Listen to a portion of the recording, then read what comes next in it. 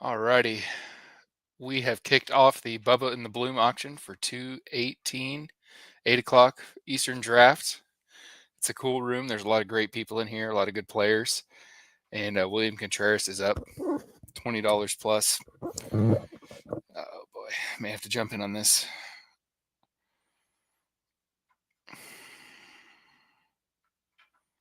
Put 25 in on him. Let's see if anybody goes over that. Pretty rare skill set at this point.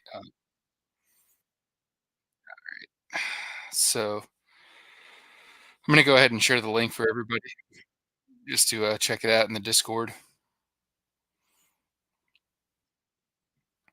$27 for Contreras. I think that could be a somewhat normal price for him out in Las Vegas. The catcher pool is good this year, but I think that Contreras is so far ahead of most other players that that could be a normal price. That high 20s, maybe even a shade shy of 30 in some leagues. Turner, Trey Turner next. I actually have 2 shares of Turner, and he's not a target for me this year, so I'm going to actually be setting this one out unless it's an outstanding price.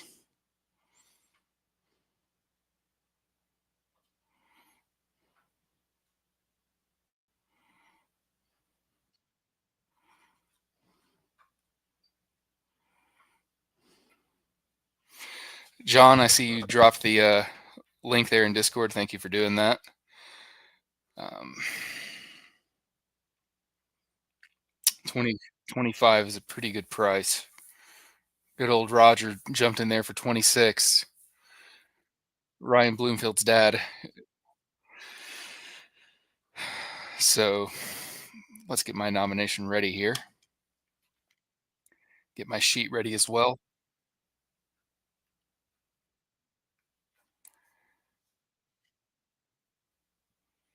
The big dog, Aaron Judge, came out.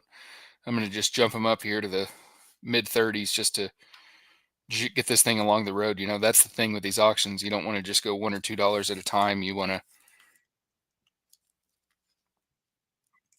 you know, jump those dollars up and get the auction moving. Got a couple comments here. We got John who just chimed in saying what's up. That's awesome to see. So let's see.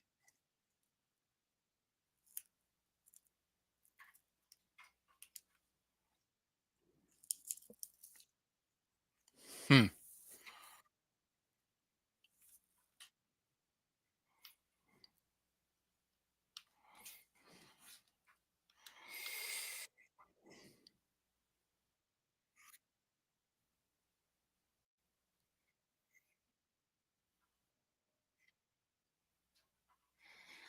Aaron, if you're not seeing the players come up, just let me know, just so I can get that addressed.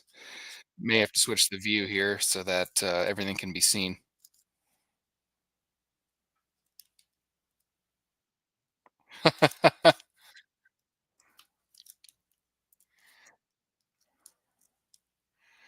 $38 for Soto. That was definitely a really strong buy. Good buy there from Martin, and I think 38's really good for Soto. So I was hoping he would draw more money off the board. That's kind of why I threw him out there after Judge went for 47. So I don't want to say that that backfired, but it didn't go as expected.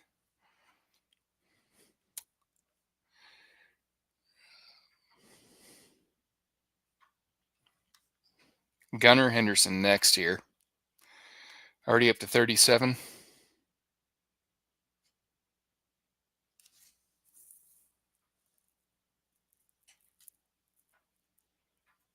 Okay.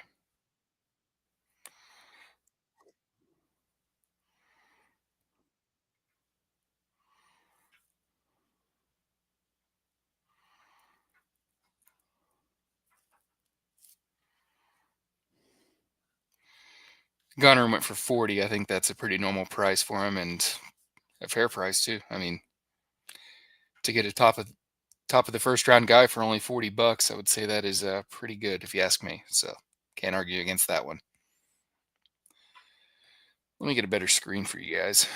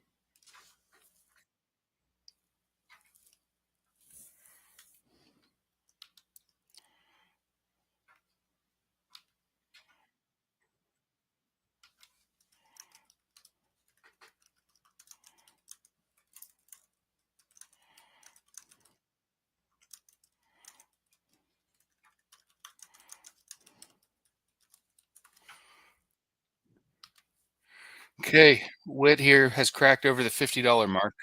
Went for $2 more than Ohtani, so that's interesting. So Warrington got a good buy with a $48 Ohtani. I think that's fantastic. Um, yeah, I mean, assuming he checks out in spring training and looks great, he's not going to go for 48. I think at the live event, so that was good. And I think 50 for Wit will probably be pretty normal. I'm going to try to get a better. Okay,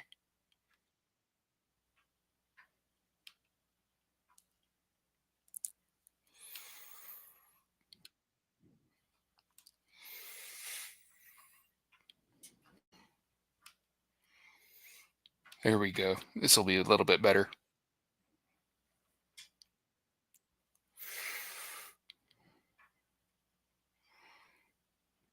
Hopefully, that's a little bit better for you guys to watch. Took me a minute to get that dialed in there, but now you can actually see all the prices.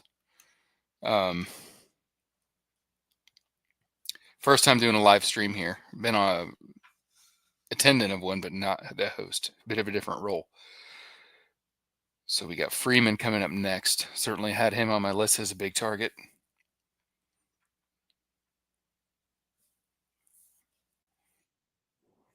Oh, for $12, that's insane. Got to get him up to at least the AAV.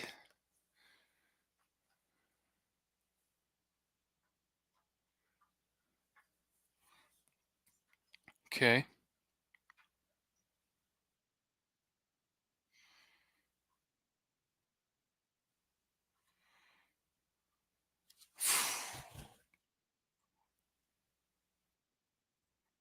Jumped in there at the last second for 27. We'll see if this holds.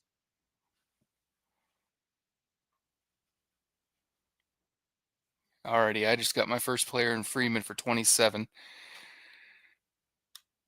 It's a little risky, given the ankle issues and the fact that he hasn't started running yet, but average is tough to come by, and he's about as safe as it gets traditionally, despite the age. So I'm okay with it.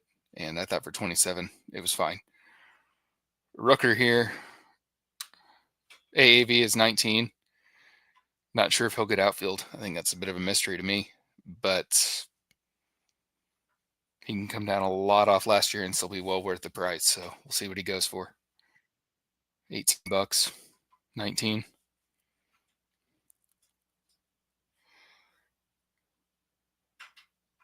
Yeah, for 28, 27. I mean, anything under 30, I thought was good for Freeman. So I just figured why not jump in there and at least get somebody.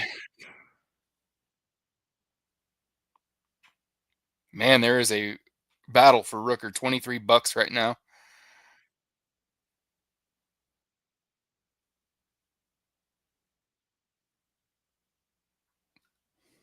23 for Rooker. So got to get your guy in these auctions. That's the benefit. You can pretty much do whatever you want, build however you want, and go for it. And Splinter just jumped it up to $15. Kind of a veteran move, shocked the room. But for Alonso, people are going to be hot to trot to get him. Big power bat, so can't argue against that one.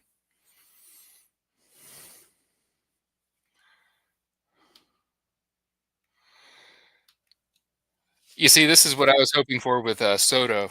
John brings up a good point. Just hoping that people can kind of drain out their budget and you know go after it. But Soto went for only 38, so I think that's looking like a good buy so far, even with major regression from last year.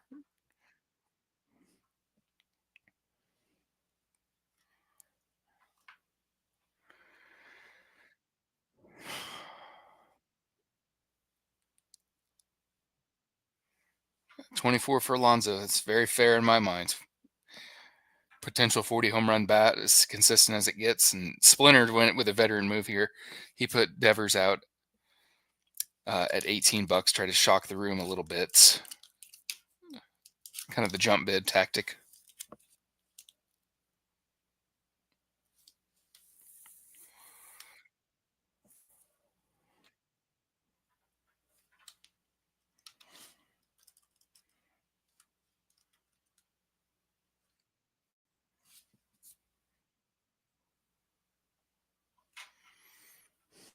Let's see here.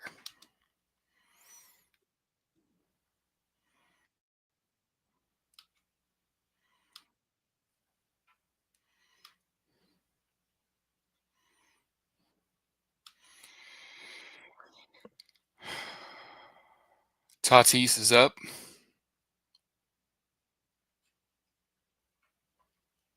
It's a slow bidding process with him. People are just easing their way into it.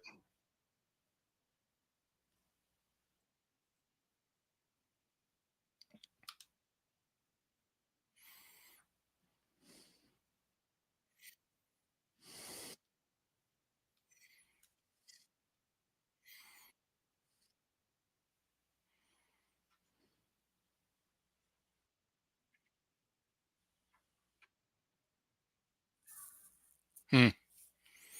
Hot and heavy for Fernando Tatis, and I get it. Sitting here at 36. When a buck under AAV, he was initial target for me, but with Freeman already being on the team, I was slow to start spending a lot just because I wanted to rearrange my budget a little bit and make sure everything was reasonable on that side.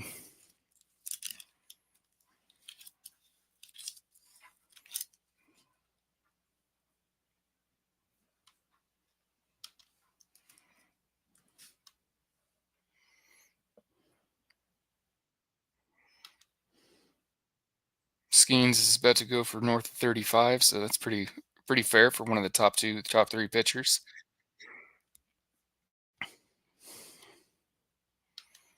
Now he's at 37.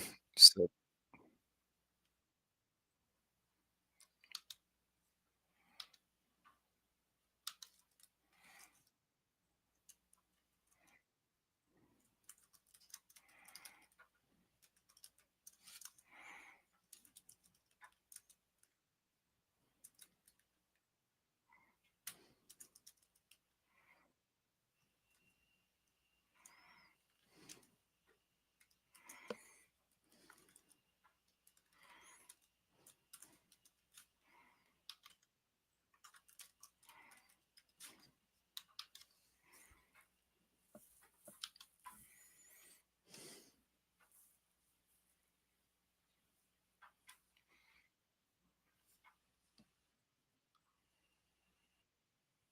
oof.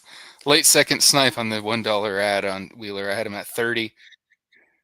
Just somebody jumped me up for 31, and that's okay. It's part of it. It's mental warfare, it's a game of attrition, so I was okay with Wheeler for 30, but I wasn't ecstatic, so I'm okay with missing him. It's not that big a deal. We got Ryan coming in here, and that was a product of Aaron Gifts, so you can't bring it up with me on that side. So yeah,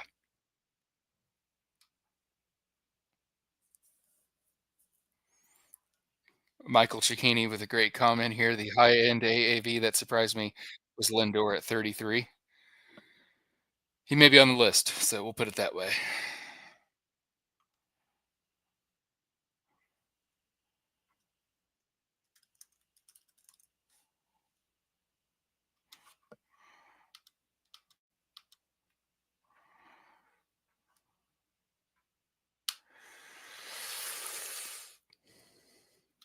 That is true. The marketing department did not sign off, so I'm gonna have a slap on the wrist from HR. Can't argue that one. Very fair.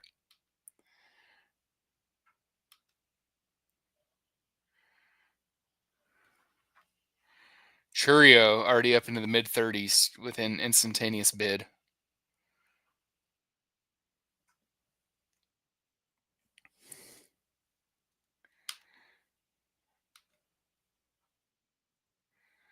Papa Bloom won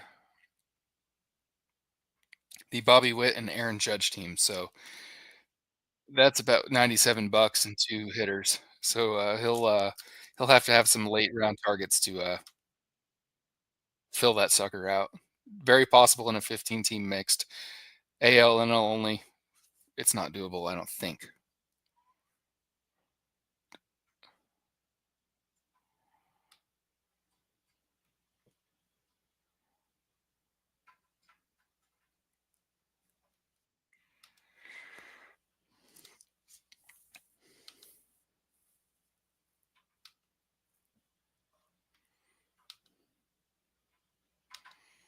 Tucker, sub 35 bucks. Got to jump in here and bump Martin up a little bit. He said, "No, that's not enough." So we're gonna go back and forth on this one.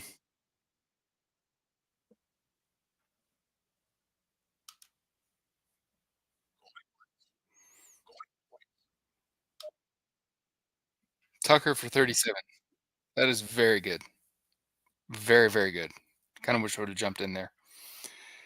All right, now the outfielders are coming off the board, but I already have a first base, so I'm going to try to drain the first base pool and put Vlad Jr. out there.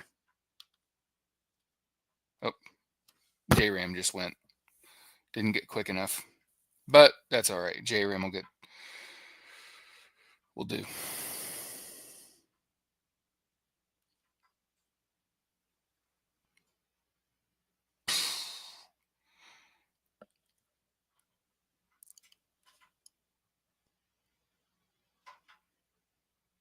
Man, he is going to go well past AAV. It's 41. He's sitting at 40 now, and it's flying. 41 already.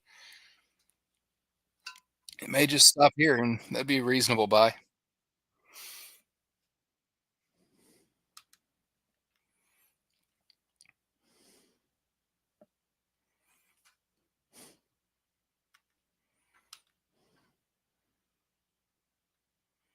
Scooble. He's going to probably have to come out for as much as Skeens, I would imagine. And Skeens went for 39, so a high price for sure to pay.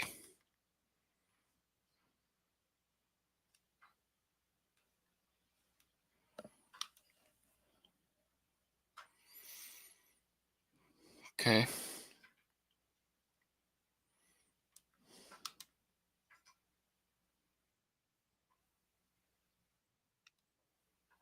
Oh, Pack jumped in. I had a bid for 36 just to keep it moving.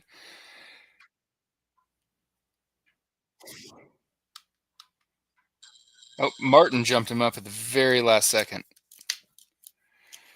Got tons of comments here to dig through. Bring up Britain's here.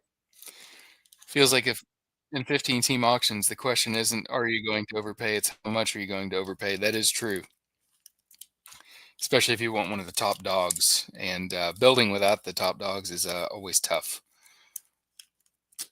You can wait too long, and that's the biggest mistake you can do, besides leave like $20 on the table.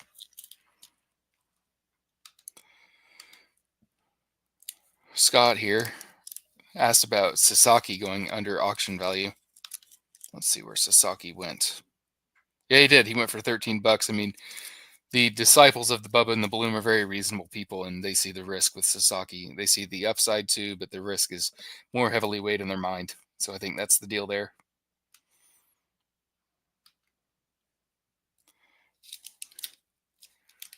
That was a good one. Had to bring that one up.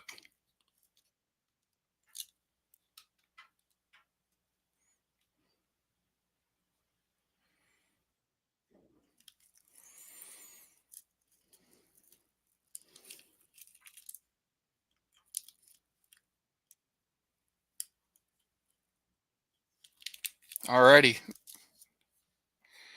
Got Roger coming up here with the next nom. Let's see what he does. He's already bought 2 elite hitters, so of course he puts another elite bat out.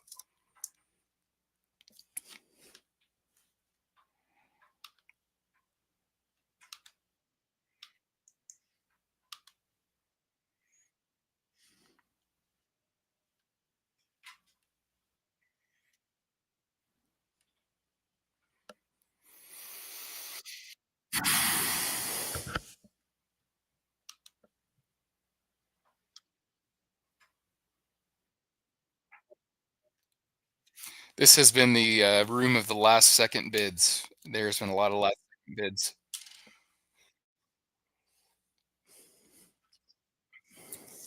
Bets went for 36. Let's see what comparable players went for a similar price. Soto went for 38. So I think that's a pretty good buy for Soto. And Churio went for 36 in addition to Betts and Tatis. So that's the dynamics of an auction. You can't just look at it and say, oh, I wish I could have had, this player for this price, because the order of how they come out is always imperative. And the person who won Churio, he must have had him That was just his goal, and he got it who he wanted, and that's the benefit and the beauty of the auction. So, still a lot of elite talent. So, I'm in no huge rush here, and of course, you want a discount on it, like Britton mentioned. It's hard to get that discount, but you know, they do happen. Of course, we saw the other day when Cassis went for $1. And like Scott said, people were probably just getting a drink or going to the bathroom or whatever. These things are a marathon. You got to be ready at all times. Even Real Muto, I'm not too high on him this year, but for $6, I would have thought about it. And sometimes it's just about getting a good price. For me personally, that's the way I like to play.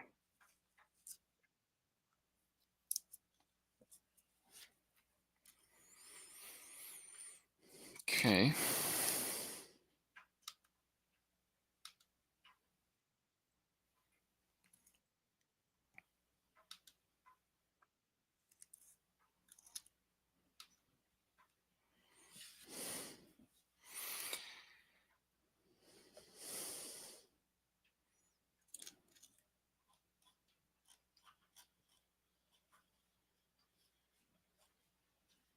Woo. This can always backfire when you put out a guy in the top of the draft who's not a high name as far as the top end. Occasionally, you can get him for under the value, like Murphy did here with Woo, but I usually see it the other way around, where you have to pay a lot more. So that's interesting. But goodbye for Woo for $8 if that's your guy. So solid move.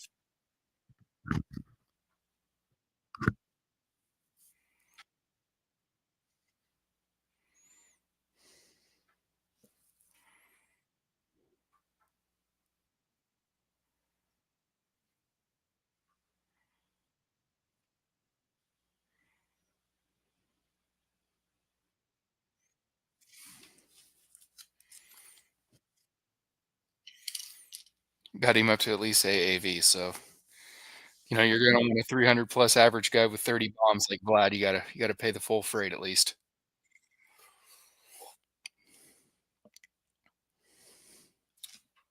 So let's see here. Put out Caminero. So this will be a big buzz guy for sure. I could see him going for north of 25 potentially.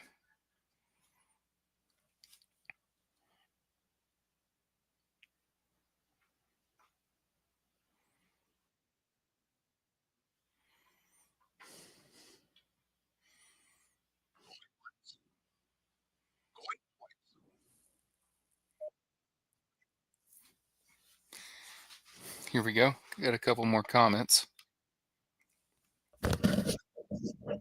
11 and 13 in the last few drafts for Woo. That was good value.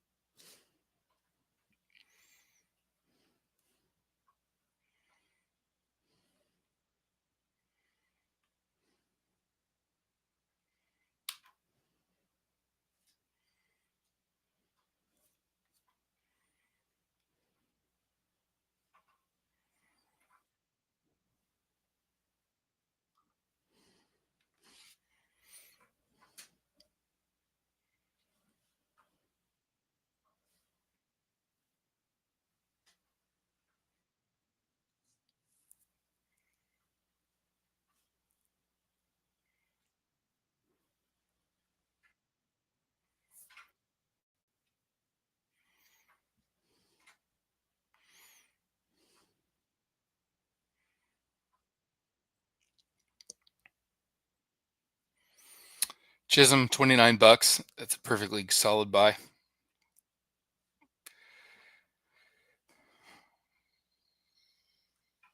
Hader just came out first closer of the board. This always dictates, well, a lot of things really. So it's always interesting buying the first closer. Sometimes I see the first closer go for less than the subsequent closers, which you wouldn't necessarily expect that, but it's just the way it goes.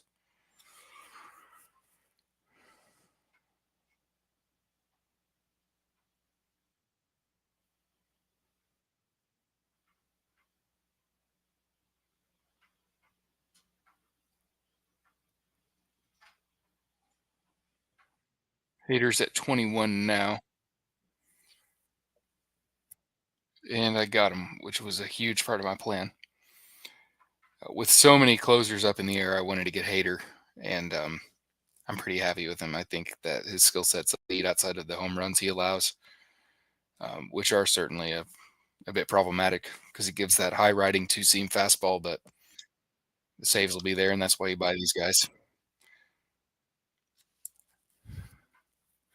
$20 for Acuna just slipped by the goalie, so that could be a bargain. I'm curious if Aaron can see what that price is typically, and then I'll hit John's comment here in a second.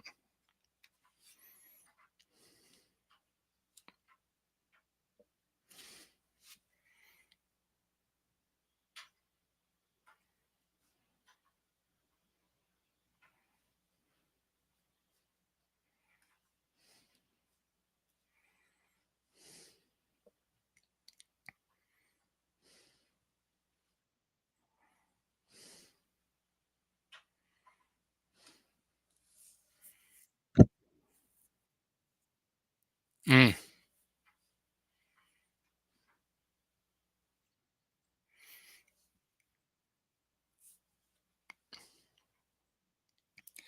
that would be a wild MVP, Britain, if Jazz were to somehow win it. There would have to be some serious injuries. I'll say that much, but or he'd have to do unparamount things for sure. But yeah, that's a fun one. So Junior here, Cabanera went for the $22. In the last two drafts, it was 27 and 21, and then a 26 AAV. I was thinking he would go over 25, was my comment, but this room wasn't as hot for him. Um, John asked what my thoughts were on Junior. I mean, the power is incredible as far as the potential of it, and the exit velocities are off the charts. His 90th percentile exit velocity through the minors was up there with Acuna, Judge, Vlad Jr. So I mean, it's all there. It just is a matter of staying healthy, which has been somewhat of a problem, but I'm not going to hold it against him. So I think for 21 it was great.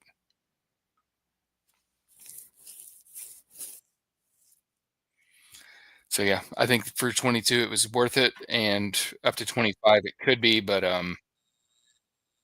you know, he was not part of my plan, so I didn't feel ecstatic to go for him. DeGrom wasn't part of my plan either, but I threw a few bids on him just to keep it moving and keep things going. But got 23 bucks on him now. We'll see if this sticks. Nope. 24 for DeGrom.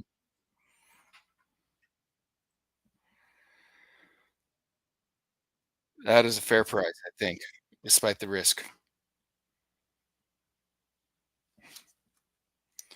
So we'll throw out a Crochet and get some of these high-end arms off the board and see what they go for.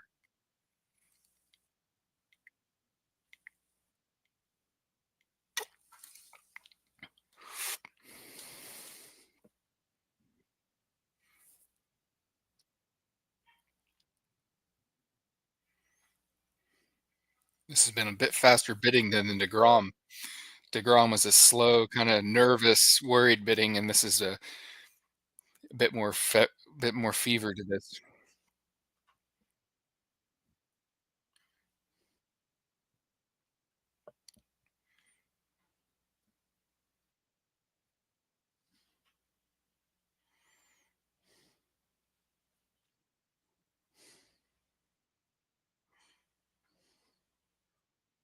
Here we go. Crochet just went for 30 bucks. That'll be a pretty normal price, I believe, come Las Vegas.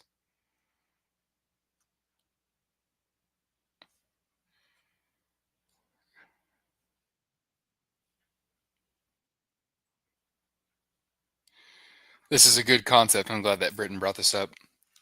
For years I would see people get really good values in auctions and become kind of annoyed by it or feel like I shouldn't let that happen.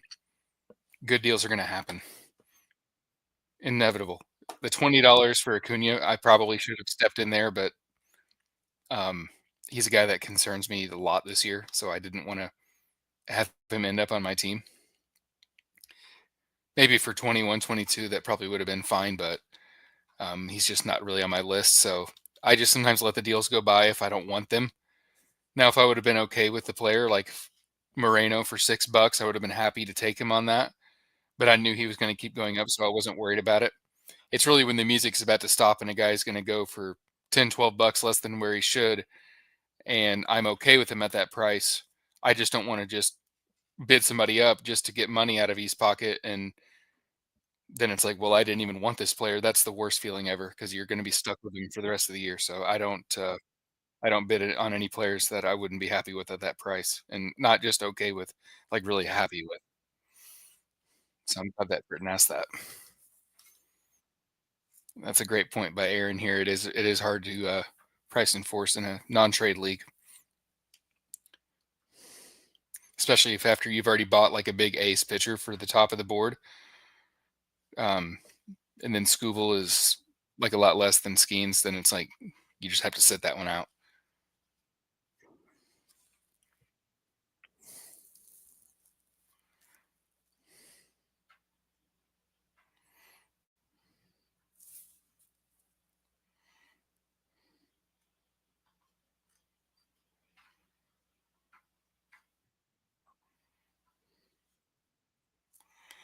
So Burke's here. He's in the room. He's about to nominate actually. So he might be waiting on a guy, and if he's hot and heavy for him, you know that he was waiting and sitting on that guy. Framber Valdez above in the Bloom favorite, a top 10 pitcher for Bloomfield, and based on the track record, that's a good call. Can't argue that.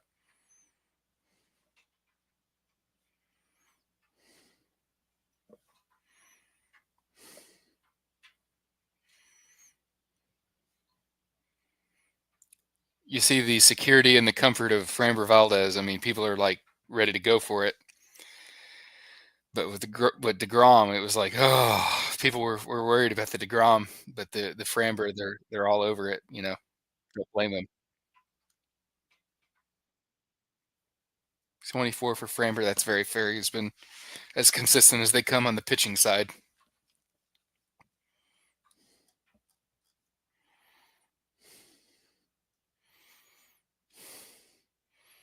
So we've got Martin already has three outfielders. Not a bad strategy in this platoon heavy world. Soto for 38, Carroll for 40, Langford for 25. We got a cheap Cole here. I'll let him go. Kind of on my fade list this year. Worried about the elbow and the diminished performance, but he could bounce back. He is a legendary player.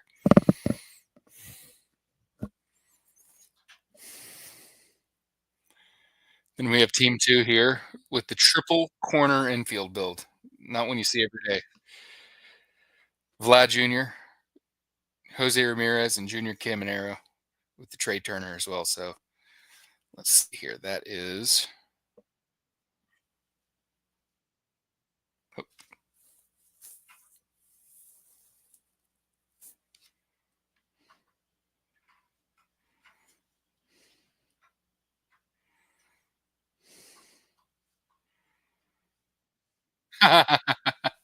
That's a good point, Ryan.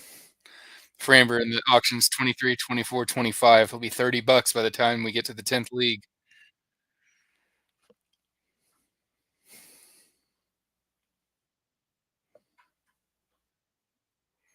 I do think that Bubba and the Bloom has a lot of impact on people as far as their philosophy, but I also think that they probably had those philosophies a little bit before coming to them, as far as Ryan and Bubba, just because they do like that safe, steady Eddie Brian Reynolds type of guy, and nothing wrong with it.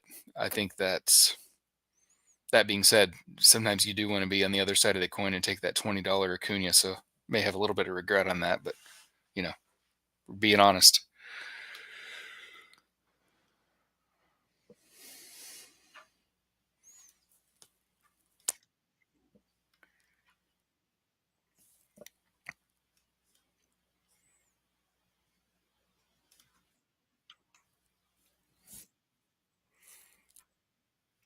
27 bucks for Machado.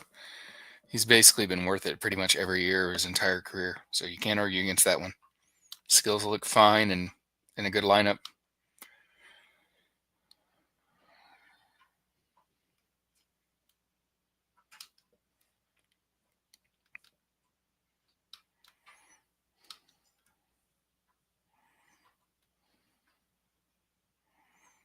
There he is.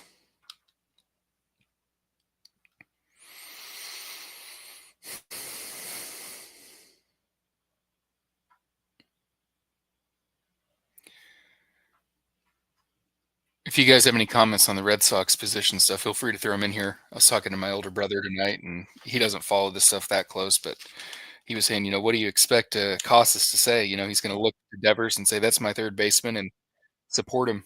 So I thought that was interesting, and you know, he's just speaking his mind. He sees Devers and thinks that's a legendary player who's going to play the position. He doesn't think about UZR and WAR and stuff. So I think the Red Sox thing's fascinating, and I think Devers does need to move out the position, but easy for me to say as a guy, sitting on the couch.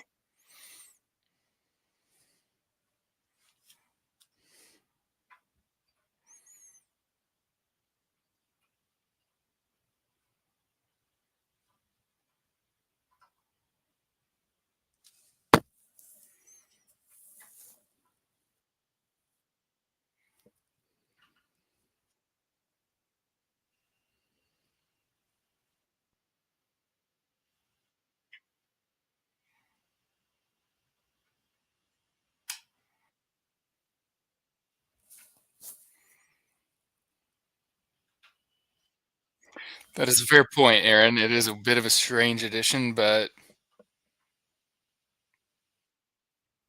they didn't want the long-term commitment, I guess, and they wanted to have the facade of being able to go for a championship. I think the roster's still a good ways away, but you know. So Sal Perez went for $20. I think that was a pretty fair price for a top tier catcher, and we will see the catcher prices high in this draft. Oh boy, good old Yamamoto here. Can't let him go that cheap.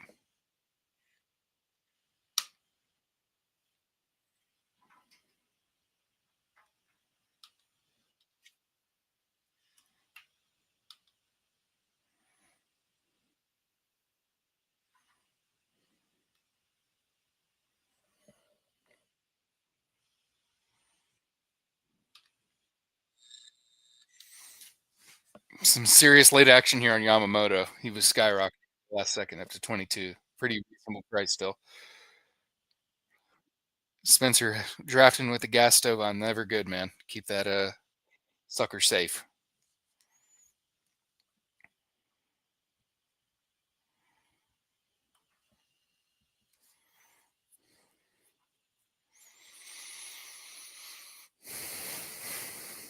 Utility only guys. My good friend Bob Osgood. We talk all the time, and he has some old man takes which I like sometimes. And he was saying the advent of the National League DH has screwed everything up with all these DH only players. And I'm sitting here thinking, man, that's a pretty good point. So it's just something you got to deal with. The stats are the stats. Um, Nobody complained about David Ortiz, Nelson Cruz, um, those types of guys as far as their stats, but it does limit you as far as your ability to get in, six outfielders if you only have five outfield spots, and it must start utility only. Um, so it is a little something to think about, but I'm never going to worry about it too much. Um, you also can't pick a utility only player who's cheaper on like a Jock Peterson or even at the very end of a DC like a McCutcheon, just because you've already filled it with an Ohtani. So, I mean, it's not a huge concern, but it is a little something to think about. But just being able to not put out your best lineup, I think, is probably the biggest concern I would have with the utility only. And they don't fill any of your infield or outfield spots for your DC requirements. But in a standard redraft league, they usually come discounted. So I think that all the negatives are baked in. So I have no issues with the UT guys.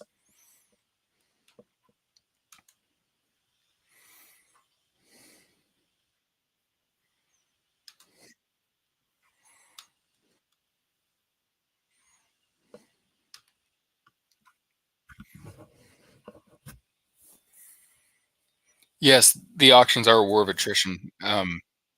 Early round, mid rounds, end game, dollar days.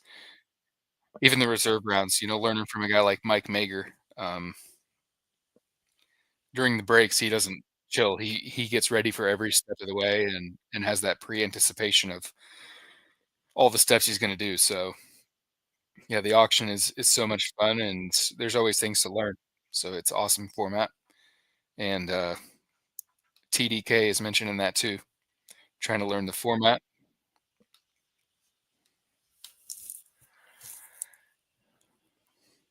So, no problem. Auctions are not as bad as you would think. You join into your first auction, you're gonna make some mistakes, of course, but everyone makes mistakes, and it's the best way to learn.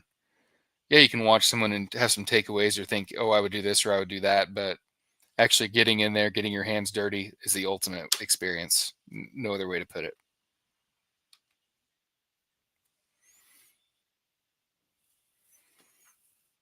And I do agree with this point here from John. Such a good point.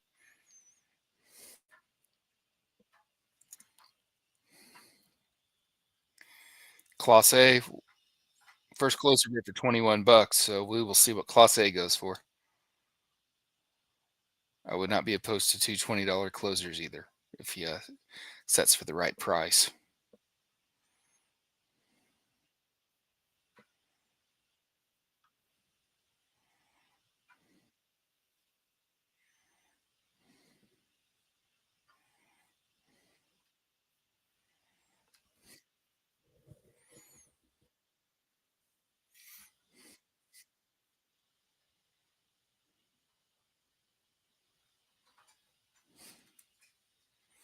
So for me, 20 bucks for a closer was always a fair price, and it's just an easy round number. $20 elite closer doesn't chip away at your budget too bad, and you're not stuck spending, 4, 5, 6, $7 on a guy where he has warts or question marks or role concerns.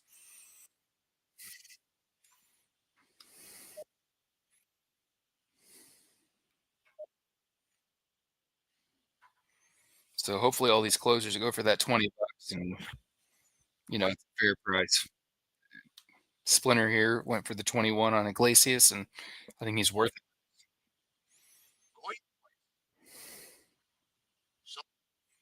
Okay, so we might see the closers all come off the board when everyone wants to get at least one.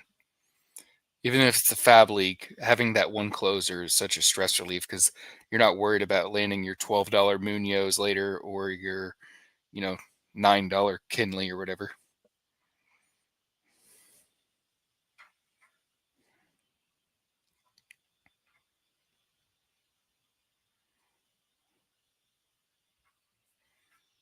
Okay.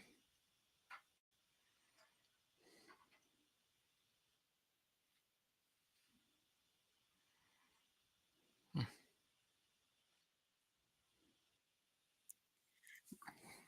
Roger coming in here at the last second, $30 Gilbert. See if this lands. Looks like it will. Pretty fair price for a number 4 SP on most people's ranks, right behind Wheeler, Scooble, and Skeens. And when you look at Gilbert, there's no flaws really.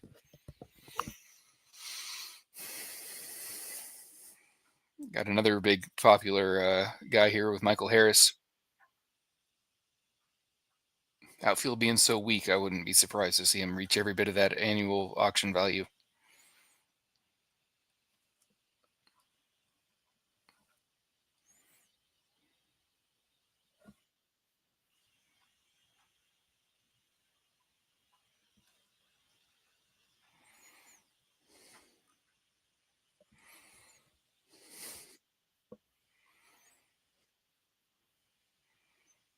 Nope, he just hit it there at the last second for the 26.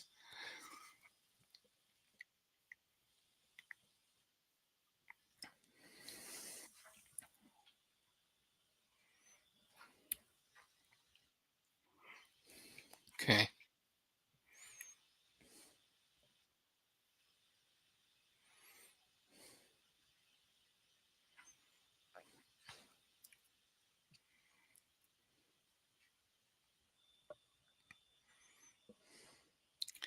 Yeah, I think it's a good idea to do it.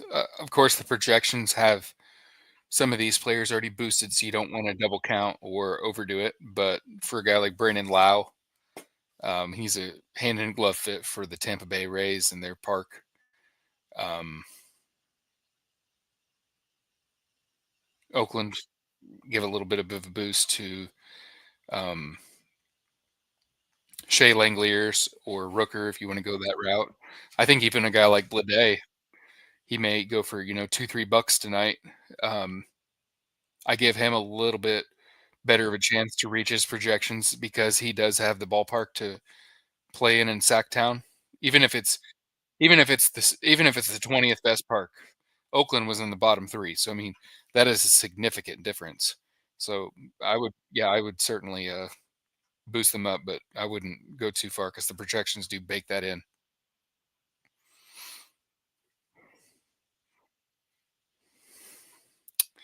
That is one buy you will not see out in Las Vegas. Sale for 25. He will go for 30 plus out in Las Vegas, I would imagine. Certainly, there's some injury fear risk with this crowd, and I get it.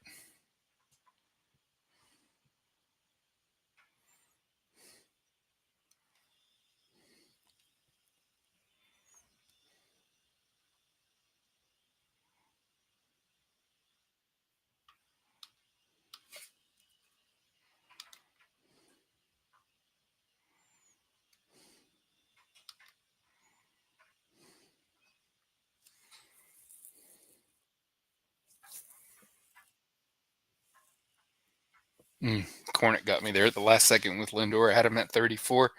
He jumped him up to 35, and that's okay. I did want him though, but seeking out a bargain didn't get it.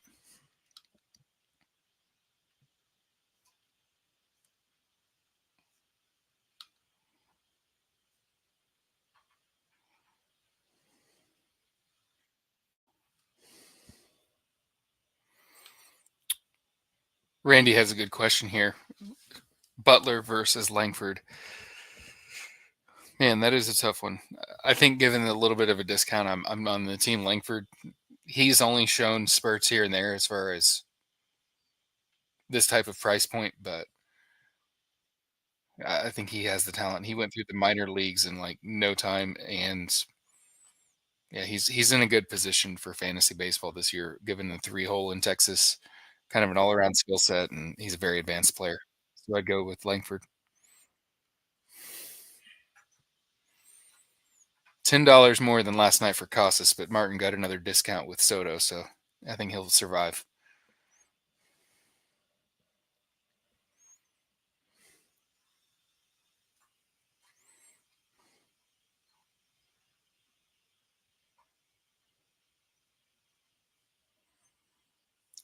The Walker bidding is up.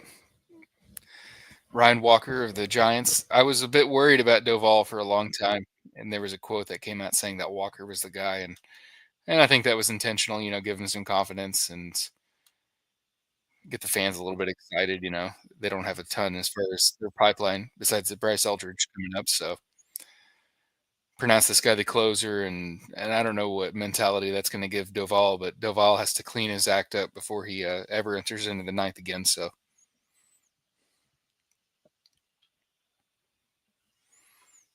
Okay, Will Smith here. Certainly a guy that I have on my sheet to go after. Become a boring vet under age 30, but that's just the way it works in fantasy if you don't light the world on fire within your first few years.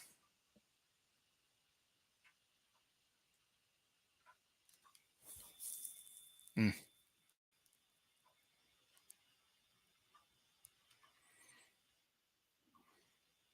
Ah, thought I had him for the $13, but Burmeister jumped me good there. So,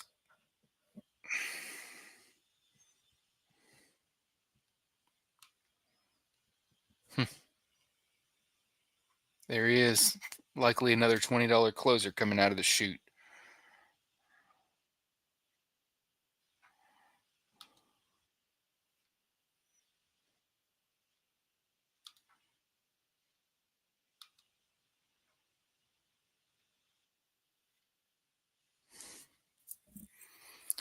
So Diaz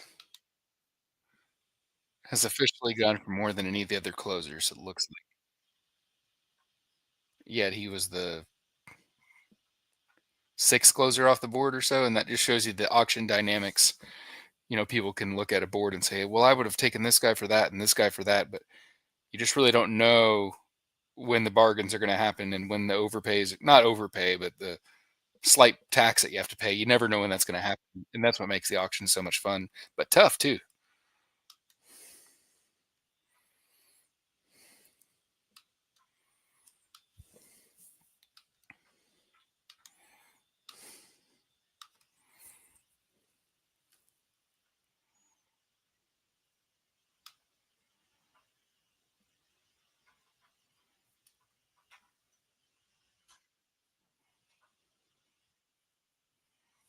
Cornick jumped in on me in the last second there. Had 25 for Cease, and he popped it up to 26, and that's okay. We have already got multiple teams with less than $100, so that's interesting. Some serious spenders coming out here, and the bullpen guru has entered into the chat. So, how we doing? Not going to address his Discord name, but that's okay. We have a family program here.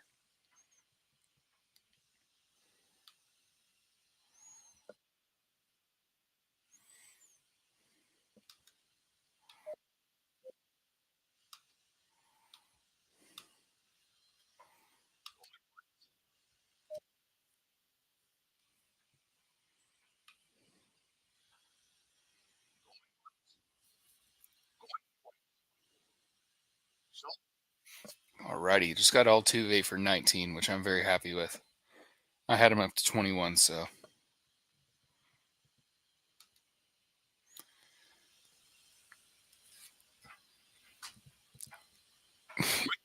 Dom is taking on Bloom on Friday, and I'm taking on Papa Bloom tonight. So I guess that's just the way the cookie crumbles on that one. But let's see here. Ozuna for $12, $13 now. Again, this goes back to Britton's point. You're going to get a discount typically on these guys. I'm not going to penalize them beyond that discount. So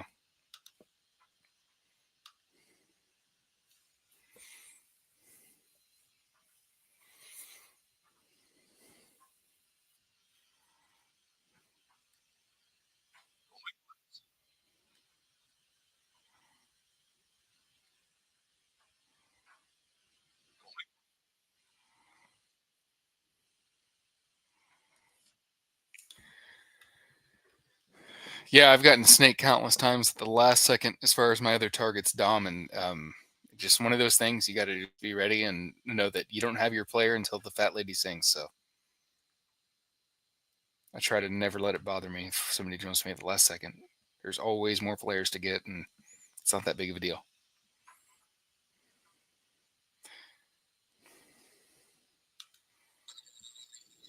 Kirby, $25.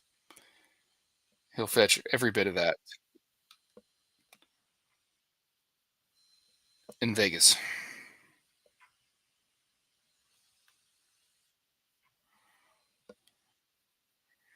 We have a great OC player here, Brandon Waddell. Listened to him on the FTN podcast last year and did a great job, and he's chiming in here, so that's good to see.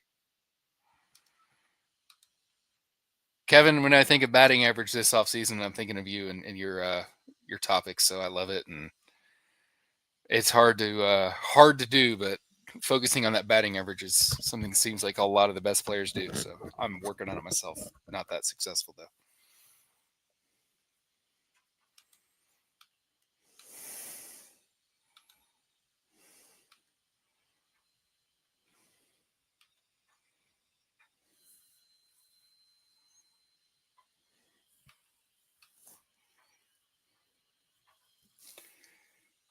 Of course, we have the Bubba tax here with Jake Berger for about $20, 19 right now. He just went to 20. Got the corner and the first base and third base.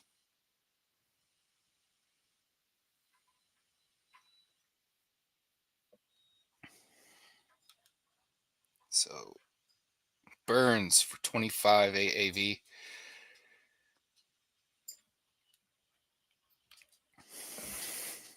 That's good to hear, Kevin.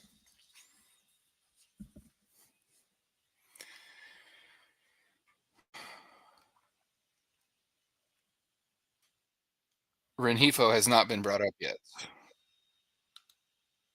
so nor has Willie Castro. I know that's what the people were thinking about. So I just brought up Olson, and I just put him out there for $18 just to keep things moving.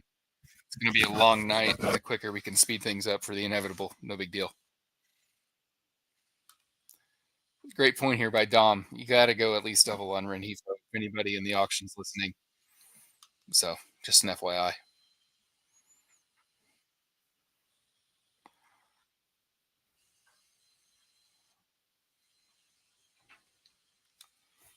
Really good buy there with Olson for 22. I get that the batting average is a little bit of a liability, but that's a beautiful price.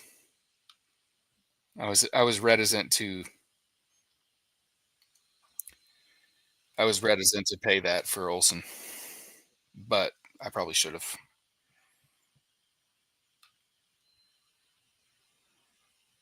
That's good. Good to hear. I'm trying to kind of do the same, but I don't love everyone that's come up, so I don't want to just do it just to do it. Yeah, 22 for Olson is a really good bargain. I think some people just were looking at other stuff and weren't ready for it. It happens on the online side. I don't think it happens as much in person because you're just right there in the intense action.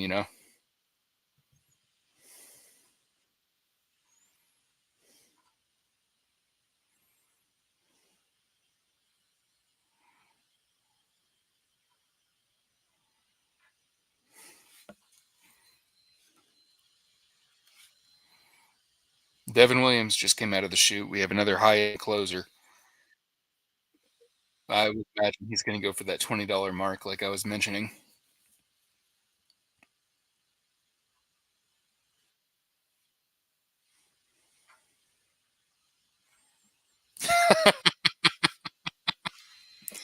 That was a good one, Britton.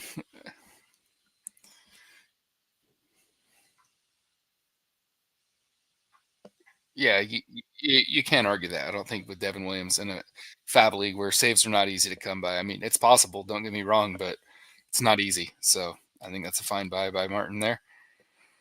As far as Michael Harris goes, in that third round, he's one of my biggest targets. I think that there's a drop off in that pick 20 maybe range where there's a flattening of players where so many of them are similar. And Harris, I think, stands out to me above most of them. And actually, in a DC that I did, I took Harris in that second round as team two and picked him over Jaron Duran. So I might regret that one, but I'm very high on Harris and don't see why he can't move up to the top of the order and provide five categories and potentially skyrocket into that high end, maybe first round value next year.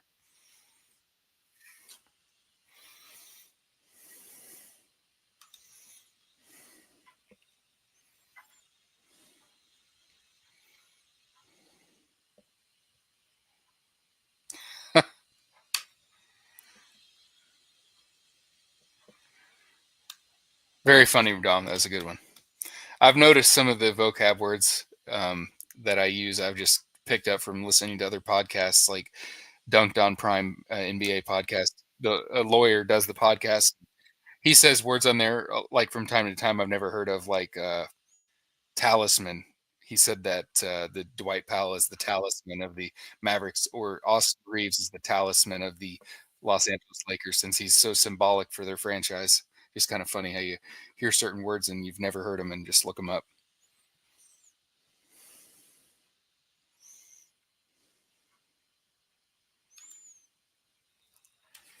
I was reading a reliever recons write up on Devin Williams today, and if you don't have that service, I recommend it highly. It's worth every penny. And they had mentioned that there is some risk to Devin Williams, but I think um, the risk isn't bad at all. So yeah, so sure there's risk, but he also has the ability to be a top two closer, top one closer. Why not? Not very risky to me.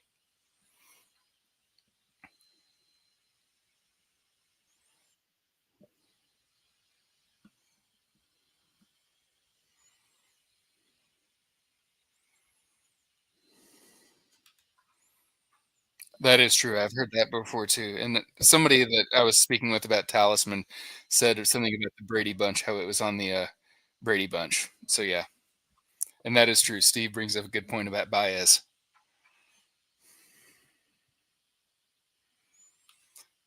Talk about big words. I think Michael Cicchini has me beat on that side. He uses a lot of words where I have to look them up too.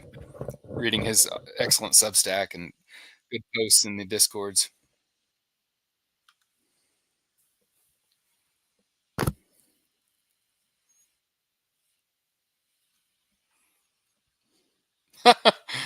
There we go. We're talking about Talisman. I mean, what can beat this kind of a night?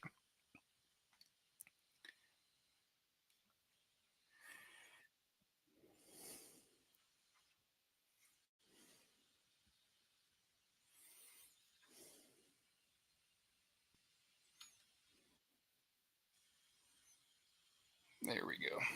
Rushman came up here. He's a fascinating little player, that's for sure. Walls moving in certainly doesn't hurt him, although his right-handed swing is his better swing. So does that help him even more? He doesn't face that many lefties, but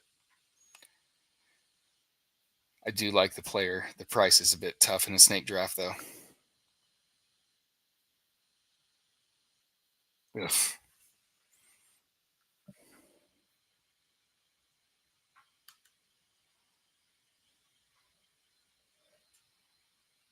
It's a good question. I don't have that answer, but that sounds like it could be true. I would imagine it is.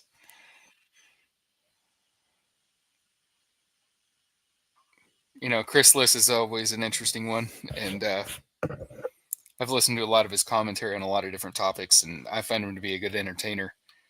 Doesn't mean I have to agree with him, and I'm sure he would think nobody would naturally disagree with him anyways. But he provides a lot of entertainment, and just listening to him is enjoyable for me.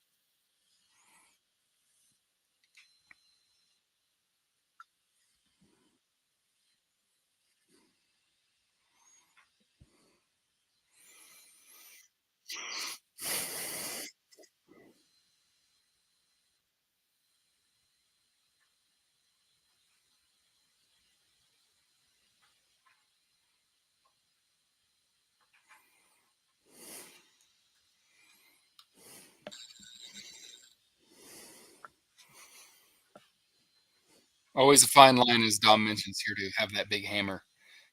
No waits too long, but I do have three strong players, so at least I've got those guys to work with. Although I don't have any first round talent.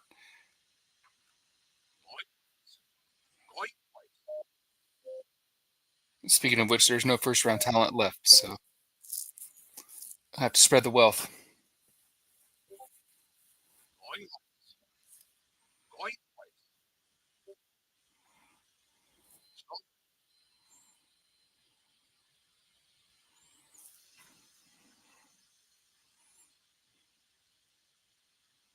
Schwarber come up here as far as the utility only. Britain's ears perked up a little bit.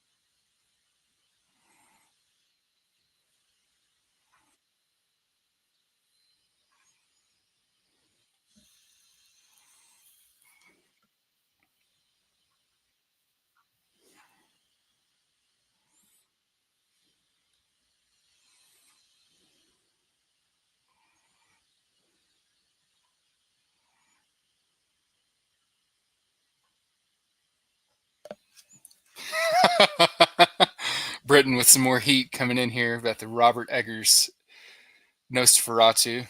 Certainly wasn't the Northman. They didn't have too much lighting in that bad boy. That was a good movie, though.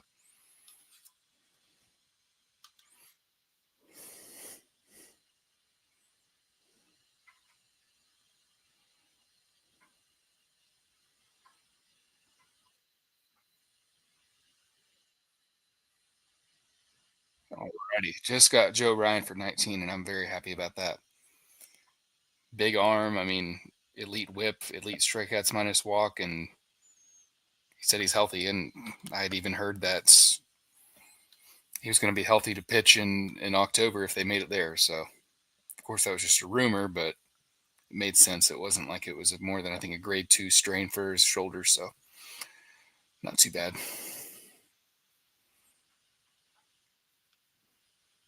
Ah,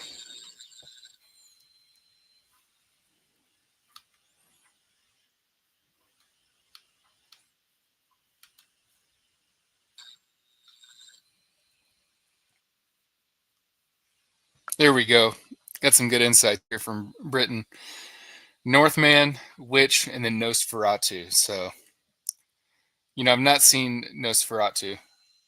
The Witch. Let me look that up to make sure I'm looking at the right one. Oh, yeah, this one. It's not a bad movie. Bit slow, though.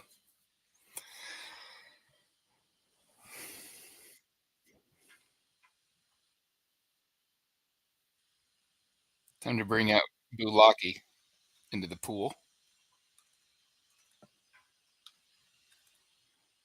See what he's going to go for. Blake Snell. Can be polarizing to some folk.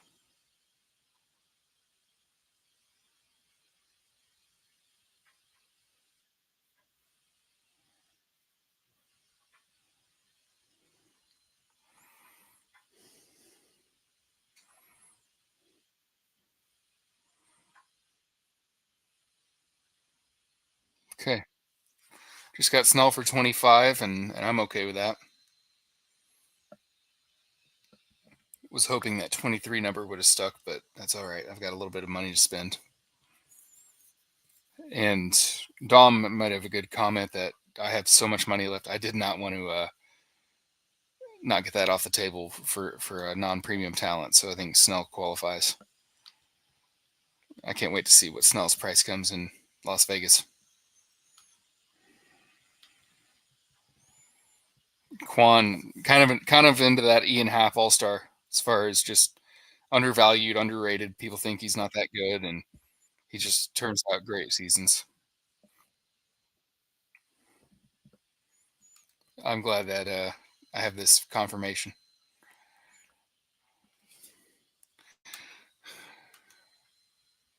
Mark gonna pitch a lot for LA. I hope so. I actually got to see him pitch a no hitter last year in Cincinnati, and that was awesome. And it's funny because Kyle Harrison was supposed to pitch that night, and that's who I thought was going to pitch. And then we arrived at the ballpark on a Friday afternoon or Friday evening, and Snell was going, and I was super fired up. And the dude threw a no hitter. So, what do you know?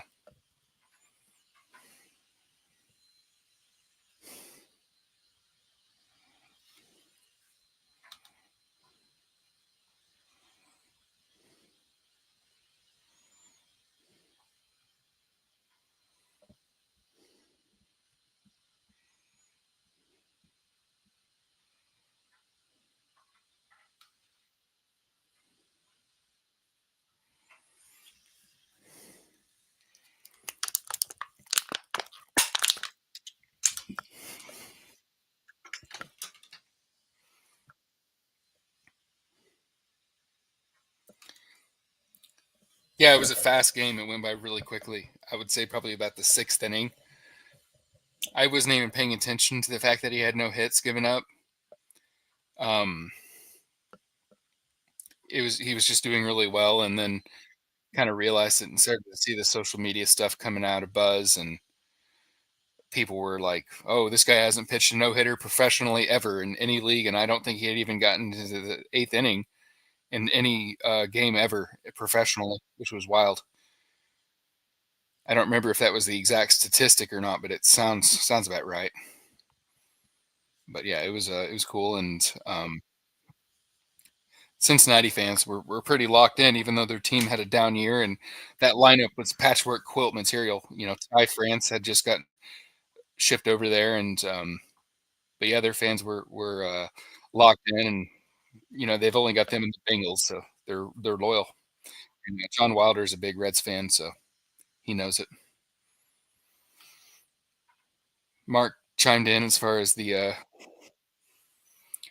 NHL side here. Toronto and Carolina, where the Zamboni driver came in. That's amazing.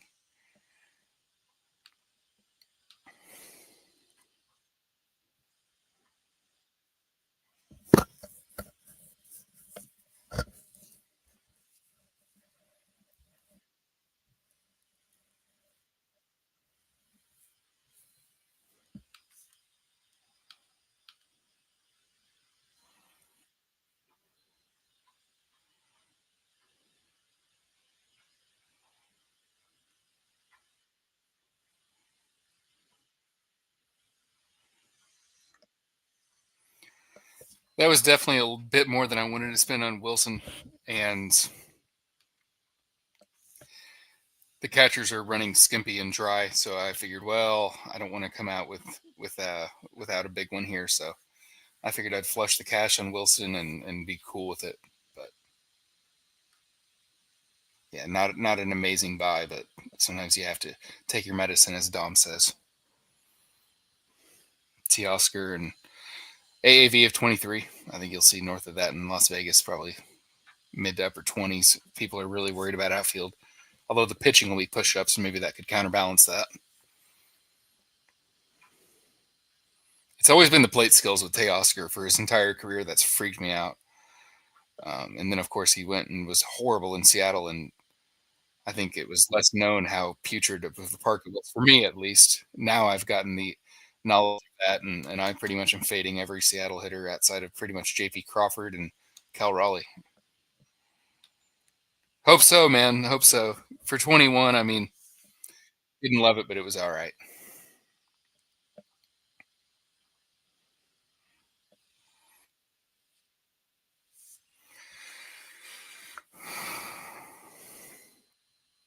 Boy.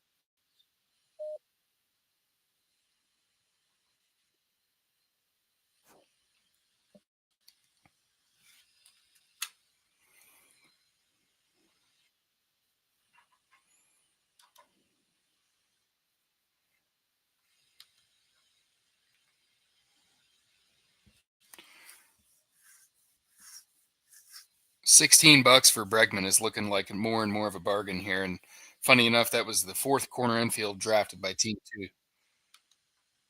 Not that there's anything wrong with that. I just didn't expect that to be the case.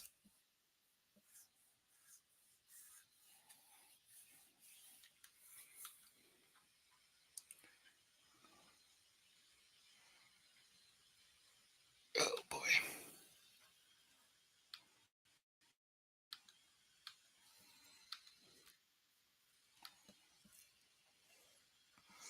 14 there for Albies.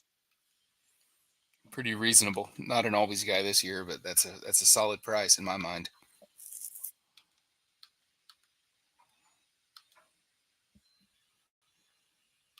Yeah, I thought the same thing too, Michael, as far as,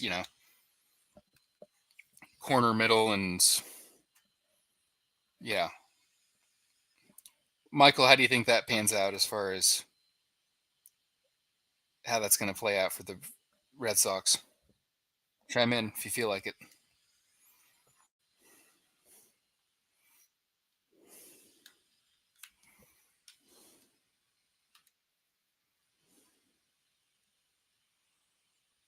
Yes, very good value. I feel like for 14, that's we all should have stepped up to the plate a little bit better on that one. Again, another $20 closer, just like I was talking about.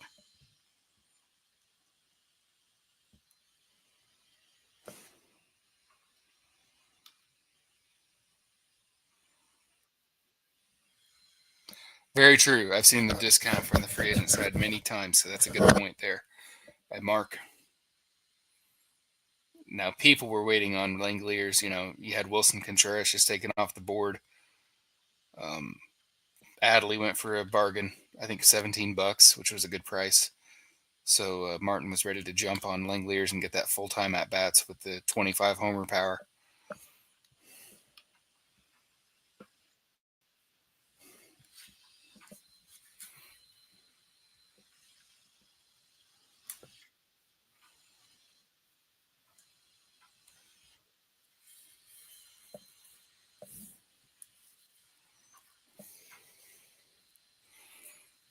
So we have yet another elite closer off the board here, and they're going to probably run mostly dry before the first break.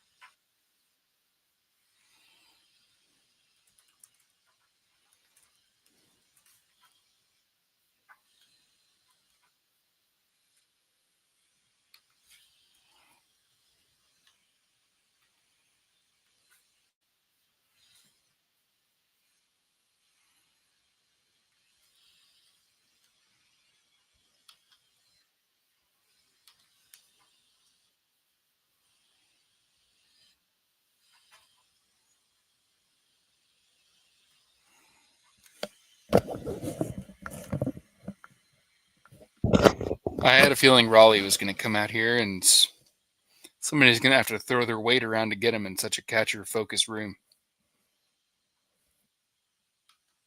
I'll be ready to bid on him. 30 home run pop.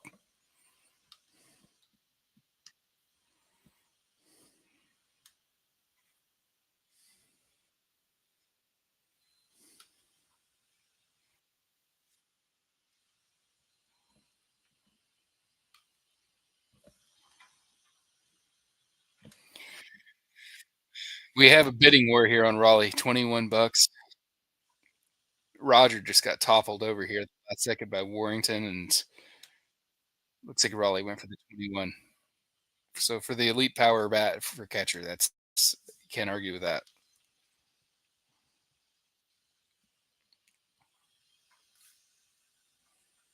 Santander. This could be an interesting auction kind of guy where people aren't very excited about him and he goes for under. But it looks like it's going pretty fast on him. They recognize the 30 home run pop.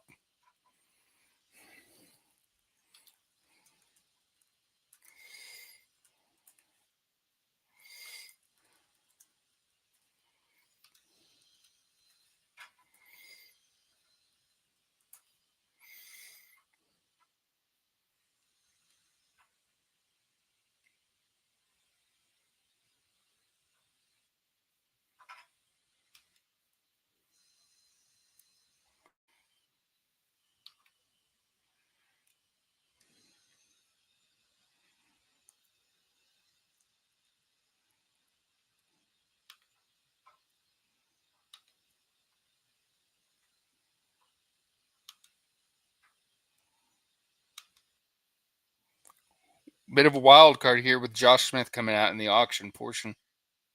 And he went for 3. Hmm.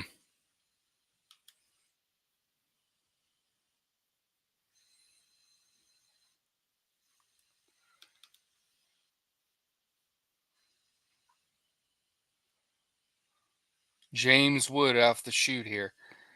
Coming in hot and ready. I've got enough to throw my weight around on James Wood. Why not?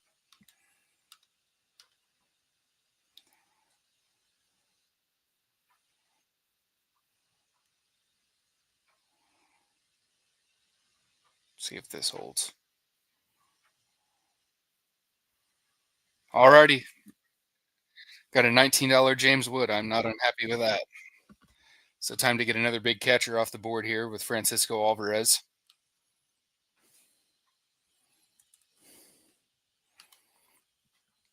See what he draws. No, Papa Bloom was hot and heavy on multiple options here. I believe he was in on Wheeler until the bitter end. And he got a $30 Logan Gilbert, so I know you'll approve of that, Ryan. keeping it local there. And at $17 Grayson Rodriguez, he went up above Sikolsky for that one. So you can't argue that.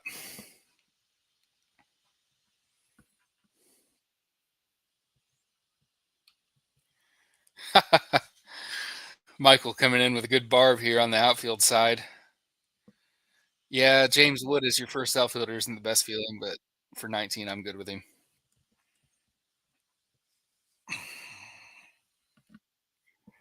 Pretty comfortable saying this. The $1 outfielders are the dregs of this year with the platoons and with multiple outfielders losing eligibility like Rooker, Schwarber, etc.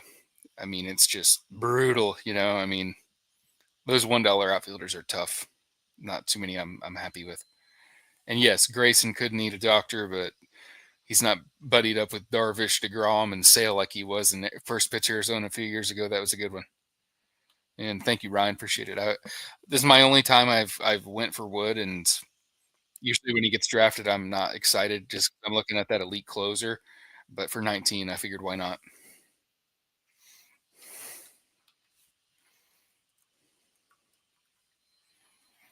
And it's funny, I wasn't that excited about Snell either, but for 25, I know that sounds like a lot, but for what he gives you, I think 25 is reasonable. I mean, I don't think it's a great deal or anything, but I think it's fine.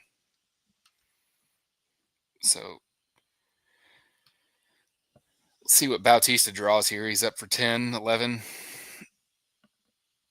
People could be a little bit slow on him. The news hasn't been the greatest, but I think when he comes out and pitches, it'll be clear why he was going so high.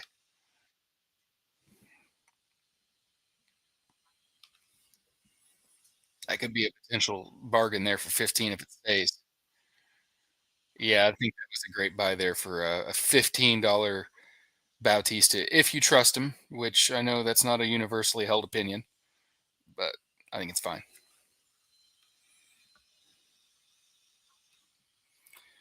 King coming up for $1, AAV well north of 20. So I mean, see where he comes out here. I'll be ready to jump. Love the guy. Bloomfield made a good point. In the auctions, I always end up with guys I wouldn't normally take in snakes. Agreed. That's exactly what happened with Wood, as you're alluding to, and Snell, and that's and Wilson Contreras too. You have to be in a certain place to get Wilson.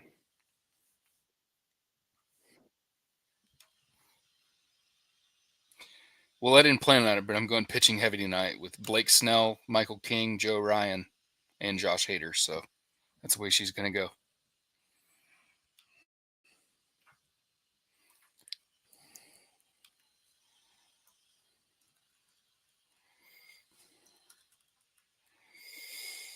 I better have my $1 target list ready to rock here. It's going to be a cheap night.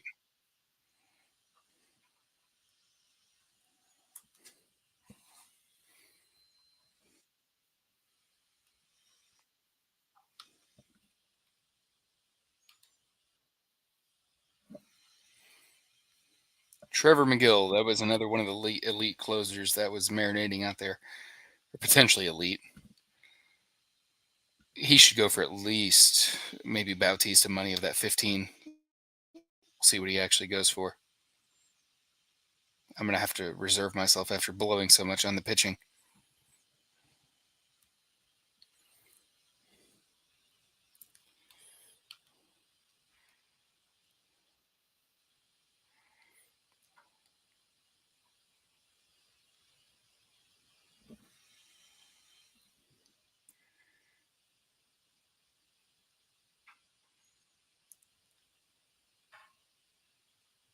Yeah, I can. That resonates a bit with me, Kevin.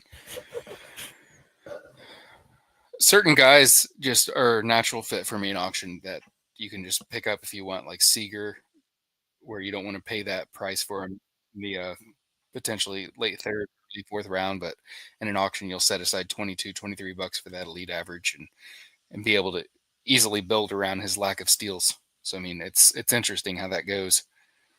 We're about five more bids away, five more noms away from a break here. So that'll be good to kind of rejigger the spreadsheet and put some must buys in here and I have a bit less money than I usually do in this portion of the auction, but I've come out swinging here a little bit.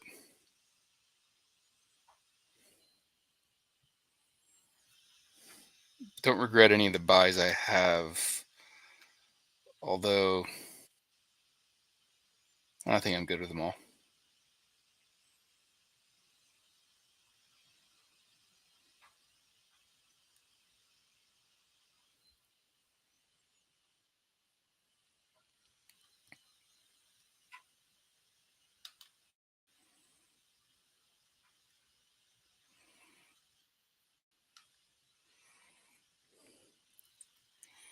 McLean for 14, solid price there.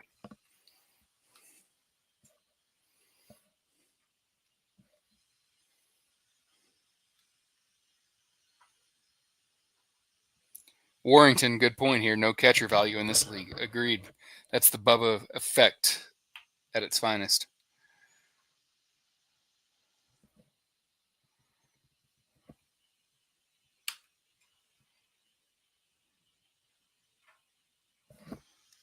Michael C with another fire point here. Schwelly's AA indicates he goes too late in the snakes, or people are being sold into being elite and leverage the ADP. I was kind of actually thinking they don't want to shove him up until the big money drafts. So now that's a good point. I think the biggest sneaker was Acuna for 20 and Albies, I think, for 14. Those were the two probably biggest slip throughs. And in all honesty, both are fades for me at their current price. But at that price, I probably should have jumped in. So that's a shame on me.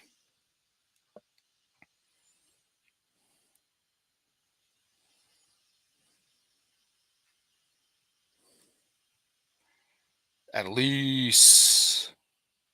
And Olsen was a good buy too.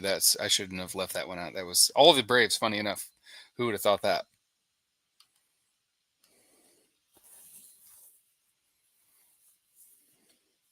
Okay, Martin jumping in here for Adalis. Can't argue with that one. Yeah, I think that's a solid buy there. Just based on the volume, plate appearances, strong offense, and good historical track record. Although he's getting slightly older, so maybe this decline could lead to future poor outcomes. But probably a good buy there for $10 for Adalis. Got two more buys and we'll hit a break. Suzuki, always a popular sleeper in all smart fantasy baseball rooms, such as this one, and there he flies up to the mid-teens.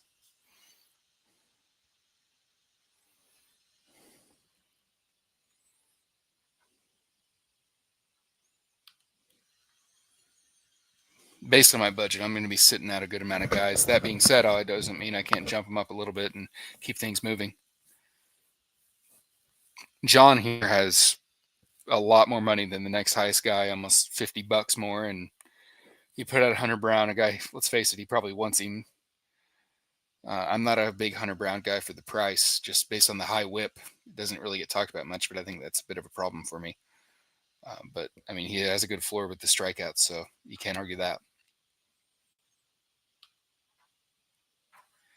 Mark S brought up a solid point here. Let's see.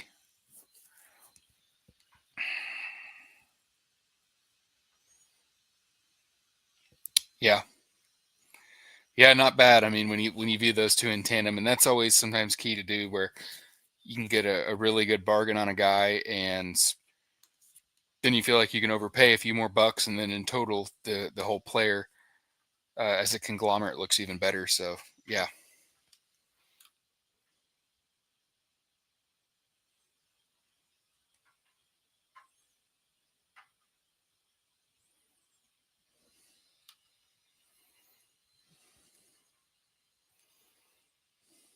Okay, time to look at my sheet here and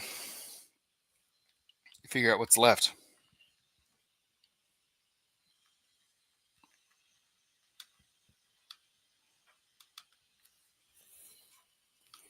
So during these breaks, I mean, you can certainly get snacks, drinks, go to the restroom, whatever, but I find it best to use it truly for preparation, pick out your next targets, figure out where your holes are, Identify your categories. I may have to enter my guys into my Bubba in the Bloom tracking here in a moment and kind of dial into where I'm at. As a matter of fact, I should do that right now. So take your breaks to keep working to your advantage. If other guys are going to stop, that's fine, but every minute is critical.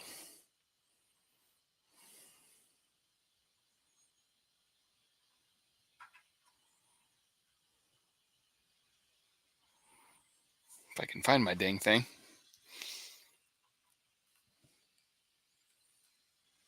Tracker. Here we go.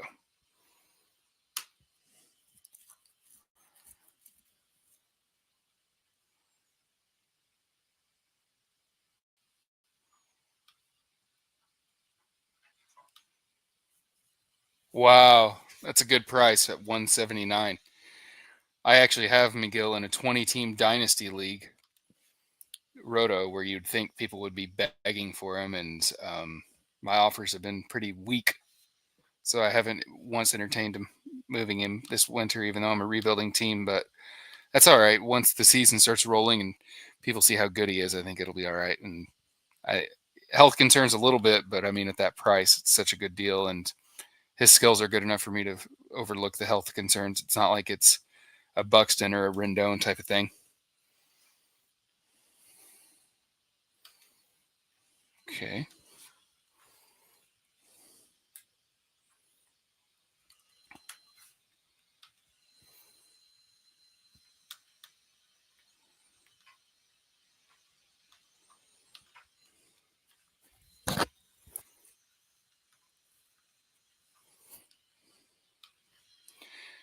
Well, we've got Wilson Contreras, Freddie Freeman, and Jose Altuve. So I think I've got the team mold down.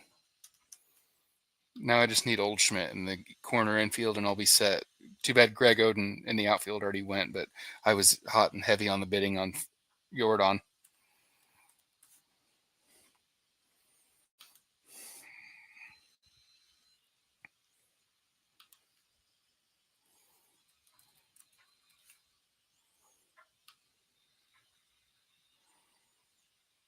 So my power's looking a little bit weak here. Batting average looks beautiful, though, so I got to thank Kevin Hastings for that one.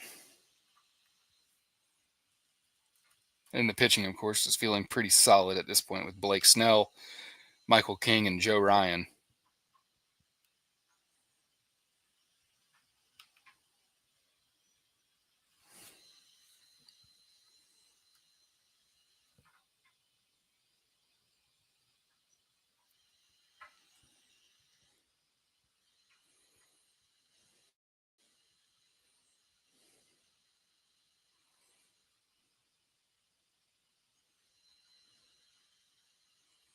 How does that look, Aaron? Let me know if it looks any better or worse or whatever.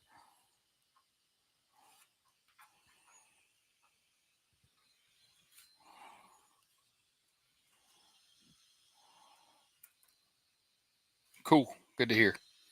Yeah, let me know any feedback if anything comes up.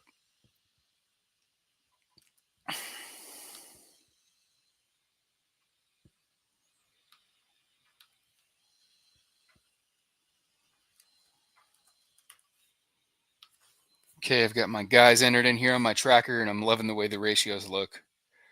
Strikeouts are looking beautiful too, but the offense, we'll talk about the offense later. So, that's okay. Now, looking through my targets here, looks like this draft is about to start back up. So, sometimes when guys come up that you're not that interested in, it helps you be able to sift through your queue and everything. And Bellinger, I like, but I don't love. So, if he stall, I'll jump in here, but I can refill my queue back up. Man, catcher's getting ugly. In a hurry. Most of these guys are unrosterable down here, and that's gross. Whew. It ain't looking pretty, let me tell you that.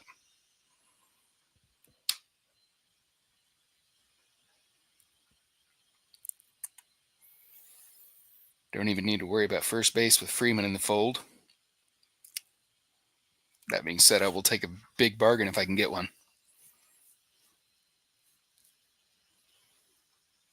Bellinger at 15 is a solid price, but I don't want to sacrifice my flexibility quite yet.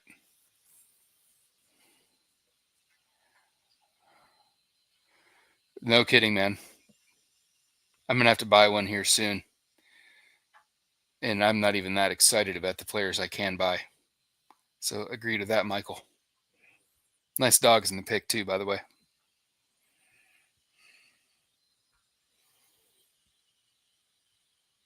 So, yeah, with Freeman in the fold here, if any of these first basemen come out real light, I can jump in, but I'm not really looking. And there's a lot of cheap corner infielders I love in all formats, DCs, 12 teams, and you name it, with Andrew Vaughn, Nate Lowe, and a DC, I think Shanuel is undervalued just because of the full-time at-bats.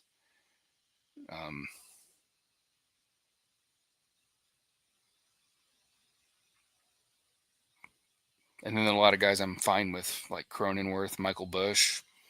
It's pretty loaded on the first base side if you wait a little bit. But on the third base side that deep, it's not as good, but there's still some options. And some players I just don't fit my build anymore, like Simeon I had as a bright green that I was interested in, but with Altuve, I don't need Simeon. That's true. The Forgotten Braves, who would have ever thought that, man? Wild.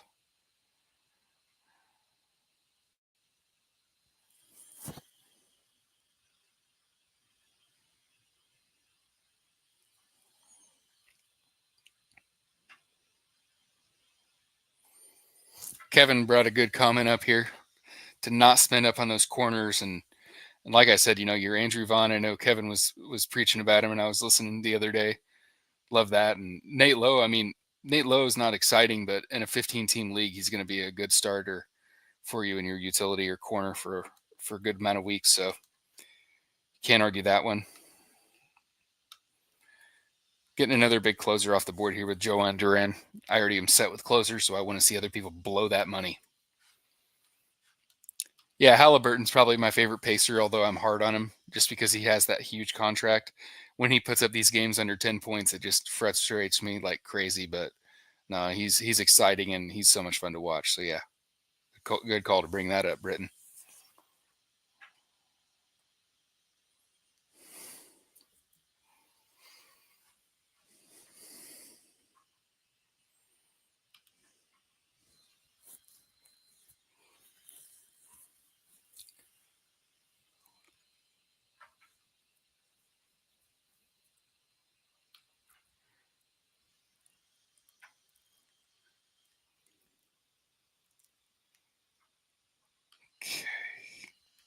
Imanaga's got a slow market coming out of the gates here.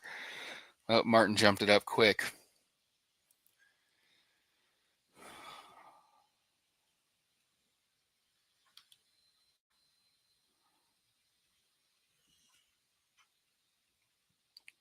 Go with the old USA, but I haven't followed it, so couldn't tell you, Mark, as far as the hockey.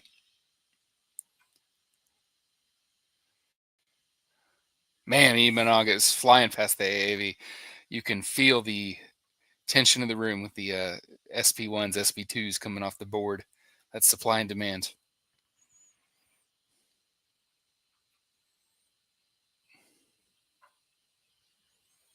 Okay.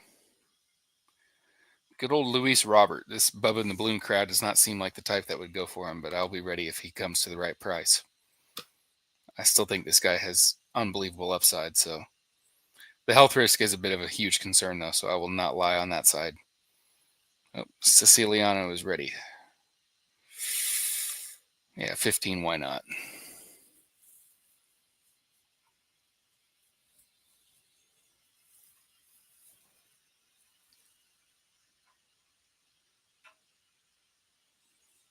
Definitely thought a lot about 17 there on Lubob, just because he's a trade away from being $8 more. I mean, seriously, if he gets traded to a first division team, I mean, he's going to go in the mid 20s, I think, for auction price.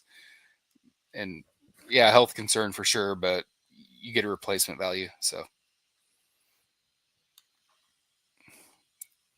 got Cicchini's boy Bailey over, a beautiful whip, but the ERA I cannot cannot quite say is beautiful, but I am a bit more sold on his talent, even though he only throws about 91, 92. So he's definitely got a good arm. It's just one that I have some bias against, but he's a solid little player. And for 17, 16 bucks, it's a good price. See where he ends up.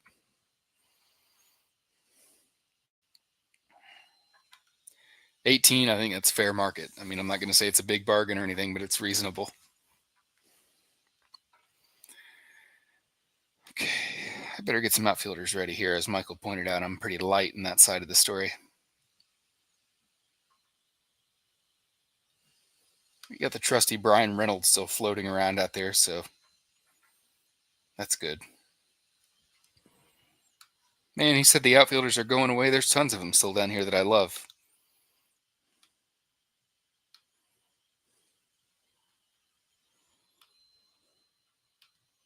Great point here by Churchill. 14.2% swinging strike for over. He's got a good arm. I just have some concerns about just how he gets to his results. It's just so unusual. The 6'9" frame and the fact that he does give up these 10 earned games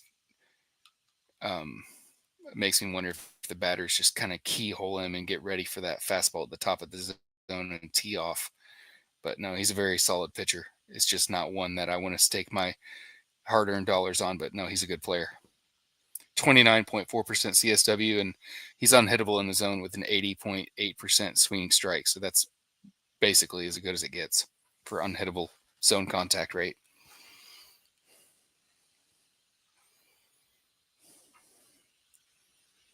Part of me also worries with Ober that he almost missed like a huge portion of the year a few years ago with the groin issue where it like separated off of his bone or whatever. So like that always is somewhat in the back of my head whether it should or shouldn't be. It is when he missed so much of that season. He pitched, let's see here, 56 innings that year. That's very few. Let's see how many he threw in the minors though.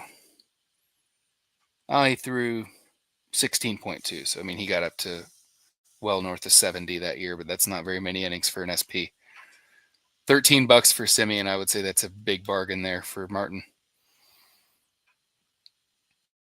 Solid.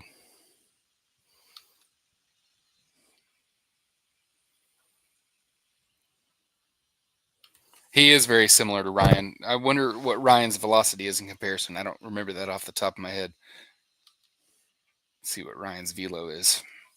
I want to say it's faster, but I could be wrong.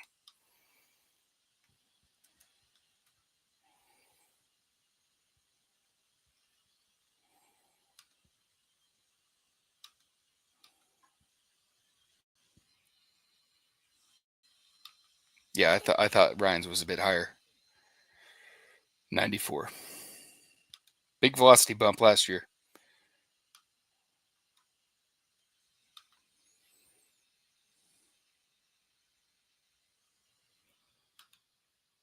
That is true. It is not your grease lightning here like a Jared Jones or anything, so it's for sure.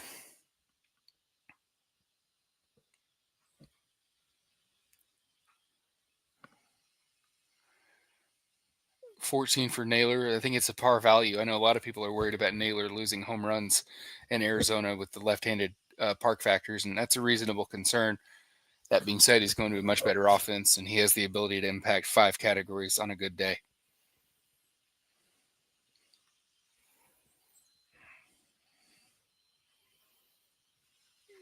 Keibert Ruiz came out of the gate here for $5, so clearly everyone's a bit worried about catcher. I may have to resign myself to a nasty $1-2 catcher, which I don't want to do in a fab league, but this is a sharp room, and they're pricing out the catchers, which is reasonable.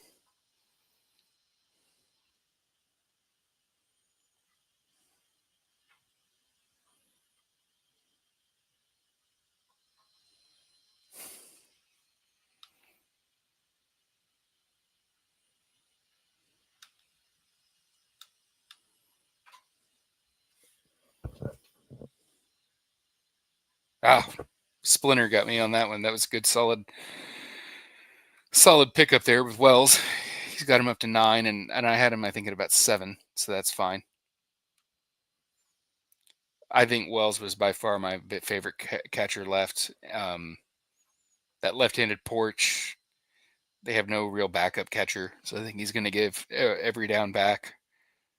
Yeah, it's a good buy at 9. I'm in the bargain hunting mode, so I didn't want to go too crazy. Strider came out of the gate here. Could be one of the biggest differences in ADP from DC ADP to main event ADP if we get some good news. And Strider's surgery was a bit murky to me. People saying it was Tommy John, and then it was, some people called it that, but it wasn't. It was a brace surgery. But then looking more into it, it seemed like they just took some bone spurs out, and maybe they had fortified the ligament a little bit more with the bracing. So it may not be a big surgery that they did, but it's certainly one that has me a little bit worried, but I have some slight FOMO, even though I hate that word, with Strider.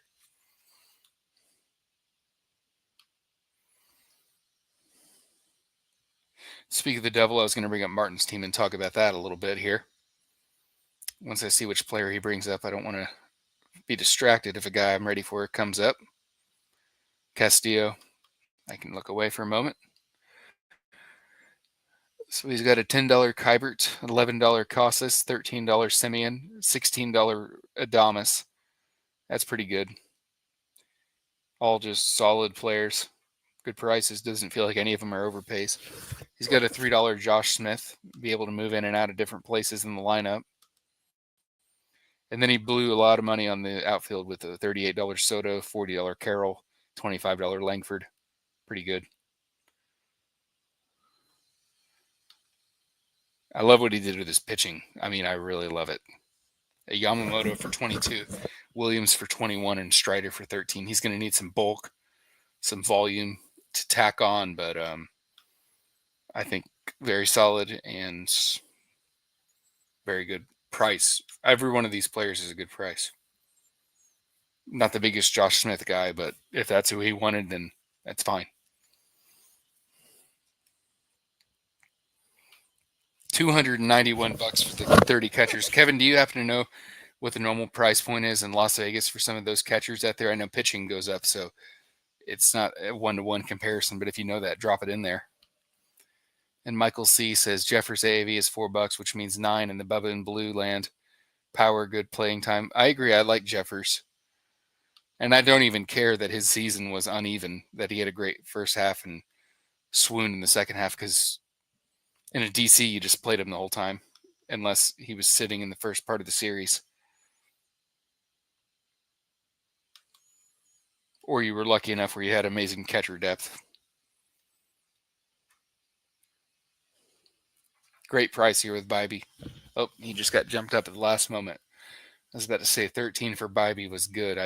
Pitching is not my issue right now, so I did not want to jump in yet.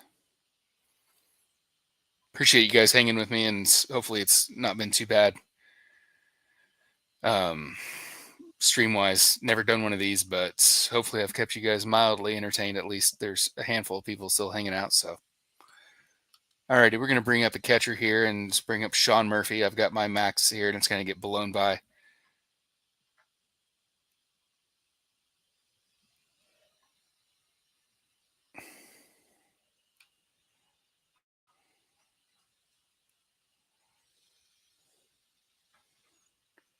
As far as the setup goes, got dual screens, got my laptop here, and I've got my monitor.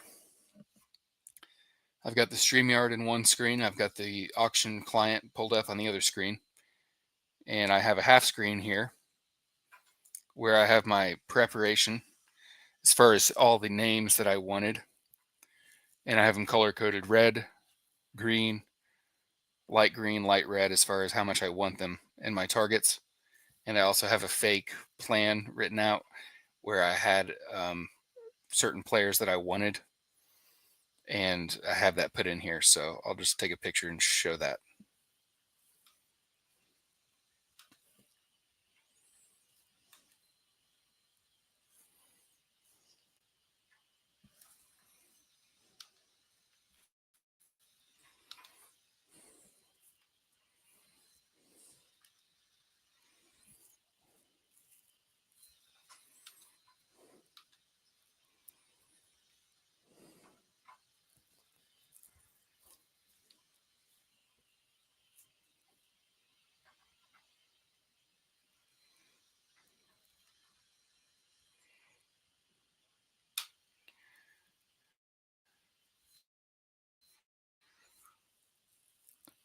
So this is kind of where I had it as far as my plan.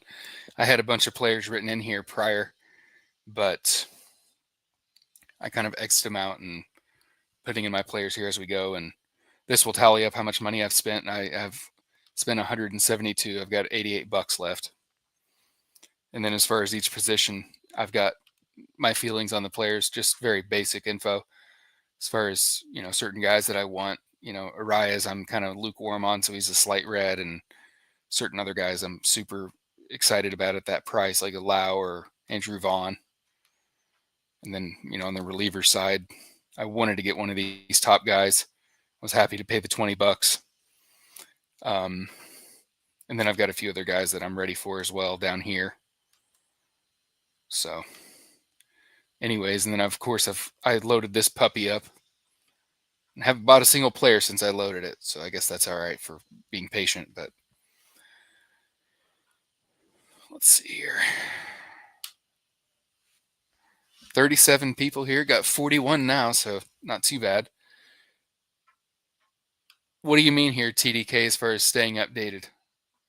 Staying updated as far as my budget and the tracker or what? Just not sure.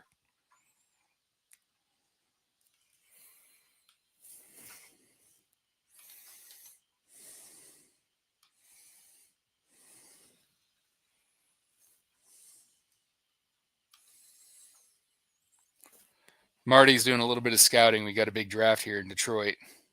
Our Glarf League, it's a fun league, and we're going to stay together and kind of do our draft, so it's a ton of fun. Can't wait to go to Detroit, and it should be awesome.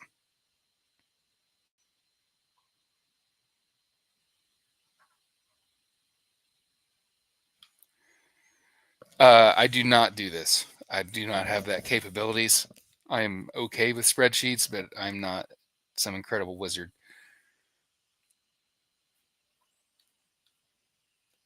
I also do not use SGP or Z scores or any of that stuff. I am tracking my teams with the auction with the team tracker, and that's the most that I'm doing as far as any sort of tracking. So, and I'm really doing it mostly for ratios and to make sure I'm not falling super far behind on certain things, power, speed, stuff like that.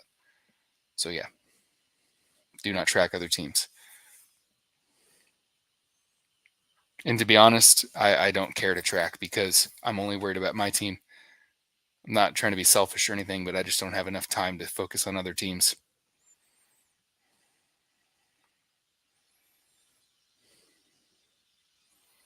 Some buys have went by while I'm rambling here, and McClanahan for 12 I thought was solid, very good. And he was circled on my list, but since I've blown so much on pitching, I didn't want to go after him. But I like that.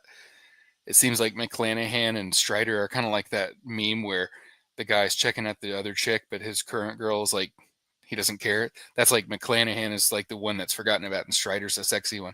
Well, one guy will be taking the ball on opening day, and the other won't. I'm not saying McClanahan's a much better pick than Strider, but just saying.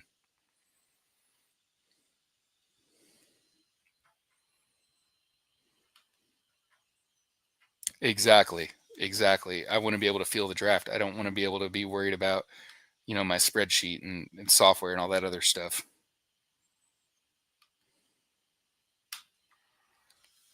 Okay.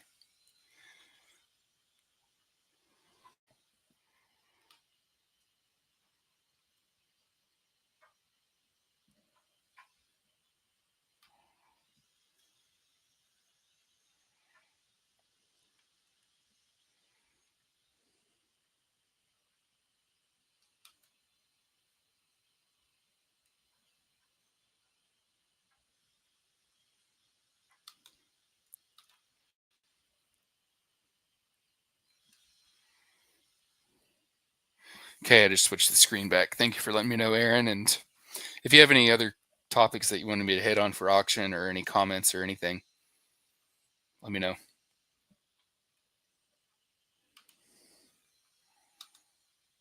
Cruz, definitely a popular guy, and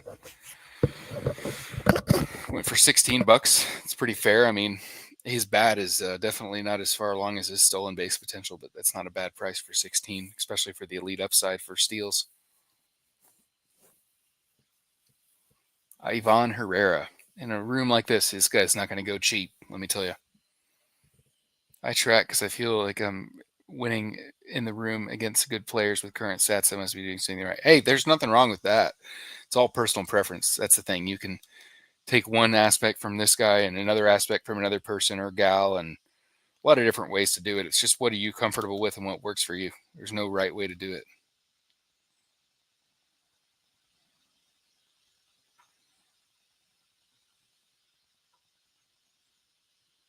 Herrera went for $6. That's about what I expected.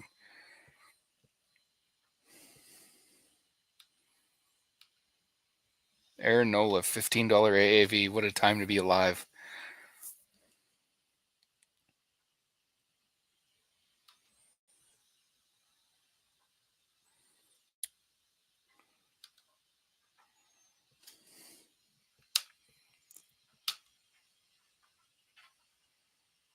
Yep. Nola's going to fetch every bit of this AAV with the Bloomfield influence. And I've had Nola on teams for years, and he's always been really good.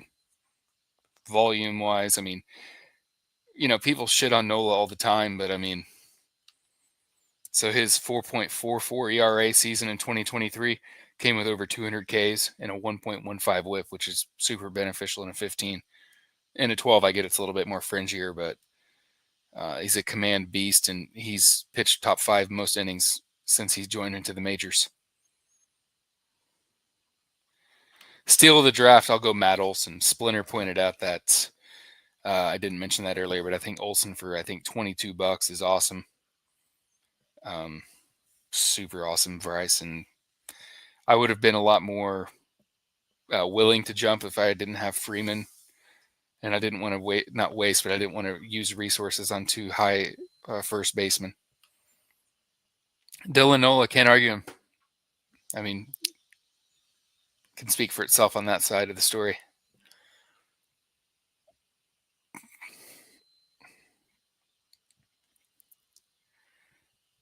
Yes, agreed. The Simeon and Albee prices were good. I don't know if that was a dynamics of if you got all these intriguing, solid little options on your second base later on, like Brandon Lau, Jonathan India is going to be an everyday leadoff man for a solid offense. Colt Keith for $2-3, I think is going to be worth every penny this year. Even a Gleyber Torres, if he goes for $1 or $2, I mean, that's fine. So maybe people just felt like there was enough options on the second base side they could cheapen up a little bit there. It's hard to say why the Simeon and Albee prices were so fire.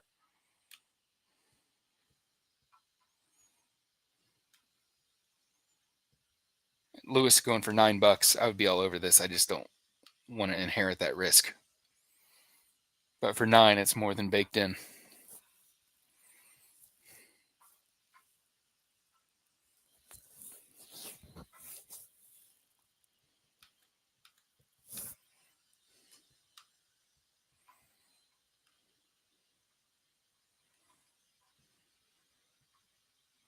Nope, just got outbid on Peralta.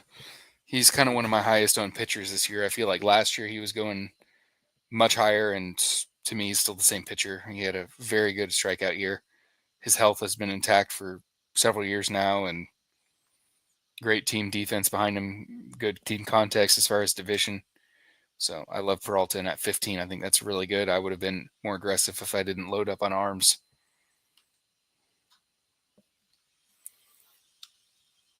That's a good question there, Britton. What did he go for? 13? Yeah, I think if I needed it, trying to think if I would prefer him more in a Fab League or a DC. That's a little tricky. Let me get back to you on that, Britton.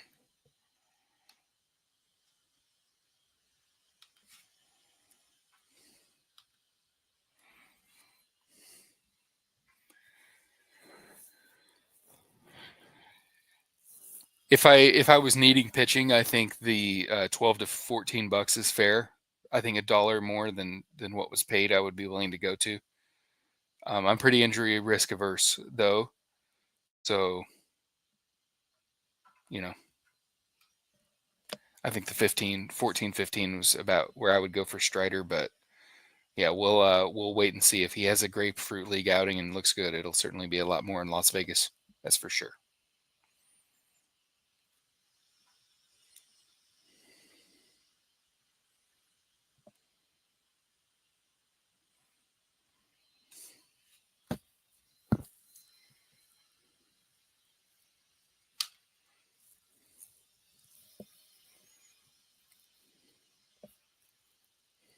We've got two heavy hitters here. Richmond and Paca, 99 for Paca, 106 for Redmond. And Redmond's got 106. Paca's got 99, and they're going to be able to do whatever they want. So I just got Brian Reynolds for 17 and Zach Gallen for 12. So I'm okay with both of those. I love those players. Renjifo's already up to 7. Mascot, tax.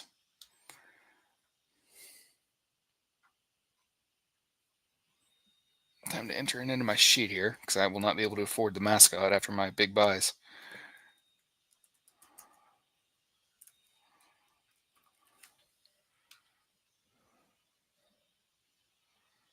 Yeah, Britton here with a good comment on Gallen being in the walk year. For me, it's a lot of regression drafting. Heard Rob DiPietro talking about the regression drafting, and I think I just naturally do that because I have a good long-term memory, I guess. And to me, to get Gallen for 12 when, I think the skills are pretty much still rock solid. I have no big issues with it.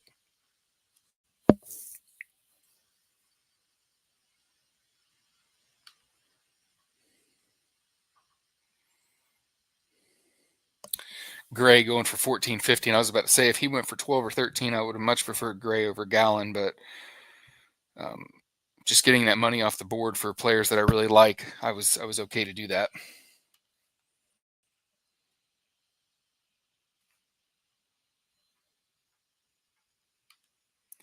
Absolutely. And no workload to have to deal with like he did a few years ago. People may not think that's a big deal, but it is a huge deal to me in my mind. There's a shitload of pitchers left that are still really good. So there's going to be some values coming in. So I think right now in the draft, people are just kind of trying to get the best values they can. Hopefully get that guy under the AAV and try to rack up as many of those as they can while filling in their team needs.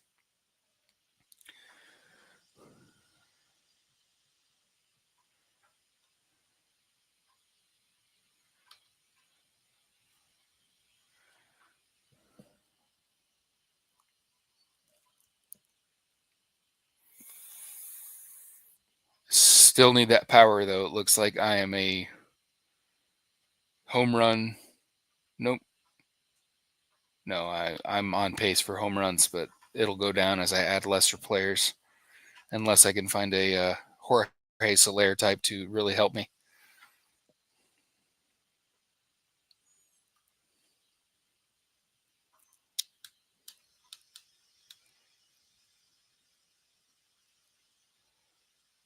A lot of retail prices here, buys wise. Goldschmidt for 10, I think that's a fair retail price. Gray for 15, that's a retail price. We got Mason Wynn coming up here, so Roger will not be on the bidding if he's anything like his son. I may have to jump in on this mix.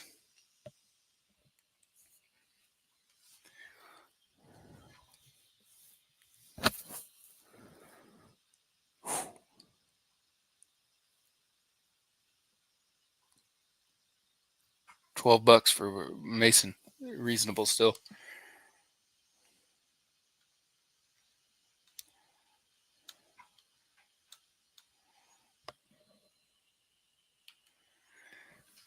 O'Neill hitting 31 home runs. Just reading that is surprising to me. I mean, I know he had a good year, but man, monster. I'm gonna go with the under. I don't trust his health, and the fences being moved in makes it so he could honestly get that number in 350, 400 PAs. But I don't know, man. I don't trust it. But could be wrong.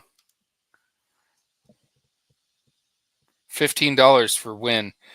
I'm not sure if you guys have as far as what that stacks up to next to the other leagues, but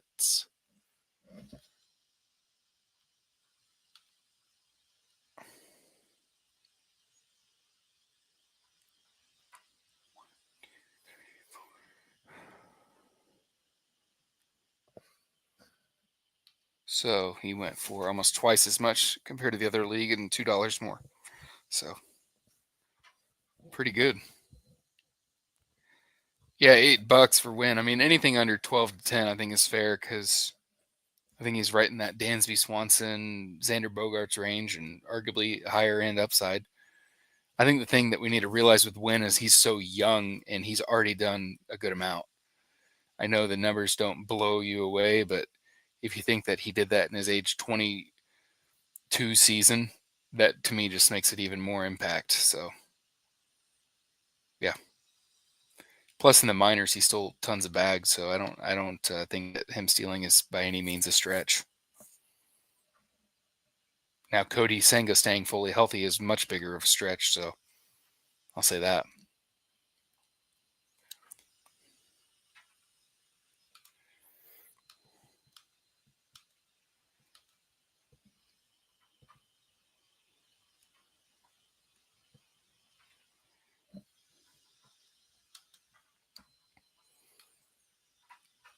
We got an oatmeal-y buy here with Logan Webb.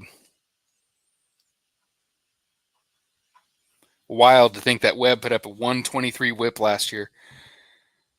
That is not good for a 7.5 K per 9 pitcher. Is that even exactly what Webb's K9 was? I believe it sounds about right.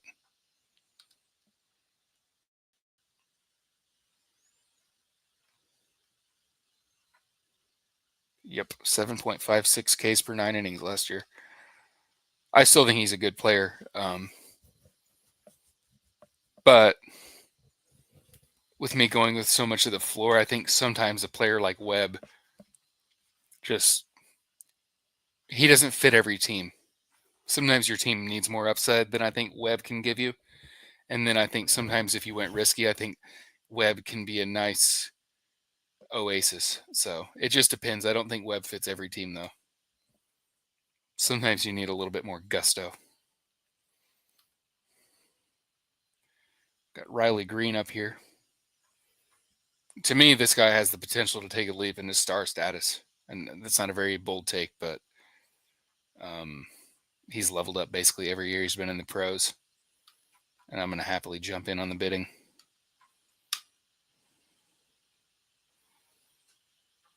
The only thing is I have a lot of exposure already. So we'll see what happens. That's fine. I got jumped for 15. Awesome. Thank you guys for having me and running a great community. I love it and had a good time. So we got a lot more left. And this is where the auctions are won and lost a little bit. And drafts too. I mean, anybody can draft the first 10 rounds. You see someone post their TGFBI board and you've got 5 to 6 great players in the first 6 rounds. Well, that's the easy part. Let's dig into the hard part where these things are won and lost. I mean, that's just my 2 cents. So awesome. Good stuff, Bloom.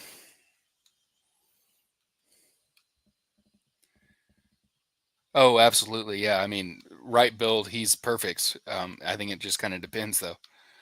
And I think that 123 whip is an outlier. So I don't even think it's all that insightful to bring it up. I just thought it was a funny fact because you view him as like this premium whip guy. But I mean, the 3 seasons before that, it's a 1.11 whip over freaking 200 innings a year. So yeah, it's good. Thank you, Kevin. Appreciate it, man. Let's see what's next here. Victor Robles. Being light on power, I can't even really look at this guy for the price, so I'll have to sit it out. One other thing I'm looking at here. I've got 4 pitcher slots left, and I want to get one more closer. I've got 3 outfield spots.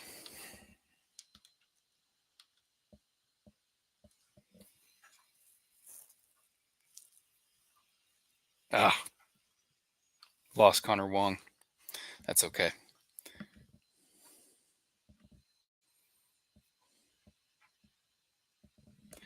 So I've got the 4 pitcher spots, and one is going to be a closer, at least, maybe 2. And then I've got 3 outfield spots. So that's 7 spots. And then I've got 5 more spots plus 1. So I've got 13 open spots, and I've got $59 left.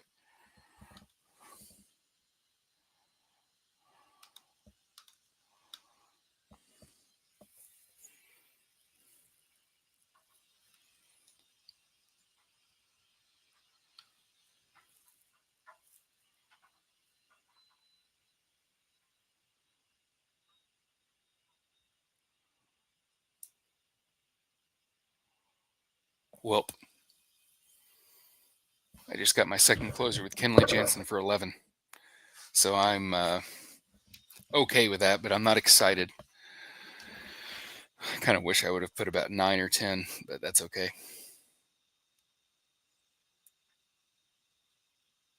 Okay.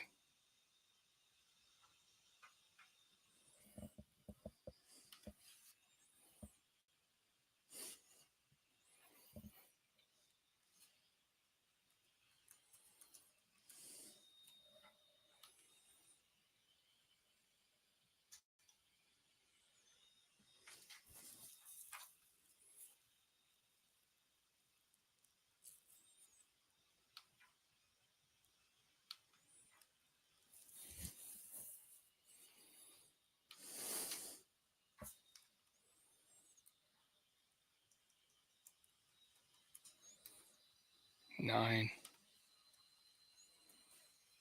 12. Oh.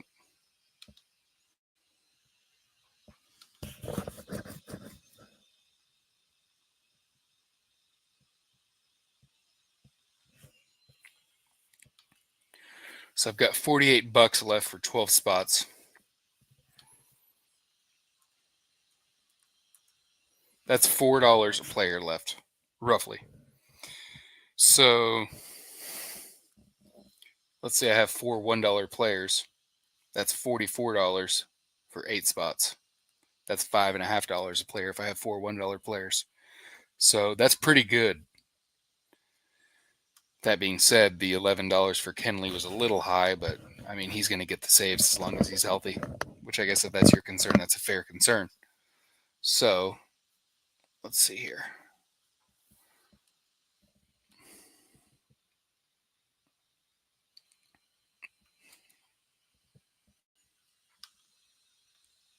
Steal for $10. That was a great buy. That was a auction room is running out of money, and he's going to go for a good price.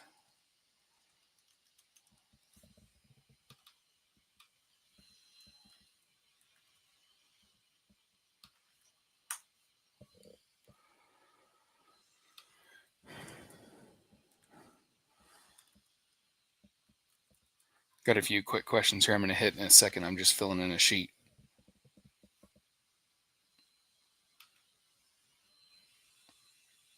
I knew that Hap was going to go for a good amount in this room. They're too wise to let a good, valuable buy like this go away.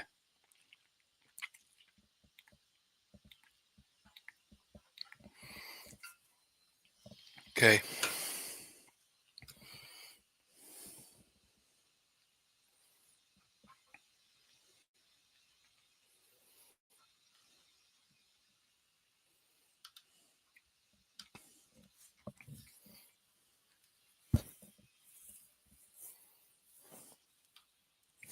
Frank had a good question here, asking the thoughts on Vladdy and Jace not agreeing to a deal. I mean, it's not good. If you're a Jace fan, I think it's pretty bad.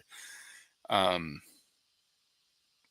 in a no man's land, kind of bit of a cross sport reference, but it reminds me of when Damian Lillard wanted to leave the Blazers after being a hero there for many years, and it's a tough look to leave that team that you grew up and grew accustomed to. But these guys want to win a title, and let's face it, he knows that they don't have the best chance to win for him, and they're also going to have to compensate him financially extremely well for that to be a possibility. So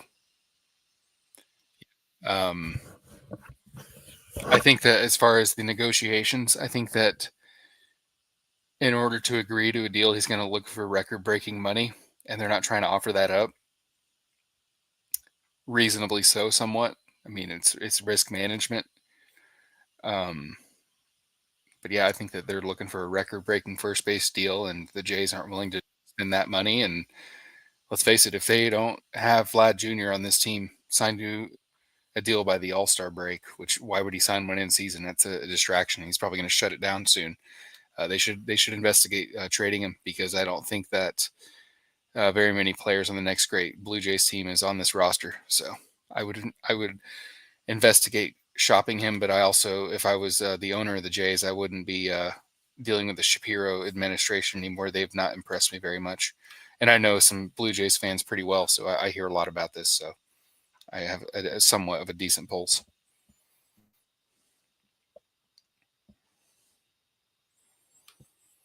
And the reason I bring up the Lillard thing partially is because they went in and spent a ton of money on Jeremy Grant to lure Lillard back in. Well, the Jays spent, like, Santander was the missing piece, when in reality they're missing a bunch more pieces beyond that.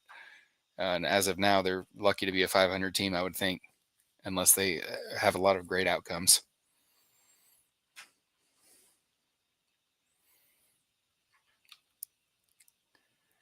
Man, well, this is a good one.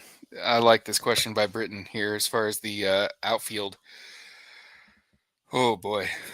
Um, they're all different, even though Larnick and Wallner are theoretically somewhat similar. I think Larnick might be a little bit more steadier, while Wallner's a little bit more of a high-end roller coaster.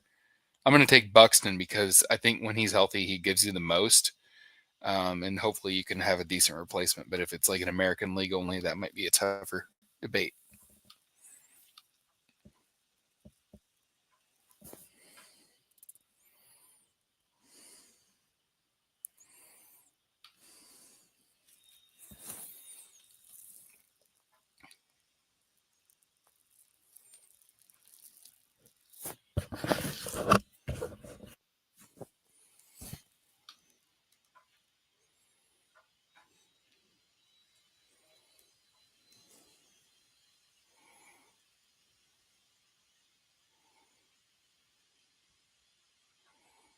Hmm.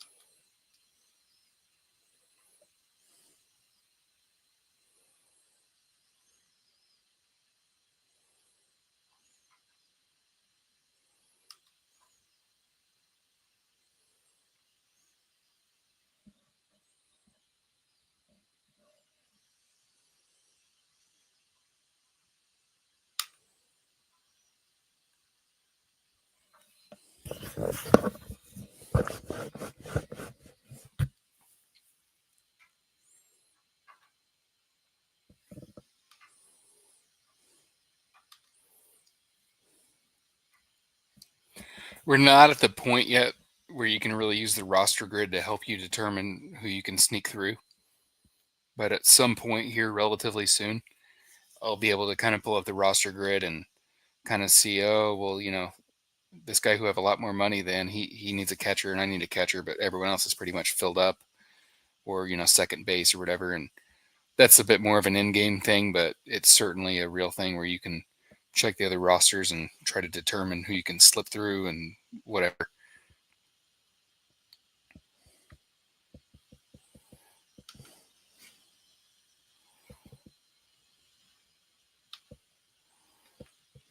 Did a bit of a jump bid there on Hoffman. After blowing a lot for Kenley, I want to make sure he gets his monies off the table too for Hoffman.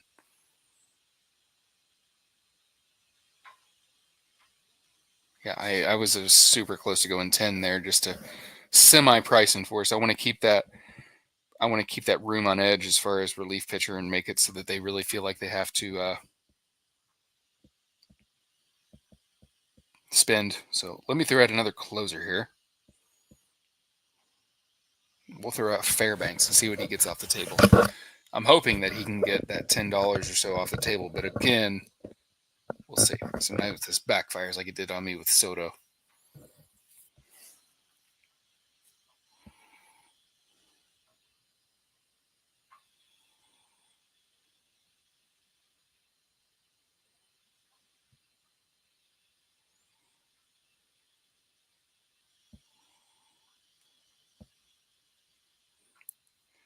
Aaron, let me know if that's too blurry or not, or if it's acceptable.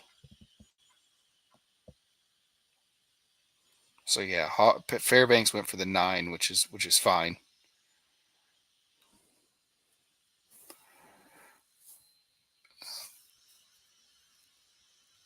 Kind of wish he got more off the table, but part of it.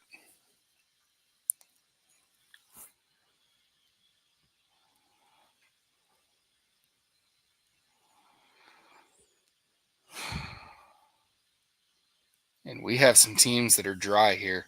$16 for Cornick, 20 for Martin. Martin's been active. I think Martin's probably bid on more players than any other manager, I would think.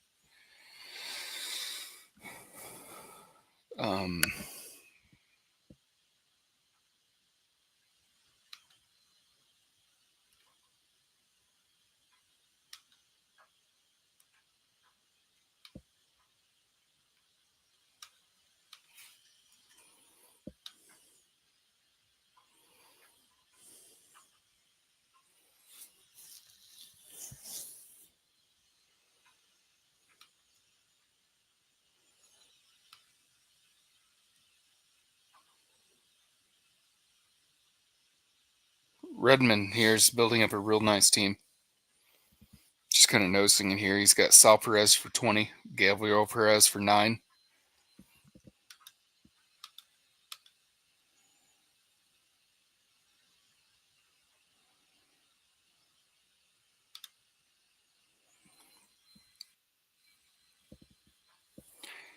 He's got Redmond here. He's got Gabby for 9, Sal Perez for $20, Xander Bogaerts for 12, Jeremy Pena for 11, Machado for 27.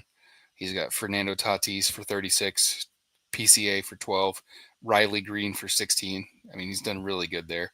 He's got Clase for 20, which is a good price. He's got Cole Reagans for 24 and Shota for 18. So I really like what Redmond has done here. He's done a good job. And I had the last 2 second shortstops that I was highly excited about was Pena and Swanson. And because I had Swanson in my back pocket, I didn't feel desperate for Pena, but I was desperate for Swanson. And I had more penciled than the $11 because I could not afford to miss him. And if I did miss him, if he went to like 13 or 14, which is higher than I had, I did have Correa, who I'm okay with, but I'm not excited about. So I'm glad I got Dansby, even though the 11 wasn't like a bargain. He was the last of the tier.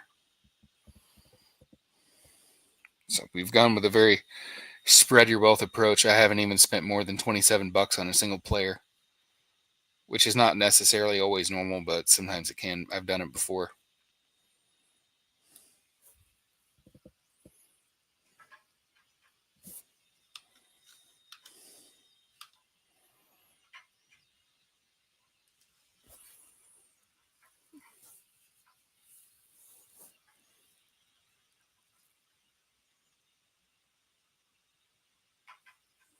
Got a bit of a bidding war here for Bednar.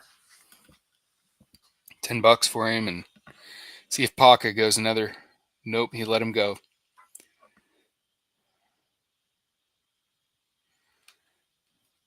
Great question here from Britton. He's providing a lot of talking points for me all night. Oh man, my biggest concern with Herrera is Pages, because I don't trust the Cardinals to just deploy Herrera, because I believe Pages is a much better defender. So to me, that's somewhat of a risk, and it's just too risky for me. So Herrera at the price is not really on my draft board, unless he was like significantly cheaper than he already is. So no.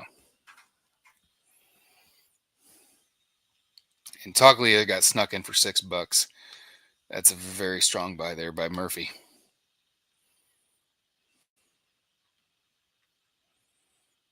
Arrighetti, kind of a wide awake sleeper.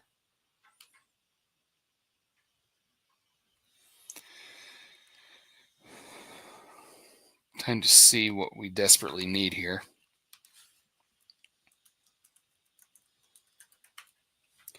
This is interesting.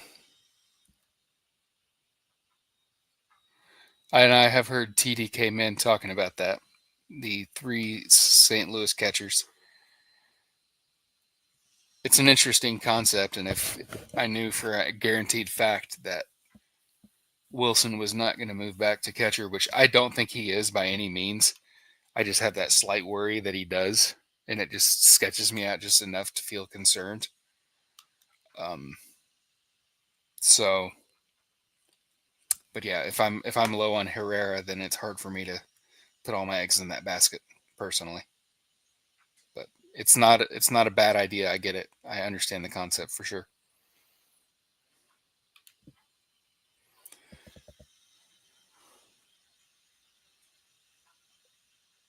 Paredes for $10. I think it's another great buy by Redmond, who's been on fire tonight. I wanted Paredes, but I wasn't ready to go for 10.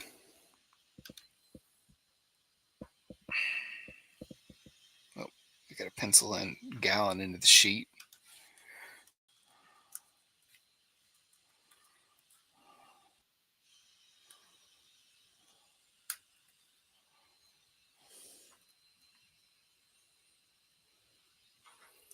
It's been a very competitive auction room, as I expected it would be. I mean, some of the prices I was hoping to get, I have not been getting, and I feel like I've been paying $1-2 more on almost all the players.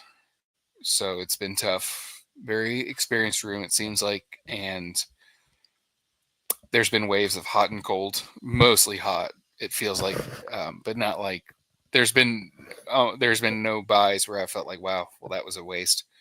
And there's been some bargains too, which makes it so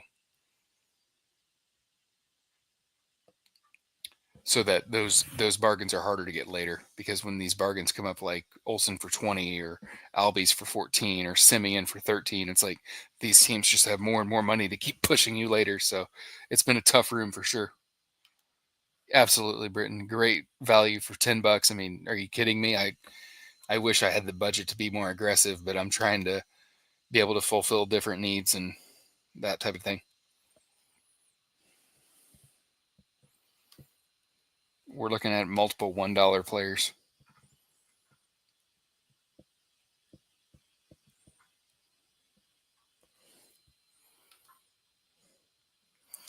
Absolutely, yeah.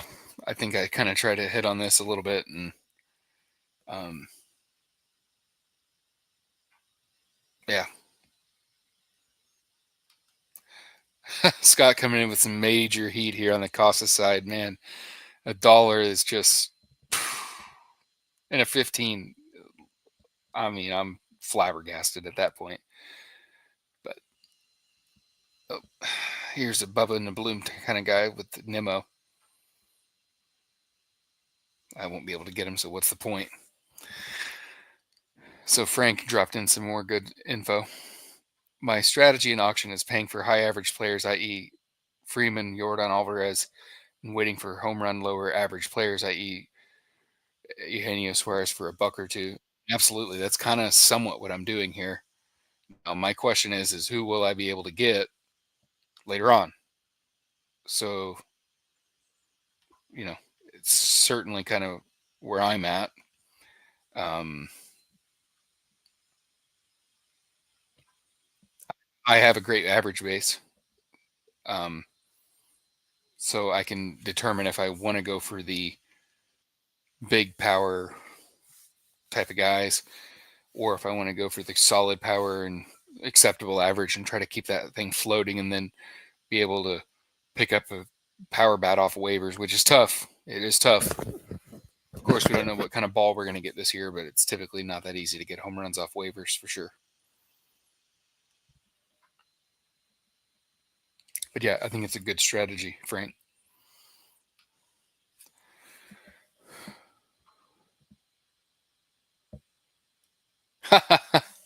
McMahon for $1 is insane profit potential. I mean, if you just use him at cores alone, he's going to make you your money back. And McMahon is worth owning in an OC just because you can use him at cores and draw out a lot of good statistics that way. So that's wild if Rymac went for $1. I love McMahon too.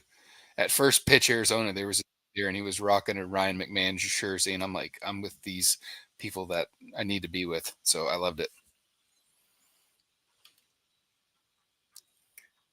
13 home runs and 243 PAs. I'm assuming that's about Casas, and with Casas, he also was hurt too. So you got to think that that screwed him up a little bit as far as the timing and rehab and all that. And Casas is tough, man. I loved him as a prospect, and one of my great friends, John Calvagno, he ran a website called Sal Notes. It was for the Sally League, which is the South Atlantic League. He passed away a few years ago, but Casas, whenever he was drafted out of high school, was one of his big picks, and he passed away in his first year as a pro for Casas, and I've followed him closely ever since. But man, some of his like off the field stuff just kind of sketches me out a little bit. I try to not be like grumpy like that, but Casas definitely leaves me scratching my head a little bit.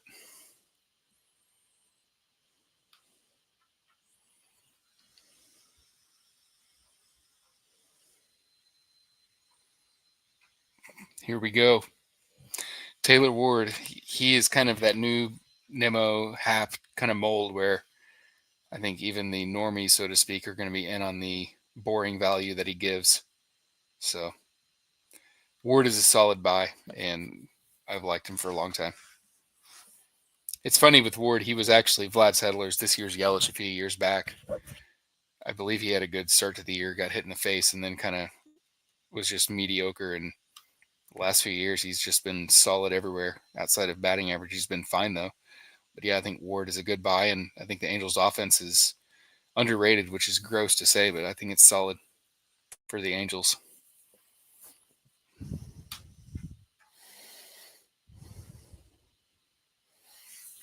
Got some side bets working up here, cooking up, and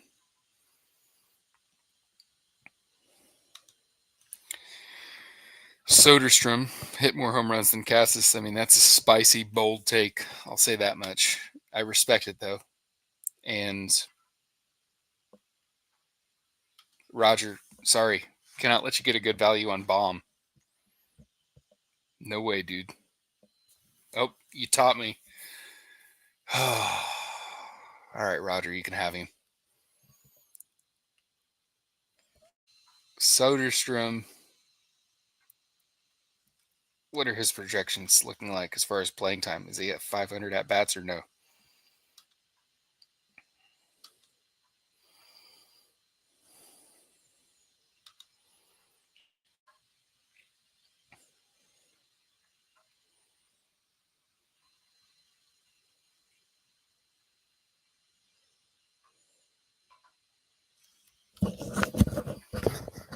Steamer gives him the most bombs, 25, and they give him a 212 ISO. Oopsie has him as a 204 ISO.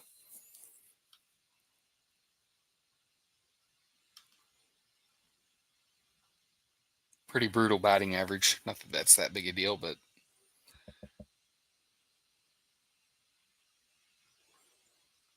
Soderstrom was a 55 future value prospect.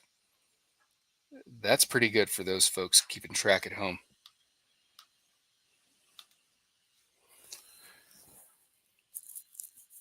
Pretty rare to see a player at 55 future value.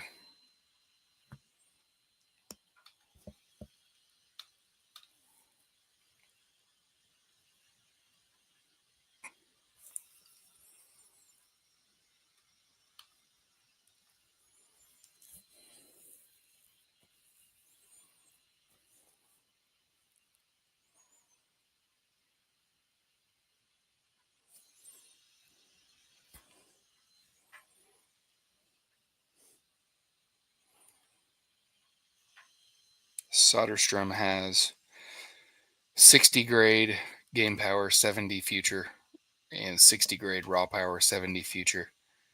And that might even be accurate. That might be a little bit light too. 15% barrel rate, 12.1% max EV, 50% hard hit rate, and didn't even strike out a full quarter of the time. I think that that screams 70 power. So I don't mind the take. I just wonder how much he's going to sit against lefties. Cassis, I guess you could argue the same question too. But I think Cassis might get a longer look against left-handed arms this particular year.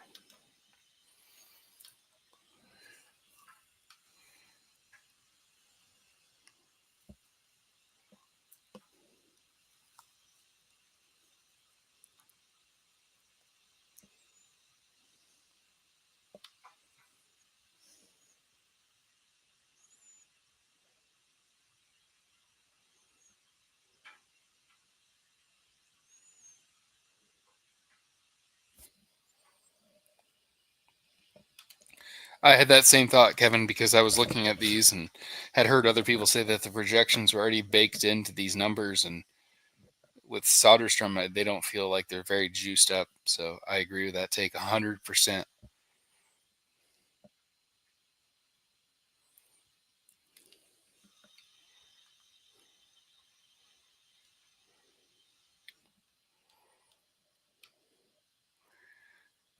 Man, it's a tough one. I mean, to compare any player to Rendon is tough. I don't even think Rendon is that bad of a guy. I just think he's so talented that he's probably able to coast off of all of his talent and didn't really like care that much. You know what I mean? And now that he's paid, is just kind of somewhat checked out. So no, I don't think Bichette's like that. He had one down year and he's age 27, so I think he'll be fine next year. The question is if he does bounce back, how much?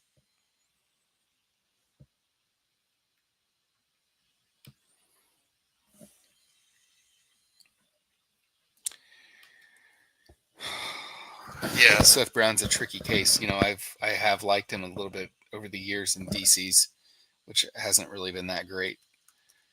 But he has played some, so I guess you have played appearances. But wrong side of the aging curve, 33 this year, and kind of a down year last year. Um, Depends on how late. I mean, there's always a price, and he's been in their organization for a long time. So, I mean, he's been a member of the Oakland organization for over 10 years now. So he'll probably get some sort of playing time out of the gate. It's just how much is anybody's guess, I guess. So, yeah, I think it just depends on what round you got him in. If you got him like after round 35, then it's probably fine.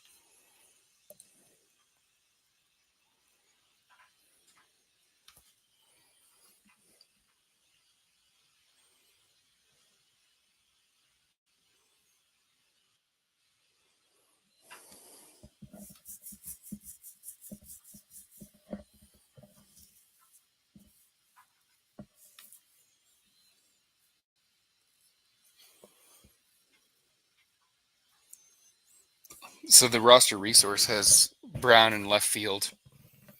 That would put him in there over Estuary Ruiz and Miguel Andujar, as well as guys like Colby Thomas. And there's another minor leaguer they have that's mildly interesting, but he's not that interesting. What's his name?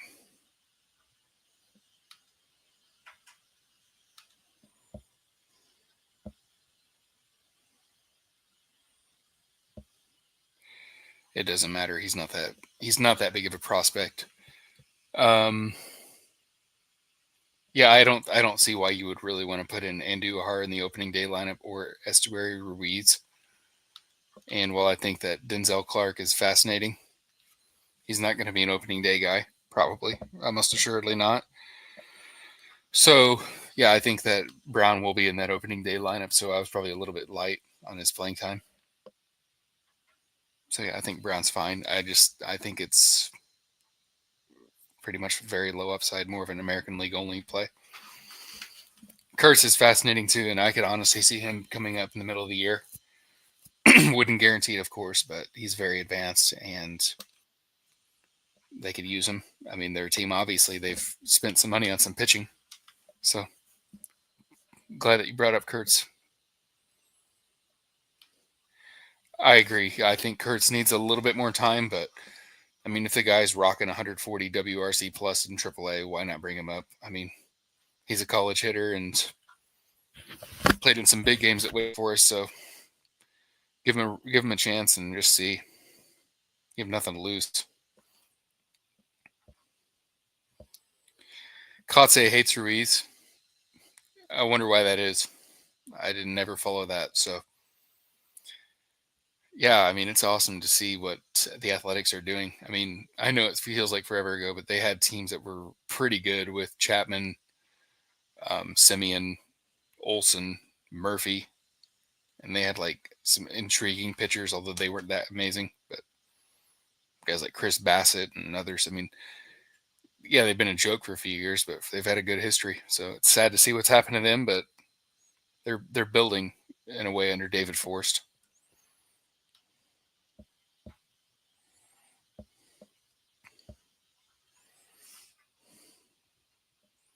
Completely agree, Mark. Yeah, I mean it's horrendous what they've done to that town, and didn't have to be that way. So that's what sucks about it. But you know, what are you going to do?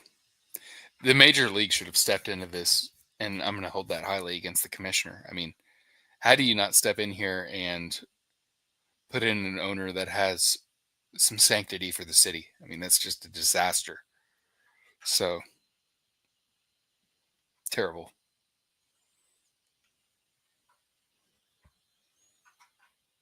There's a range in like $4 to $8 pitchers that I love as well, and I think we're kind of getting closer to it. So I think that's what you're alluding to, and agreed. You can absolutely build your case. Phenomenal players here for the pitching, but I have spent so much on pitching that I probably cannot jump in, and that's okay. I like the pitching I've built, so especially the offense, of course.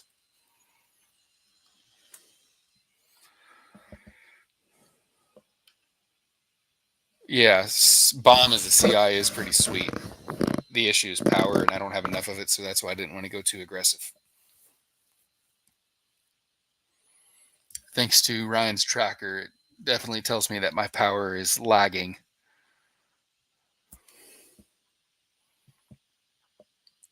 And Solaire just came up, so that's not a bad thing. Well, that's all right. I'm not paying more than $5 for him.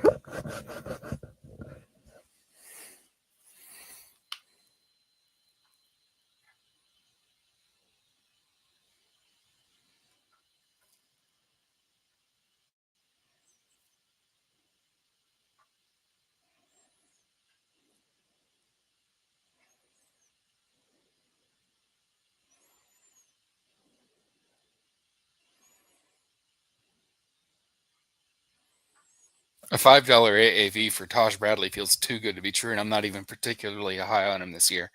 That's a phenomenal buy, though.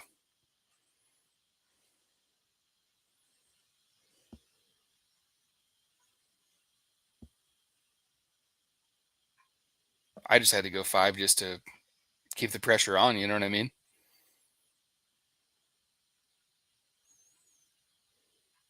See, I drew an extra dollar or two out and wasn't even excited about Bradley, but that was kind of a semi version of price enforcing where I didn't want him to have him at that price, and I was okay for 5, but it certainly would have strapped me a little bit. So I'm pretty glad that I didn't get him. Probably wasn't very smart. Let's see here.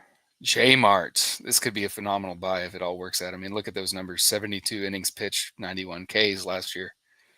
1.31 whip is a little bit wobbly, but I mean, the guy was 22 years old,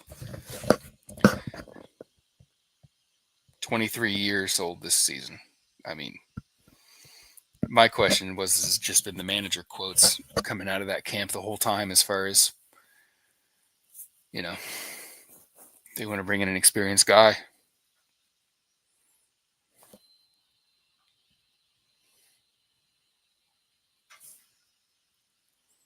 So I'm sitting here with 27, got 38 Burmeister ahead of me.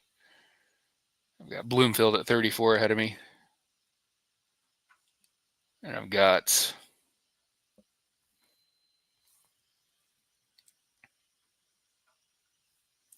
Warrington ahead of me for money. So trying to kind of wait things out a little bit here before I start buying again.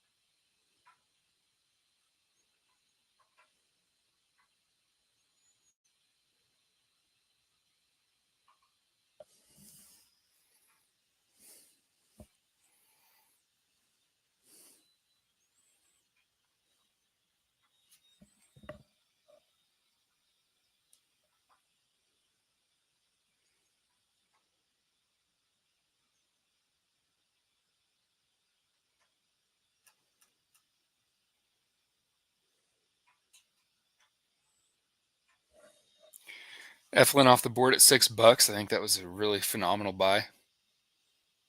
Probably prefer that over my $10 Jared Jones, which was a semi-impulse buy, but I think Jones could potentially become an SP2. I don't want to say SP1, but I kind of think it if he adds another pitch. So that was interesting. We're going to go with another little impulse buy here with Neto, see if I can slip him by the goalie.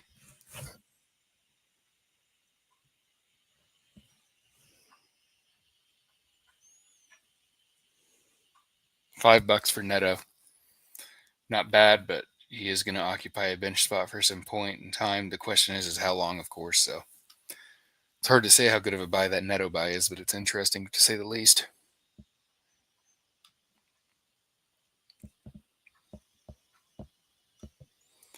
Blanco, the no respect man.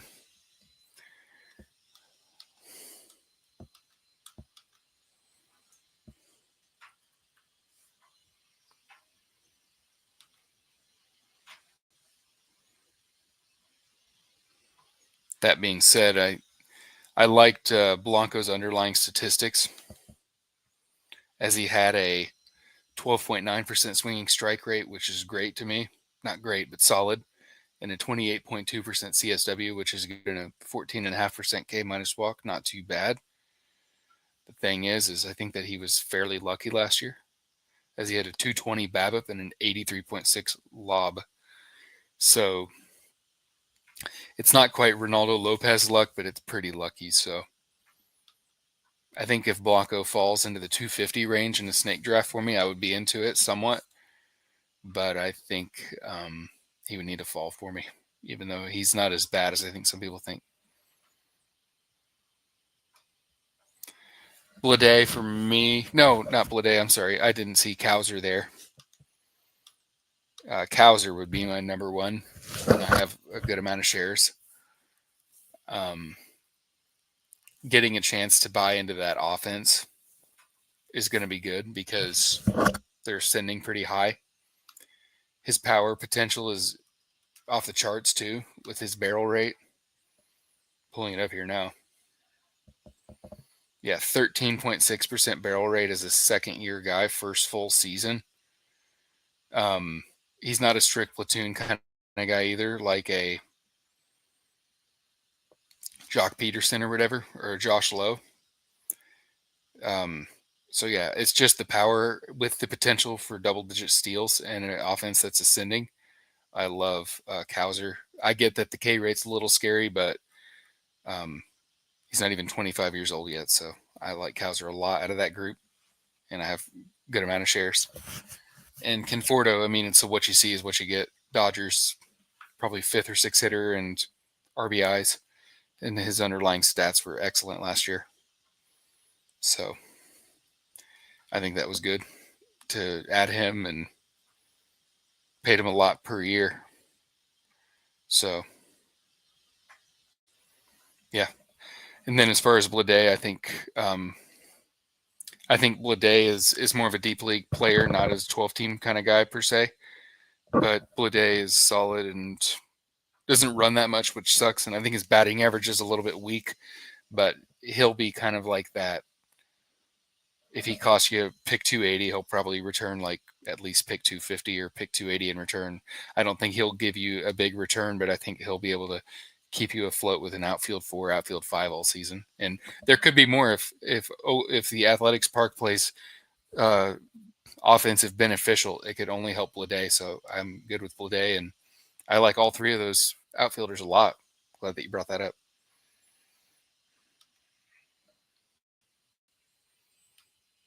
Absolutely, they did. He was targeted.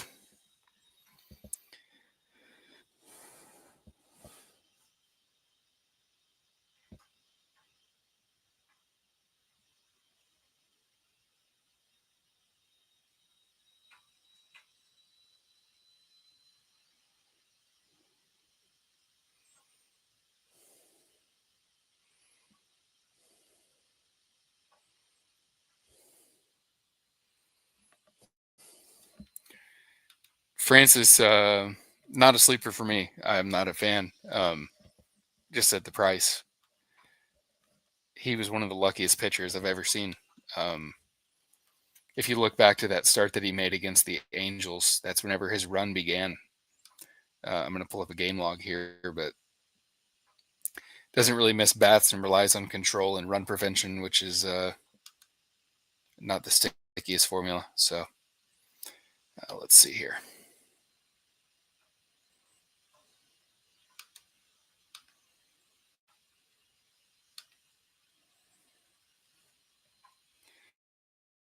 So from the Angels game till the end of the year,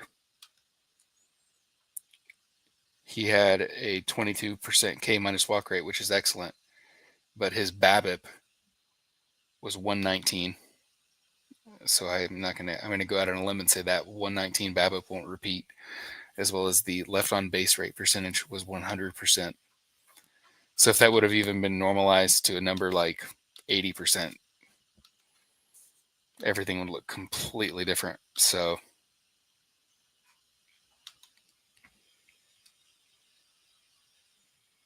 instead of having a 133 ERA, it would have been closer to the mid threes, and that would have been his good run. So for me, Bowden and Francis just isn't worth taking that risk on around that pick 200 range, where I have much preferred targets outside of him, like Uvalde, who just went off the board.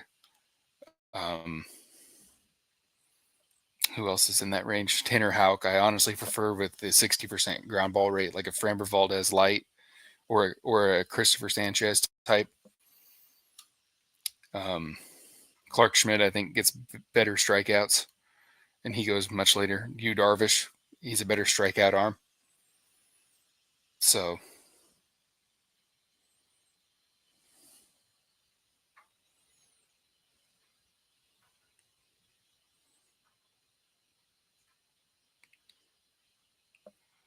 you've also got Arrighetti. He's going to lap him in strikeouts. And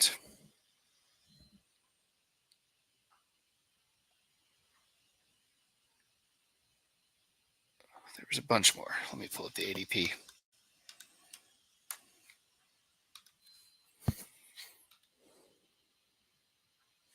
Mackenzie Gore, another good one that'll lap him in the strikeout department. So, yeah, for me, I mean, Francis, I just think he got so lucky last year.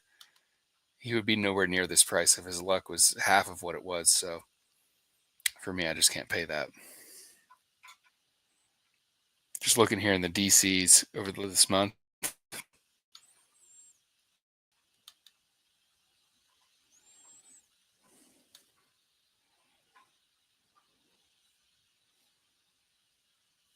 Yeah, I mean, you've got Christopher Sanchez going a bit ahead of that range, but I think that's a great pick at 180. Zach Eflin, an excellent stabilizer for your ratios. Tosh Bradley, much more upside than Francis. That being said, it looks like Francis has dropped a few rounds. He's in the 230 range, but he was going higher for a long time. So I think people are kind of waking up on Francis, and I'm not a target.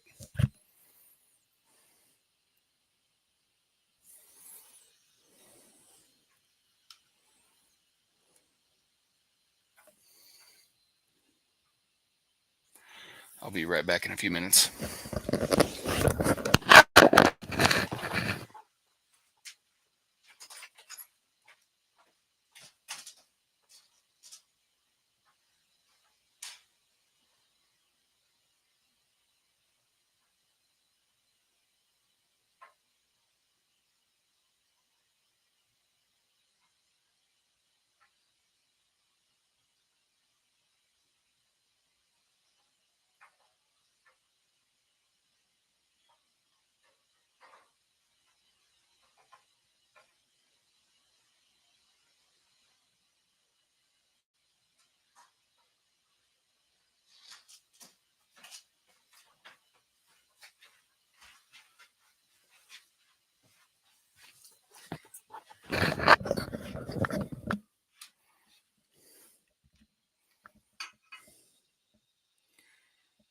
Okay, we just got our next break here, and I really wanted Pepio. I had him for 5. He's one of my biggest targets in that range for SP3. And Packa got him for 6, so that was a great bargain.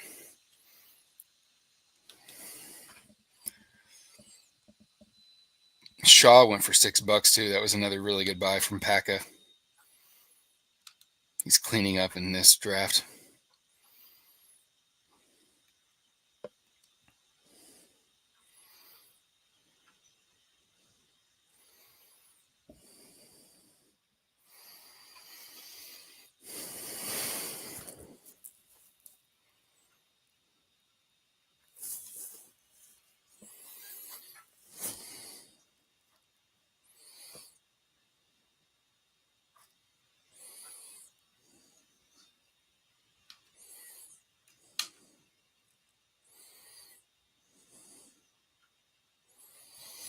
Man, the pressure is really on.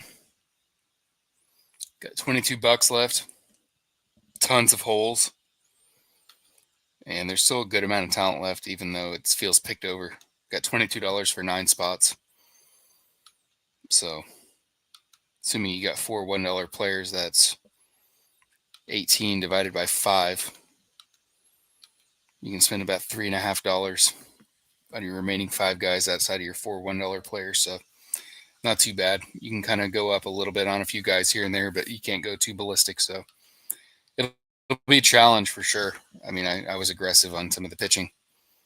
I've already spent $119 on pitching, which is a ton. But I'm happy I did it. It's hard to get impact arms in 15-team competitive league.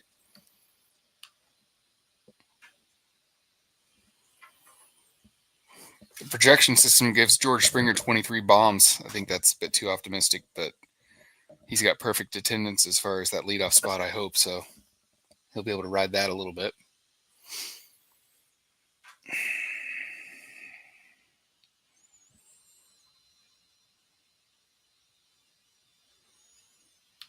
Throw Dansby in here.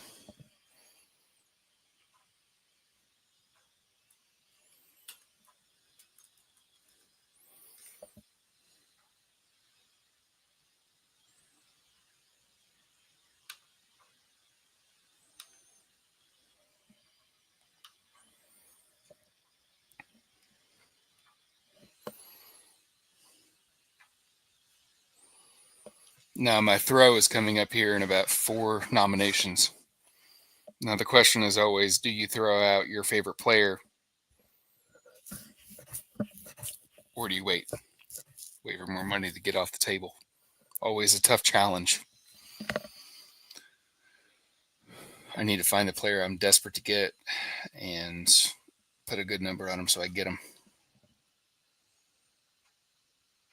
It's kind of flattened out, though. There's a lot of solid players, but there's nobody that's really making me lose my mind.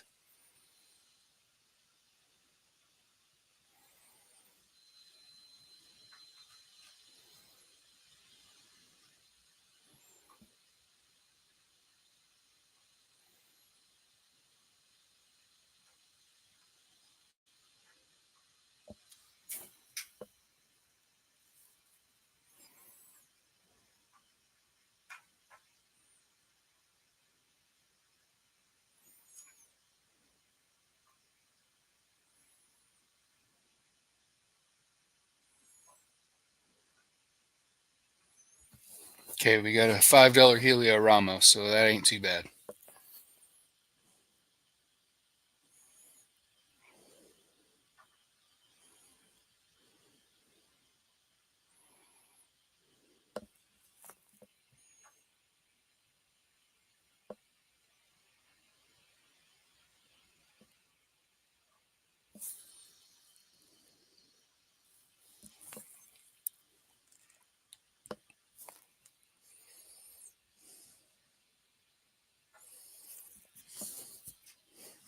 Happy to show off what it looks like in here. My queue, yeah, I mean, there's a few players in here I want, but these aren't exactly state secrets, so it's not that big of a deal. So yeah, that's kind of what we're working with here, and yeah, so it's a pretty good. It's not pretty good. It's by far the best draft software I've ever played with, and it's phenomenal. Everyone wants Carey. I keep trying to bid on him, and I can't get anything going.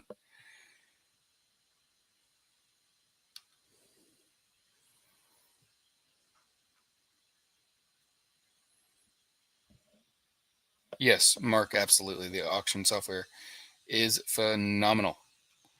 And I have filled up my outfield spots with a $19 James Wood, a $17 Brian Reynolds, a $5 George Springer, a $5 Helio Ramos, a $4 Kerry Carpenter.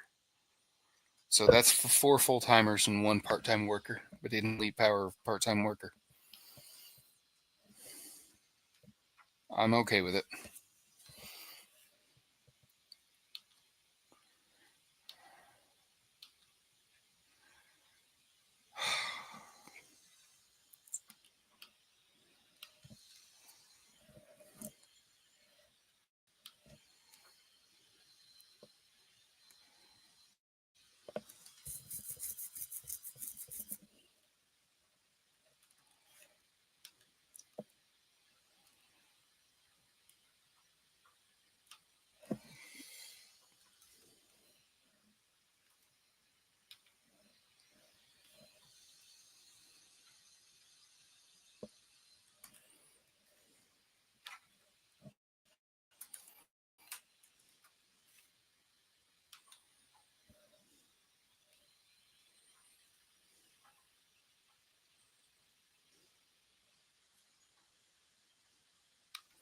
Josh Bell for a buck. He's going to make that up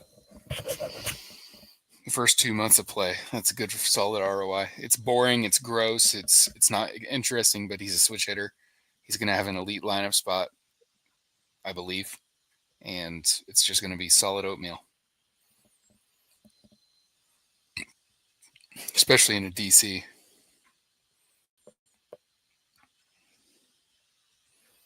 So this is where people are getting their bargains. $2 for Puck, $1 for Bell.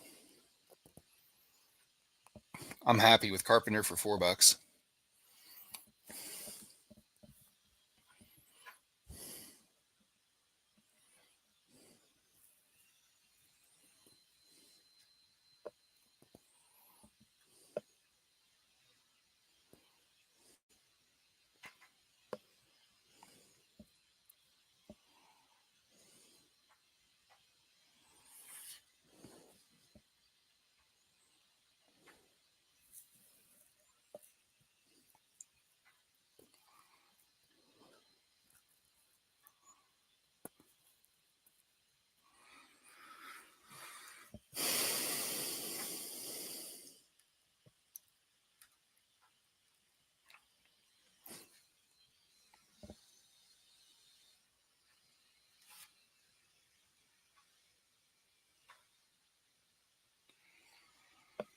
Good old Rymack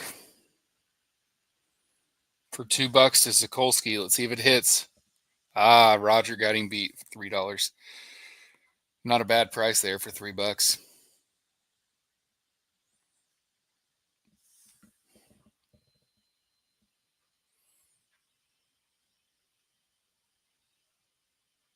So I still need a second catcher. Oh, this is a guy I'm in on.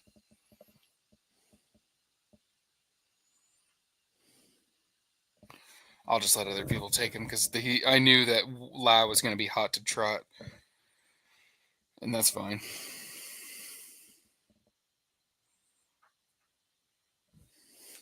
Still got Michael Bush marinating down here for that power. Conforto for the power.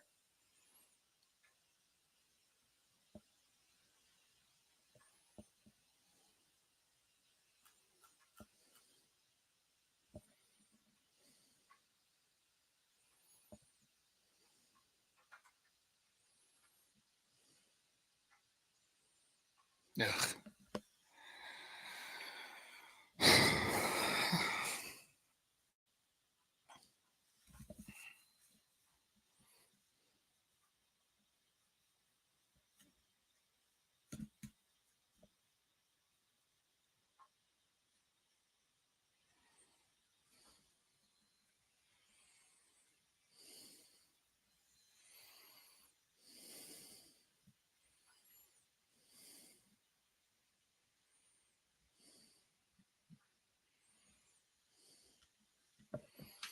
Interesting here with Louder.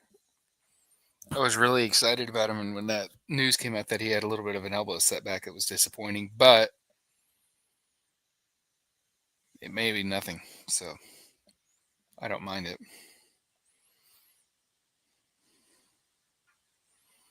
That being said, I do like to leave the auction with players I can just use. Even if it's a boring guy like a Michael Waka or like a Merrill Kelly.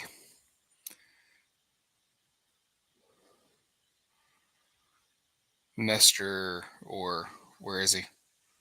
A Ranger Suarez. Just the ability to have like a Ranger Suarez in a 15-team league to me is just, it's a benefit to have that option. So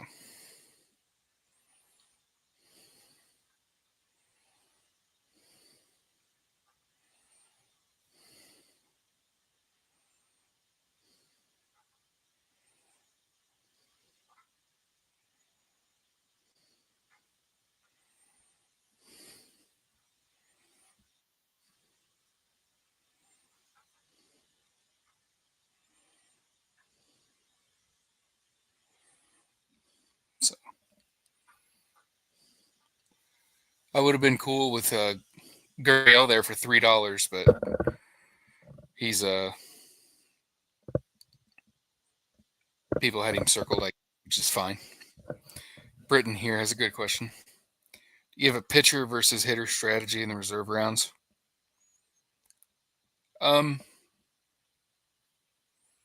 maybe I guess just try to firm up if I have any weaknesses. Like I'm probably not going to buy another closer.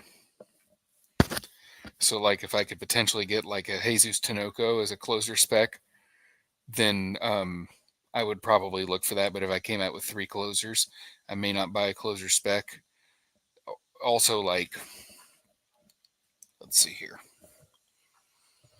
Whatever I fill in my middle infield with, whether it's a second or a shortstop, I may look for the alternative in the reserve rounds just to give me a little bit more depth. But I also want to shoot for more upside. So if there is a player there that I'm high on, I'm going to not worry about anything other than just getting me talent. So that kind of answers your question, I hope. I'm also going to be weak on third base, which wasn't the plan, but it's just the way that it happened, and that's fine. I've got a good amount of players left that I would be okay starting. Not excited, but fine with. And I may bring in like 2 of them and have one at corner and one at third. But if I put a outfield at utility, I definitely would want like a third baseman. So just trying to kind of semi-shore up depth while also chasing like talent for sure and plate appearances. So it's interesting. It's just based on each roster, I guess. It's not very systematic, but just try to go off of feel. But I'm gonna ride through the whole reserves. I know most people aren't gonna probably stick around for the whole thing, but I really appreciate anybody that's hung out this long. It's been awesome, and I'm amazed anybody wants to listen this much. So I'm having fun with it. Kind of like a live diary. I'm just kind of talking through things that I want to do myself, and I'm like, well, I have this outfield and I have this, whatever. It's been pretty neat.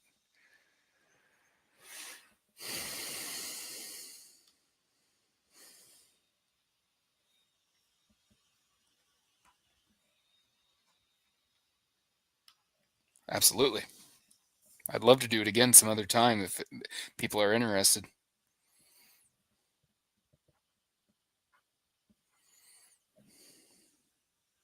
Luke Rayleigh, outfield and first for $1. I mean, solid buy. Errol Cohen provides a lot of good auction content and a lot of content in general. And one of his tenets is as far as how you get a bargain. I believe one of the things, and I could be butchering it, but I know the second thing is one of the first thing is like an outlier type performance where someone does extremely well. And I think one of the second things is a low investment cost. So if you look at a guy like a Josh Bell, yeah, $1 player, but I mean, if he just plays 450, 500 plate appearances, gets you to 20 home runs and the 240, 250 average, I mean, he's going to literally waltz into value. So, I mean, can't argue that. So, yeah. So sometimes that low investment cost just is a natural, chance for just solid production. Arenado at $3. I'm not excited about it, but he's going to get his full allotment of playing time, and that'll be value. So,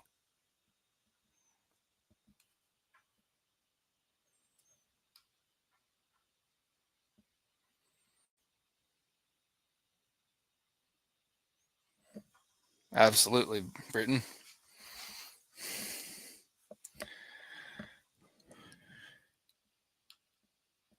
Glad you guys are having some fun.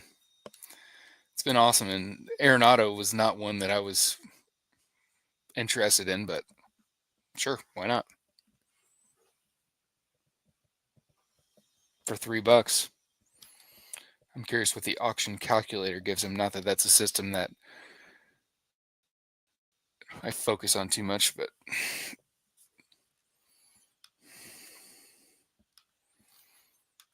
it's funny. We start our prep and have all these different thoughts and various opinions and stuff, and then you get to the actual season and things are different from what you had expected. And like I thought I would have 0 Arenado, and I got him, I believe, in the 18th round of a DC, which I was like, okay, mid to late 200s, sure. And then, funny enough, I got him in another auction league that I've done, the only other auction I've done so far. And I was like, okay. We'll take him on that one.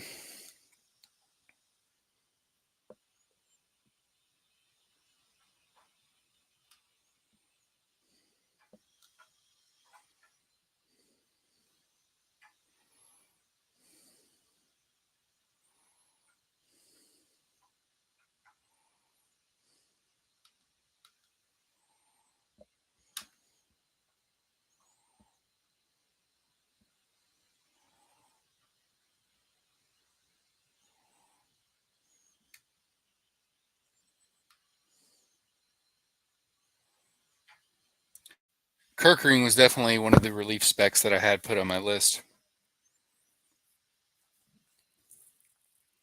That being said, I didn't want to go $2 because I got other players I got to deal with. But for $1, I think Kirkering is a great buy because I have very little faith in Romano to stay fully healthy.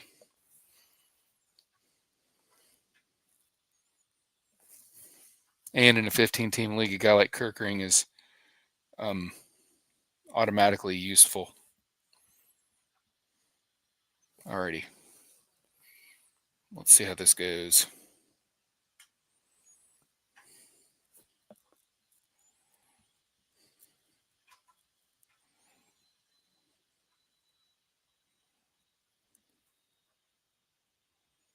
Well, that's okay.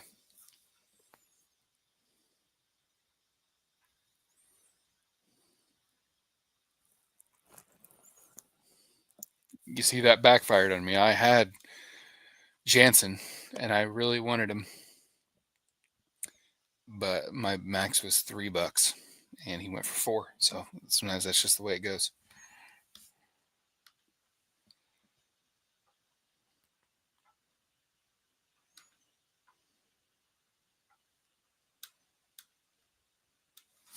Donovan was another one that I really wanted, and my max was 3 again. So with a lot of these big targets, even though I really want him, I'm going cheap, dirt cheap. $3, $4, $2, $1. Any dollar you can save is a potential chance to go a little bit higher and heavier on a guy that's marinating out there, like a Tanner Houck or a Yu Darvish or whatever, as my SP7, SP6. So I'm not feeling desperate. There's still a lot of talent out there. Heck, when we get in the reserve rounds, there'll be players out there that we won't be able to believe that just slipped through the cracks. So it's our job to mine through it and find it and deploy it.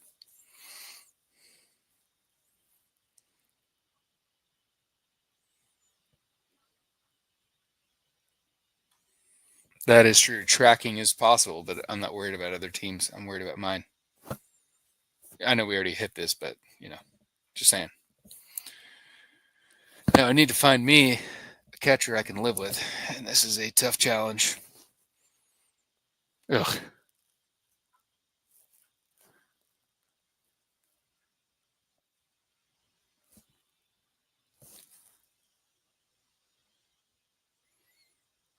Oh, we have one team that's full with Burks. He can go make a sandwich.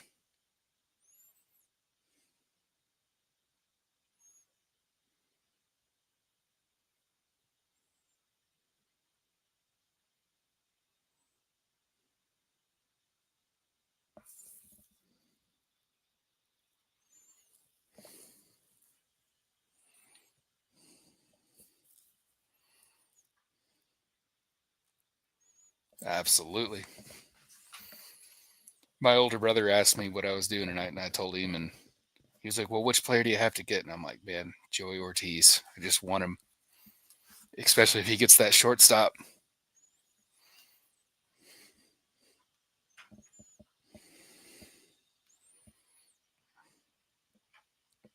Gross. I'm sifting through the catcher pool, and it's just like when you're checking into the refrigerator, and it's just so butt ugly that you just keep looking, and it just doesn't get any better.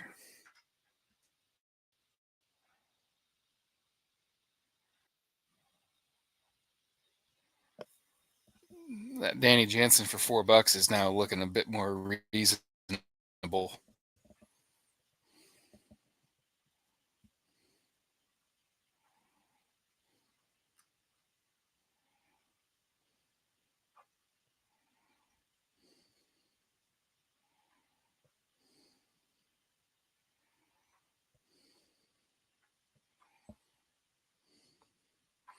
Aaron, I don't know if you can look up or not, but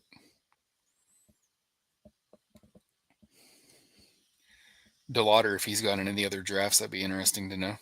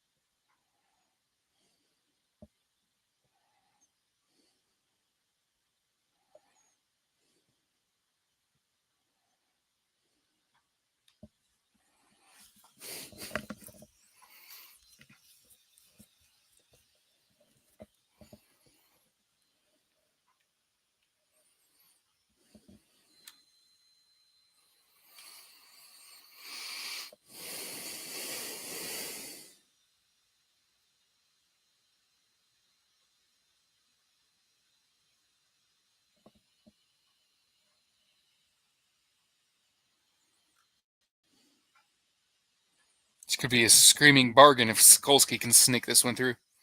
Nope, not quite. So Martin has a max bid of $2.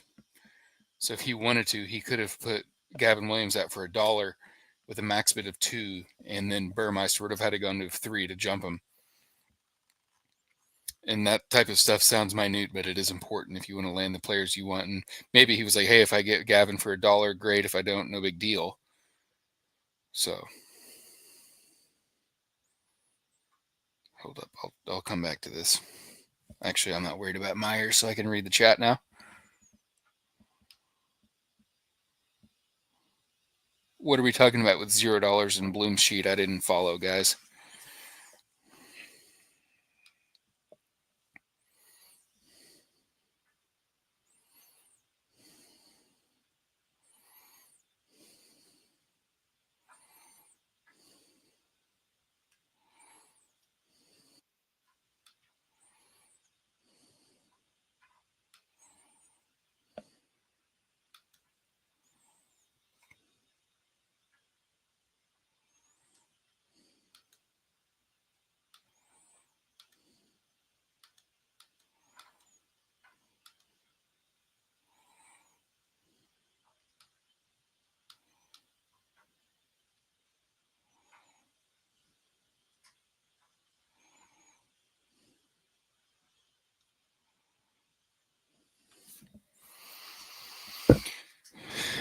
Oh, I know, man. Mark, absolutely, as far as one of your guys, and I feel a little lucky that I got bailed out on Hauk, because if my $4 bid would have stuck, I would have only had $1 for each player left. So that was bad management by me. I kind of got lucky. Although I do like Hauk a lot, so it wouldn't have hurt to add him. Now let's see here. 1, 2, 3. 5 spots for $8 left.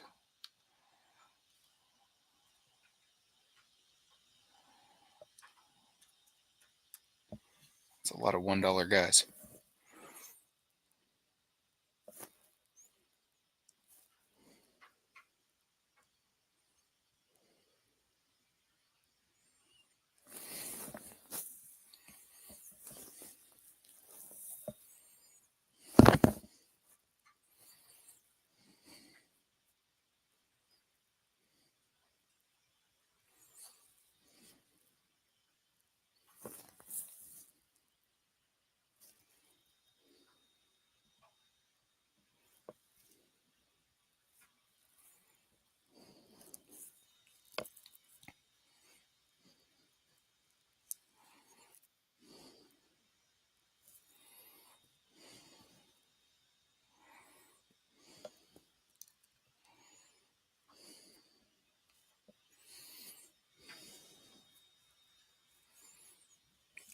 So that is true. He is an easy drop if he doesn't stick. Absolutely agree. But my thing is if you take on a player like him or a hurt player, now you're missing a full-time player from your lineup. So instead of having like a Jesus Sanchez or even a Matt Vierling who's going to give you a ton of at-bats, you're taking on a guy who has a ton of risk. So that's my biggest issue with that. It's not like it's an OC. This is a deep league, but that's just my 2 cents. So I don't know.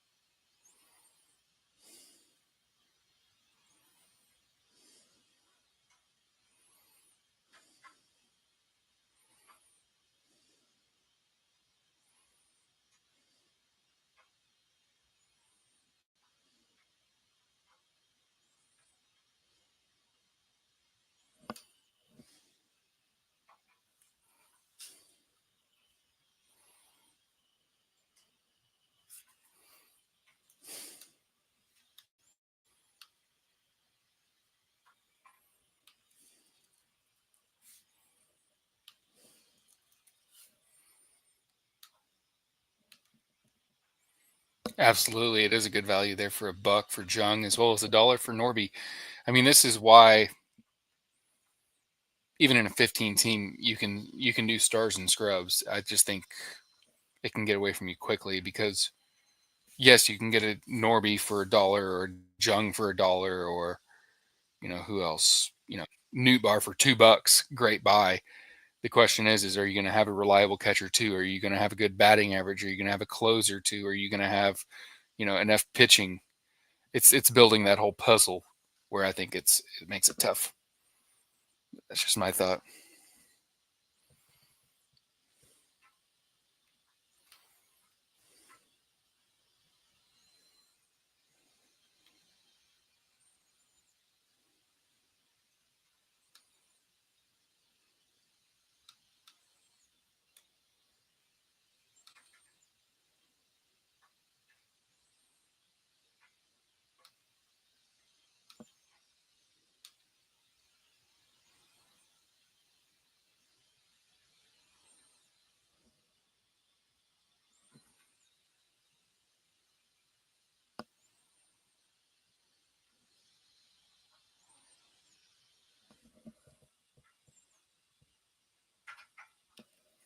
Absolutely, possibilities is a good word for it because there you have so many potential options, choices, abilities to do whatever you want to do. That's what makes it so much fun. But I think sometimes limiting your options can make it easier too if you just decide to not spend too much on a big guy and try to spread the wealth or whatever. Sometimes just sticking to a certain path can make things more simple because you just have less choices in a way. It's weird, but I think that might make sense to you guys. Yes, you do need to fill your starting spots. If you don't fill all your starting spots, it won't work. So yeah, like I have only a middle infield left outside of catcher two, and I can only put in a middle infielder in there, and that's it. I couldn't bid on Jacob Young; it won't allow me. unless one of these guys had middle infield eligibility, and then I could move him in there and then move them to outfield or utility if I move Buxton to outfield. So it's a pretty smart system. You can't just fill it however you want. You have to be within the rules. I think that's also why catchers go for more expensive, because in a DC, you'll see teams without a catcher after pick 23. But in this, you have to emerge with a catcher. So some of those teams want to spend and make sure they get an actually quality one. And there's a difference between a $4 Jansen and a $1 scrub or whatever.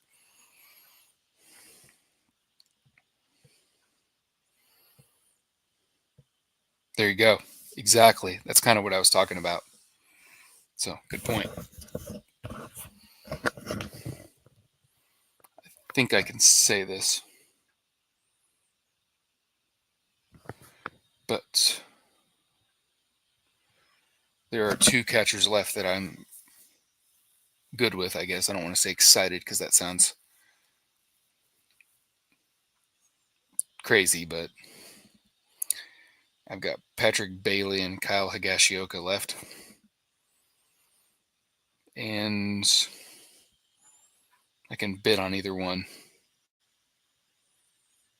That was a good throw by Knutson to put him at $2 so nobody can jump him. Warrington did, though. He went YOLO on that one. NBD.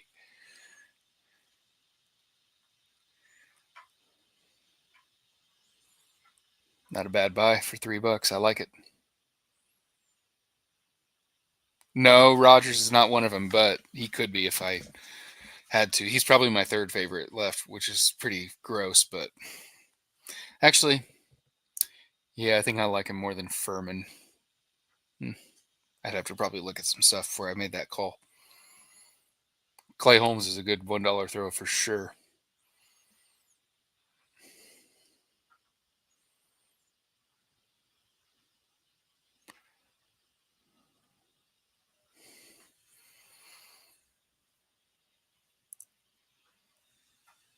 Let's see what Chris throws for his $1 guy.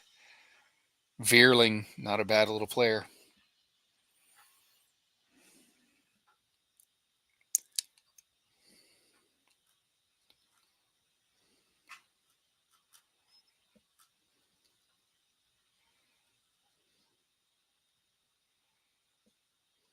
That's a great $1 player if it sticks. And not everyone can add him. Knutson could if he wished.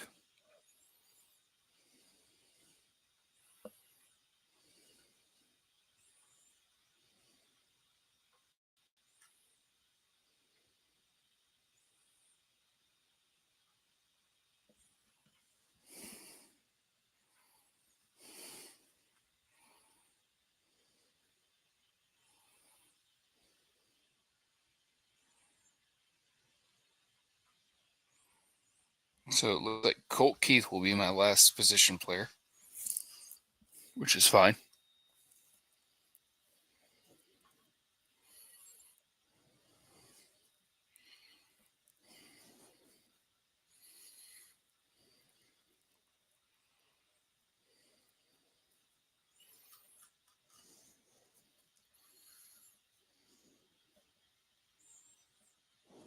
Okay, and I'll just take Darvish as well.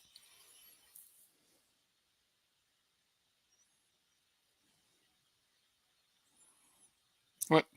Oh.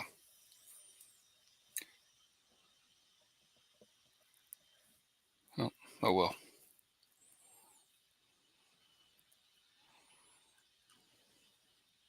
Thought I could go up to $3 on Darvish, but I could not.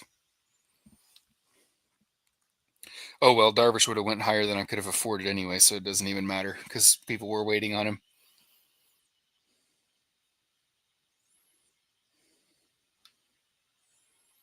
By not going $2 on Bailey, I'll either have to put Higgy up myself or waste my last $2 on Higgy and then have 2 $1 pitchers. So I'll probably just throw up a catcher. And I can also have I could have Stallings. I mean, this isn't good. This is not good, people. That being said, I don't want to have to spend a premium on a guy that I don't like. That's why I didn't want to put $2 on Patrick Bailey because he's gross. And I don't think Campusano plays. And I don't think Heim is particularly good. And Andy Rodriguez is decent, but not that good. So we're going to hope that Higgy comes back, but it's not that big of a deal if he does not. And jumping back into the chat here. Yes, you cannot punt with the 23 cap.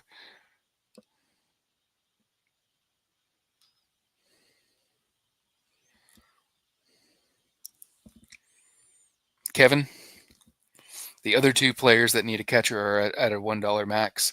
The only thing is I don't want to spend $2 on a catcher, if that makes sense. Like if somebody else puts out that catcher, I don't want to have to do that. But going to your point here, none of these other teams can nominate a catcher. So I guess if Goodwine brings up Higgy, then that would be the issue.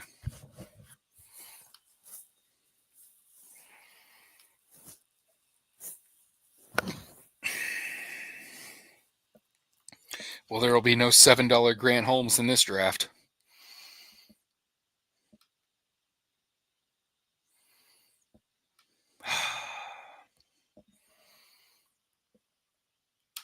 Absolutely. Veerling, 500 at-bats, 2 positions.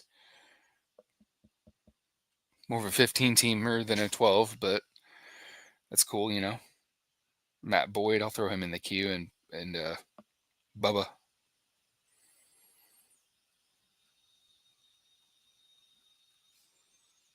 Knutson got Barrios for $2. I think that's a good deal in a 15.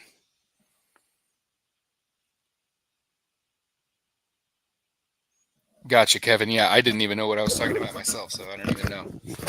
I guess at this point, we'll see what this guy does with Higgy, and if he doesn't, I can just take Furman and live to tell. Yeah, I mean, Blade for $1. We talked about him earlier. It's pretty good. His AAV is 3, so if this lands, it'll be awesome. Yeah, very good. Ugh, of course. I don't like him enough to.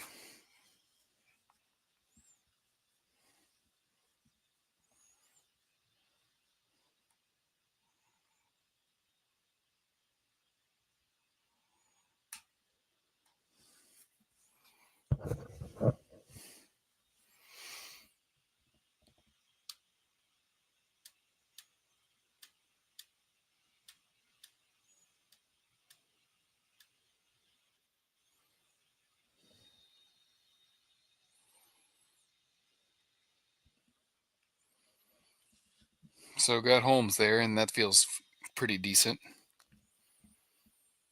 I hope that he gets that job now. I have not picked him in any DCs yet, which is disappointing because I had him in some dynasty leagues last year and just cut him because I don't know why I did.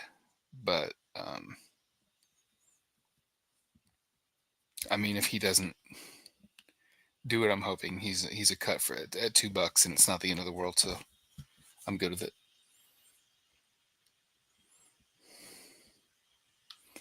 And we're about to get to the reserve rounds quickly because so many of these teams are getting filled up, and so many of these teams do not have a move because they're landlocked.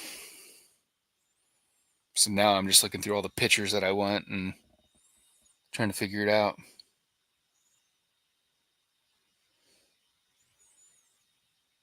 I'm looking for a guy with a job, and I'm looking for a guy that I like.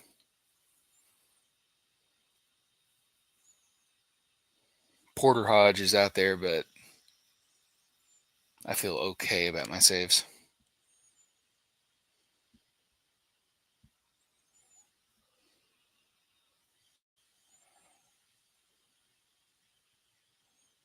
Okay, I think I know what the move is here.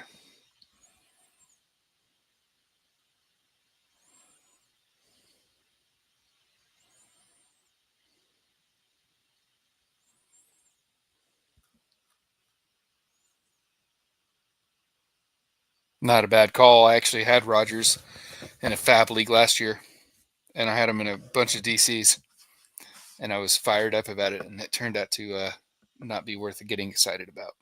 But new year, I do wonder if Rogers would be different if he had a better ballpark. Just talking out loud now.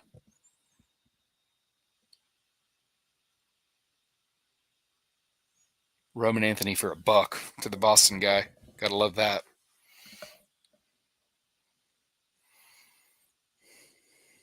Oh shit. There's tons of pitching targets down here still. Loads.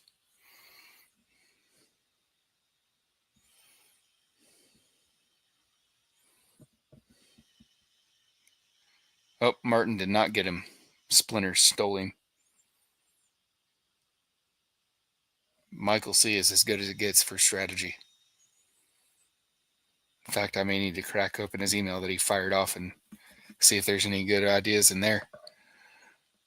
And in fact, I'm seeing one. Thank you very much.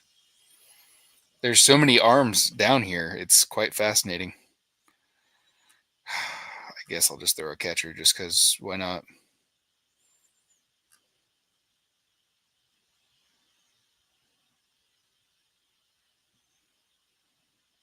No, I won't. I'll go with ballsy here. Bit of a prospect play, but why not? Give it a shot.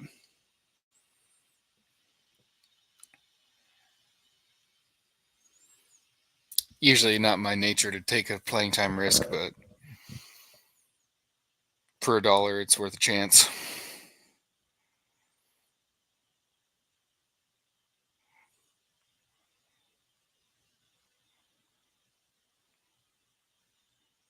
I like that he's pitch and ditch if I feel like it, versus in a DC. You grab him in the 250s. That's who you got, and you can't change it out, and it's what you're stuck with, even if he blows his arm out or whatever.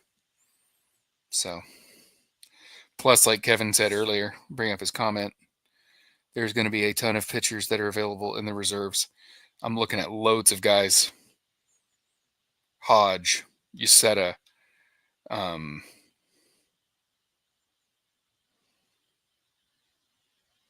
Doval is not as attractive now as he was a few weeks ago before the news, but you're looking at guys like Kyle Harrison, Birdsong, David Festa, Jeffrey Springs, Luis Severino. And there's still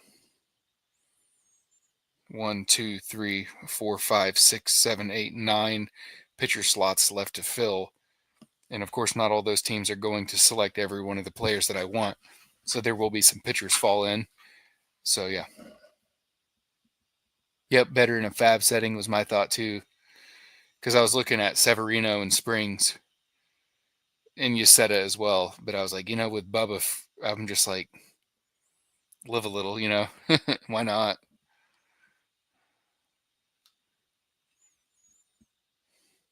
Christian Campbell hasn't even gone yet. Neither is Nolan Jones. There he goes. $2 for Jones, good deal. There's bargains all over the place. Springs is gonna like West Sack. I don't know if that's a good or bad thing.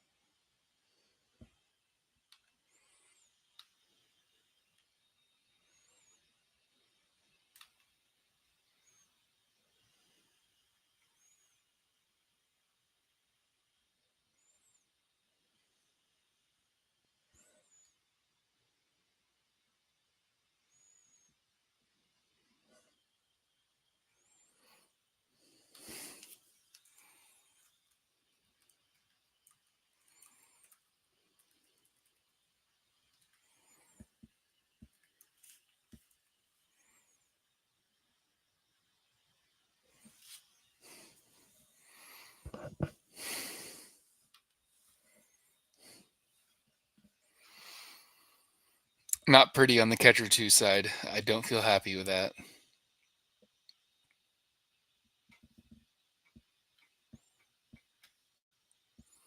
Was there a single catcher buy that I feel amazing about? I mean, Sal Perez for $20 is pretty good. Sean Murphy for $6.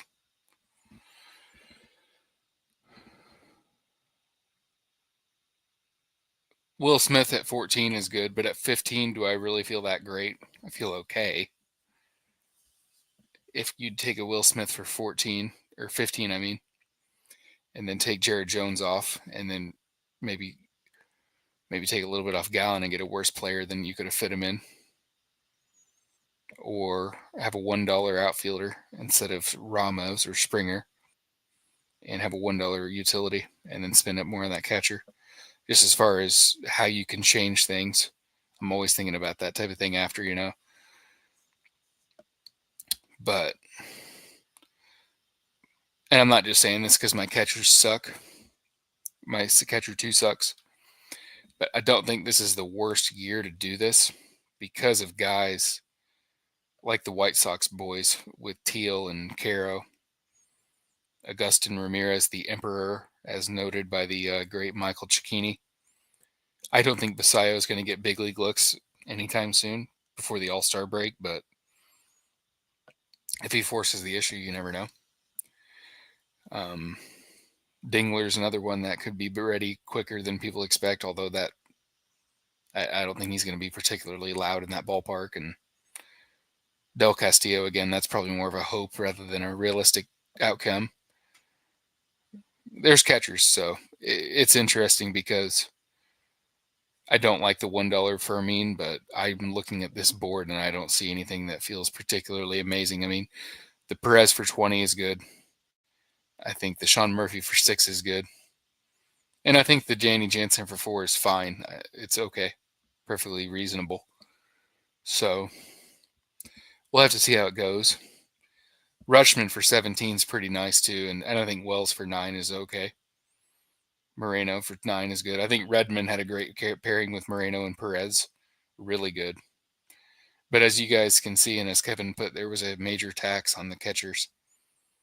So anyways, I've talked myself into spraying this money at a rookie whenever he gets ready. The other thing too is I can also grab a rookie if I think he's going to be coming to the majors soon. Drop him, and then go ahead and monitor the minors, and then whenever I think that he's going to come up, I can pick him back up for $1 if I wanted to go that route. That being said, I think leaving a draft with 3 catchers is pretty rough. And yes, I know I'm sharing my screen in the client. I just figured I might as well, guys, why not?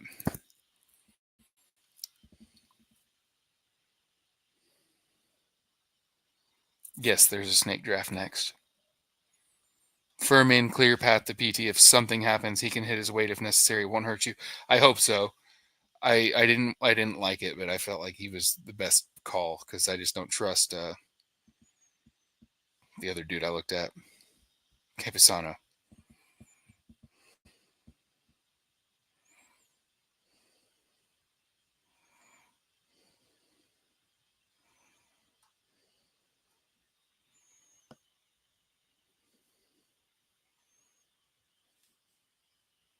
Hopefully, that would be sweet. I mean, relatively speaking, for $1. As weird as it sounds, I kind of like being a piece of the offense there in Kansas City. And I'm glad that Colt Keith has first base because I'm looking at first base now, and it's mortifying.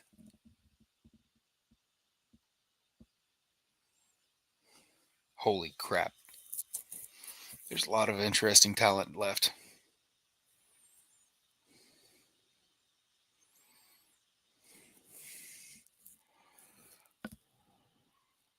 And you guys have hung tough with me all night. It means a lot to me. It's been a great night and pretty fun.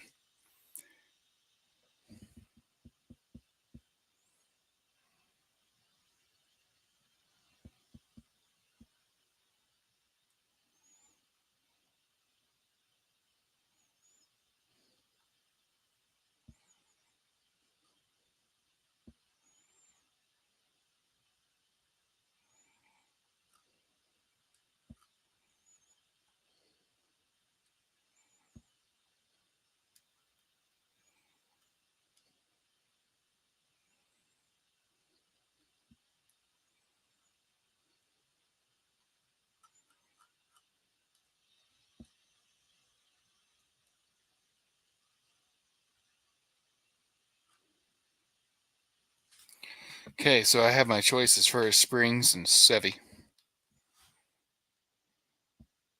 50-second clock.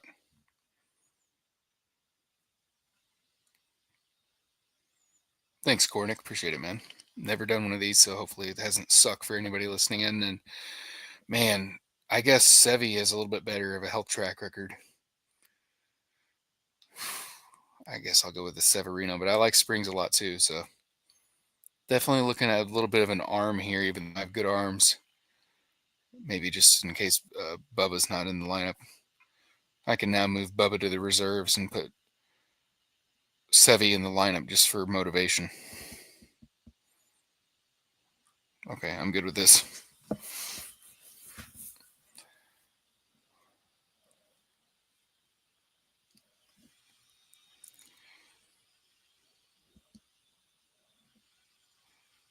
Man, look at that yellow, boys. That is some serious yellow. Hodge, Bayo, Sevy, Bueller. And that's where the value's at. Kevin laid it out beautifully well. You know, you've got 9 pitcher spots, 15 teams. So that's 105 pitchers picked and probably about 30 plus relievers, if not more. So you're only about 80 deep into the SPs, 75 pitchers deep into the SPs. So that's why you're going to have guys out there like Bueller, Detmer, Springs, Sevy, Bayo, etc. So, and then of course your high upside prospect types are going with your Campbell and your Marte. So, Merrill Kelly, another solid, awesome pick. It's just as far as like that, just oatmeal, you know. I mean, it's nothing sexy, but it gets the job done. And there's still a lot of oatmeal here that it's fine. So, I guess it shows you can spend less on your pitching staff. I know I spent a ton on mine, but that was just because I felt like the players were a good bargain for the price point. Okay. Yuck. If you're looking for at bats, you're not in the right place. I mean, my goodness. Unless you're a Benintendi guy.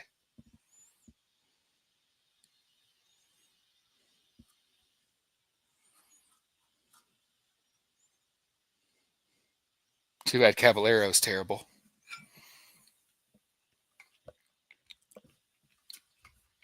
This is wild. So many pitchers have gone in this round. Every player in this round has been a pitcher, except for 2 hitters that may not even start with the big. And in fact, I would say odds are against it for both of them. Doesn't mean they're bad picks. It just means you might have to stash them for a little bit. And Campbell is one of the best stashes. Marte, I'm not as high on, but if he had a big spring training, he could force the issue.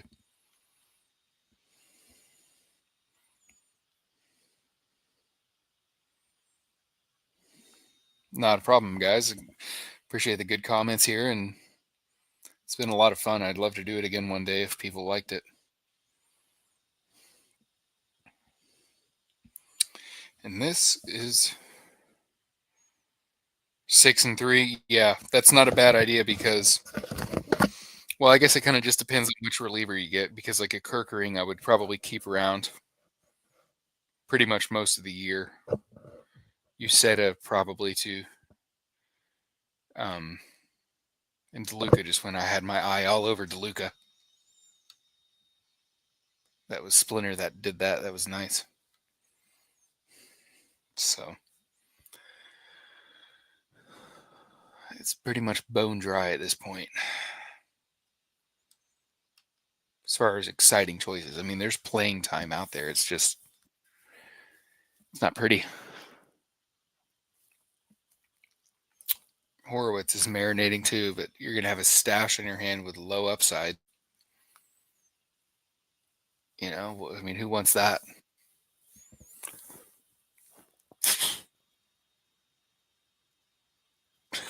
There you go, Frank. Manzardo is another interesting choice and even more attractive in a fab league because you can pitch him if he's not playing enough. which I do think is a pretty real risk, but this is the format to do it.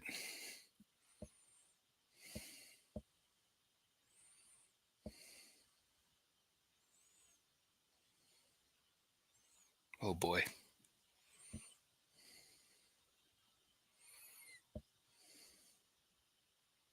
Regular $1,000 fab, $0 bids.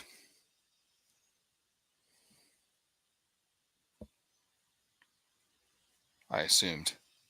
I mean, I'm pretty sure. Checking the rules here next.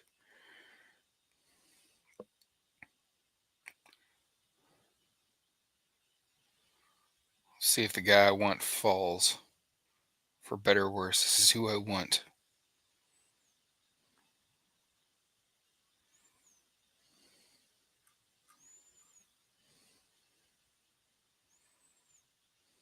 Whoa. Brendan Rodgers signed with Houston.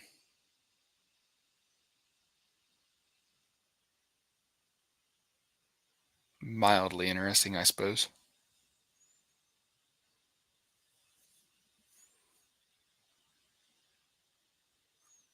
Well, thank goodness the guy that I wanted did not go away. I wanted Lawler just to take another risk with Chandler, two prospects that can kind of chill together.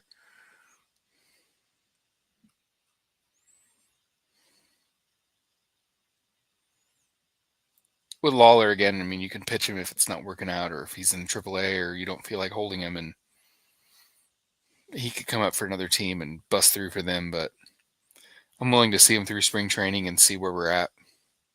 Again, like I said with Britton earlier, I'm looking for that upside. I'm not just looking to have a first base / outfield and like an O'Hearn or whatever, just because he can check off a few boxes. I wanted that chance for a game changer, so to speak.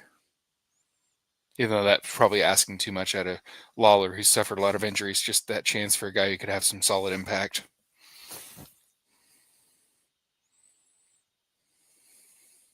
Yep. Figured it was at least. I've never heard of an NFBC league that didn't have $1 minimum bids. I just assumed that's what it was because these guys usually play by all the traditional stuff.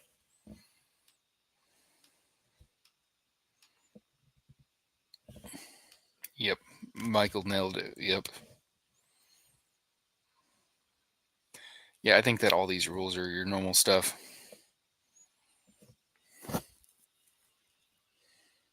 Jock did go.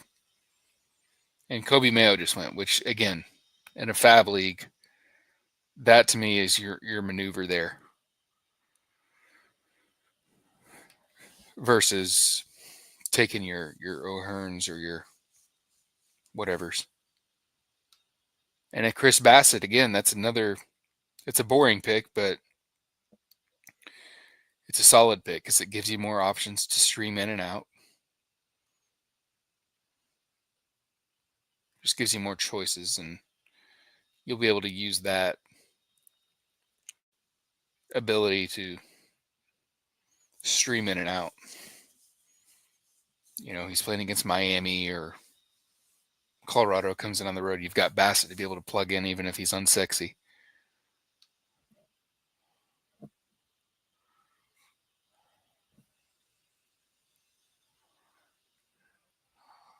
Well, I think I know my next option, even though it might feel gross.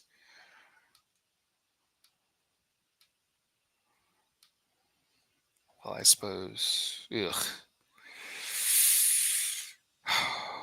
Man, I probably shouldn't go this route.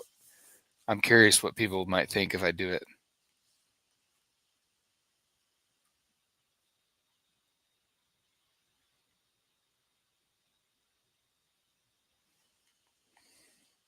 You guys are really good at giving really good comments whenever I'm about to have to make a decision.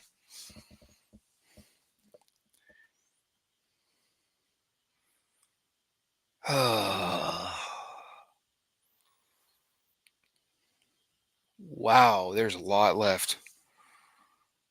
I think I'm just going to do it and hope that it's not a bad decision.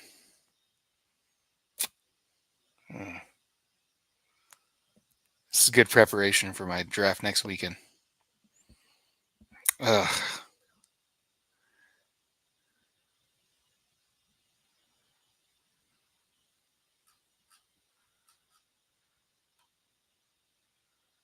I already have enough usable pitchers, so getting a reliever doesn't do anything for me.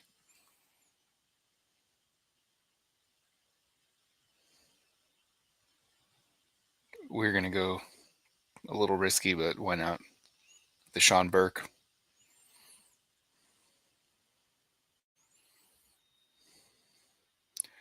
Rock said today Beck will start in right field. I wonder where the ADP goes. That's interesting because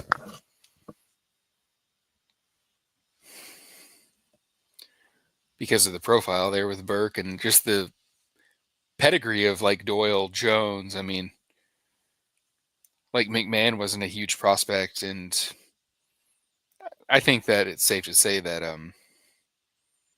Rogers didn't pan out as well as people hoped. He was a big pedigree guy, but I mean the Rockies have had some solid success. Tovar was far from a can't miss guy, and Amador has not panned out yet. But I mean the Rockies' development is not as horrible as people think. So I would put them as closer to 20 than top of the scale, but they're not tops. They're not bottom of the league. So you're going to say Burke. I'm glad because I was this close to going with my comfort pick, but I did go with Burke because I felt like I needed to get out of my comfort zone and go for the upside instead of going for the boring,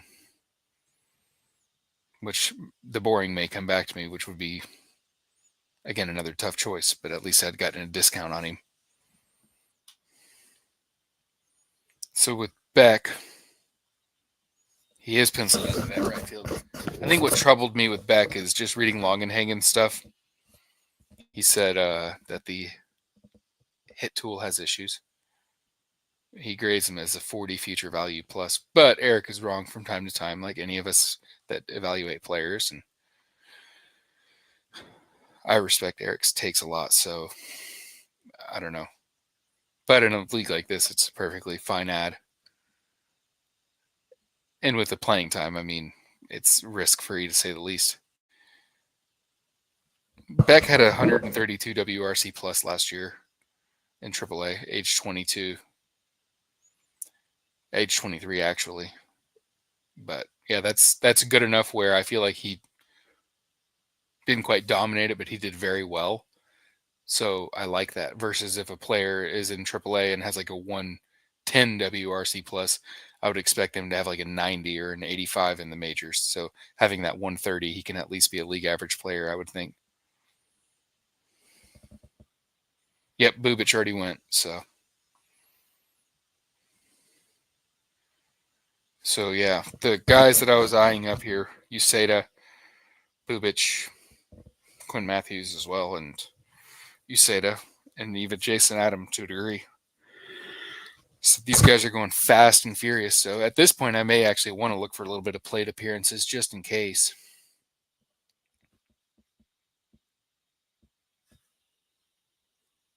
I can't believe I wasn't checking the news all night. That was not the best move.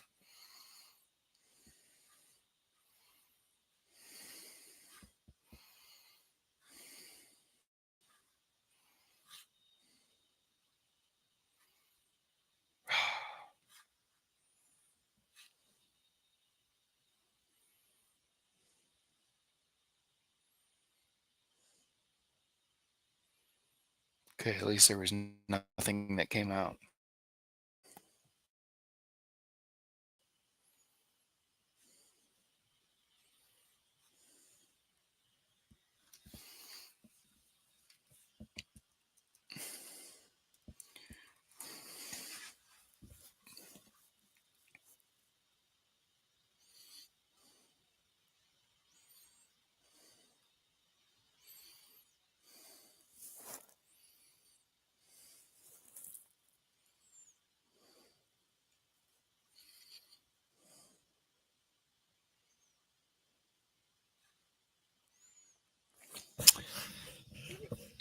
If I did not already load up on the pitching side, I could look that way. Churchill, but I'm looking more at the at bats if I can find any. So.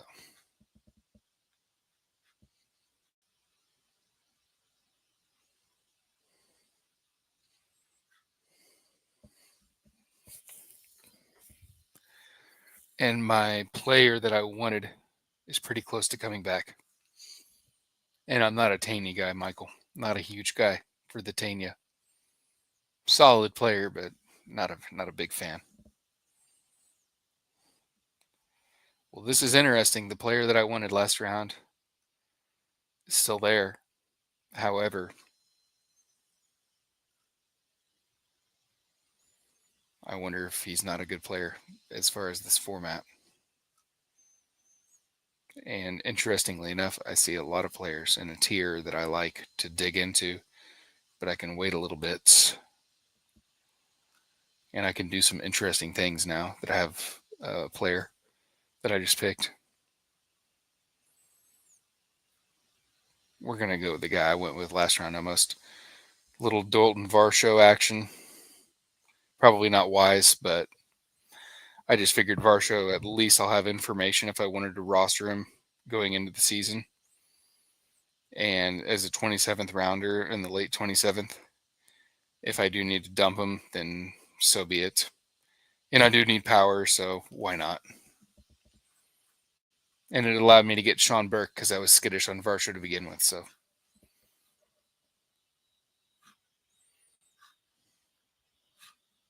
hopefully, I am hoping he does pop. I do have him in a DC, and he fell. Gosh, I want to see how far he fell. It was wild. I couldn't believe that he was still there. Watch it be like at his ADP and nothing crazy.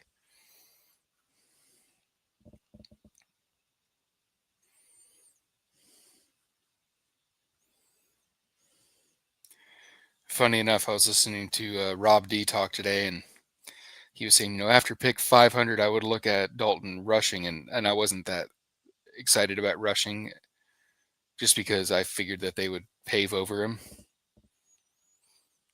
And he was like, after 500, I would go for him. And I was like, well, let me see where I got him. And I got him at 509 in a DC for Dalton rushing. But I had Will Smith, so that made it more of an easier pick. So if Will Smith gets hurt, then maybe rushing can play, but maybe not. I don't know. So yeah, Varsho was at 392 in this DC, which I thought was pretty good for value. So I'm also old enough to remember him going in the third round too, though. So maybe I'm biased.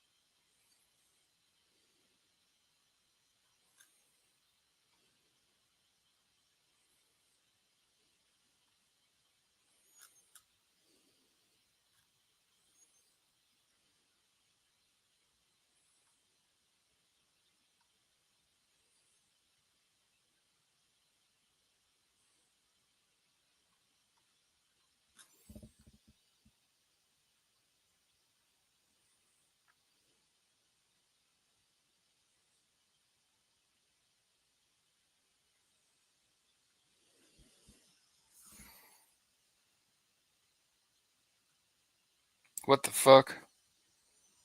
That was supposed to be Charlie Morton. Well, that sucks. Oh well. Happens. I thought I had selected Morton, but I guess I waited too long and risked it, but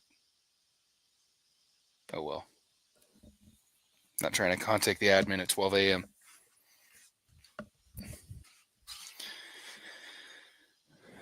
I guess Rogers played more than any of the other catchers, anyways, outside of maybe Stallings. So it's not the end of the world. Although I did plan on maybe grabbing a prospect in the last round, but it is what it is. Kramer was the other one I looked at too, in addition to Morton.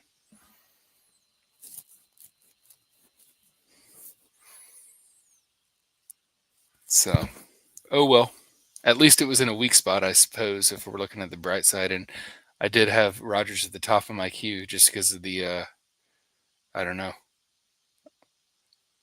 I guess that's the inexcusable part.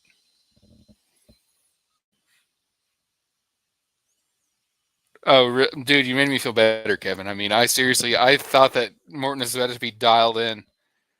And it was like, Rogers? Are you kidding me? But and I only really wanted Morton just because the supply of the pitchers is going down. Maybe he comes back. There's other pitchers that I like similar to him, and it's not a big deal if he doesn't come back. You got Cantillo, you got Zebby. Those guys aren't guaranteed jobs, though, I guess is the tough part.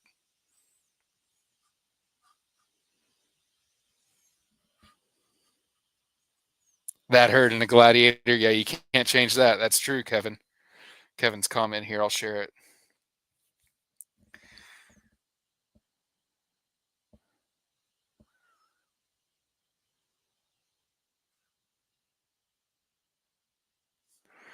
There was a few moments here and there during the auction where it said like $11, but the guy only went for $5, and it said my name after, and it definitely freaked me out. Like, oh no!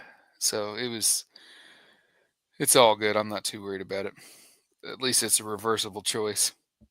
Sorry, Kevin.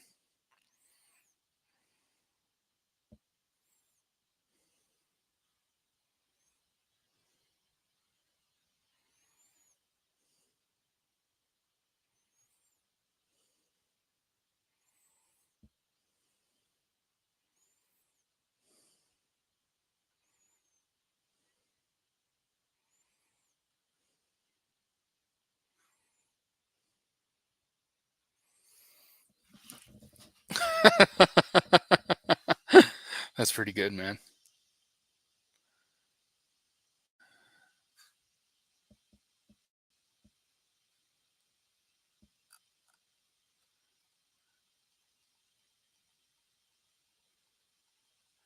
Maybe the Tigers get 4 games in the opening period, and Fermin only gets 2 or 3, and it's justifiable.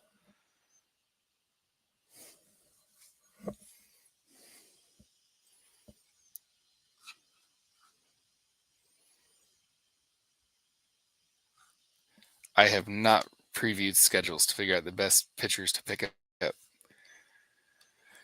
If I can find an article that does that work for me easily, I would be happy to read it, but I just don't have the time. Or, well, I do have the time, I just don't do it. I know Kevin talked about that on his podcast recently, and to be honest, this blows my mind. This sentence, Kevin. I believe you, but it just what I would expect.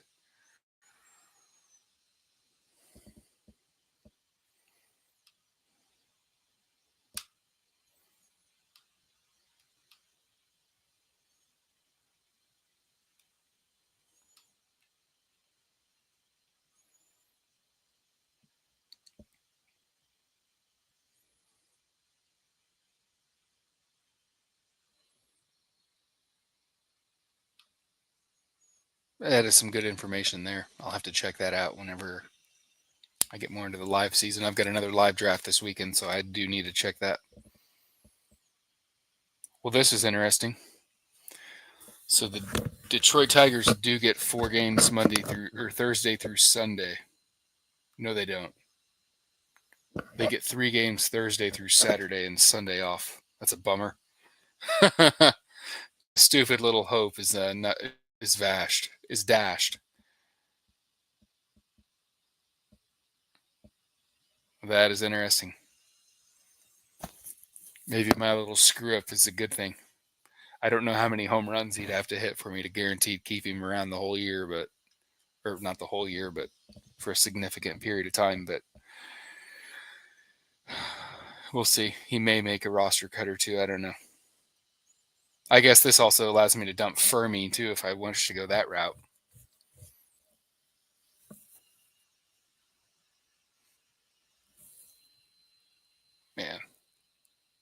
This isn't good.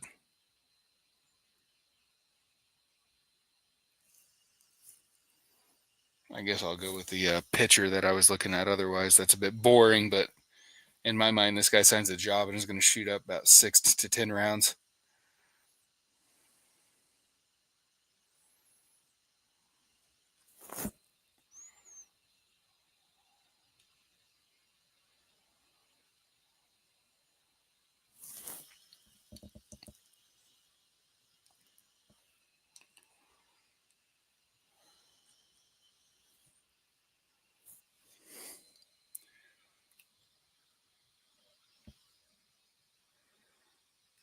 Haha.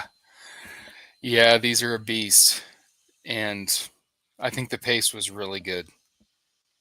So I'm sure others that are viewing it could say that they've been in an auction that took 10 hours and, just sapped them. So part of it.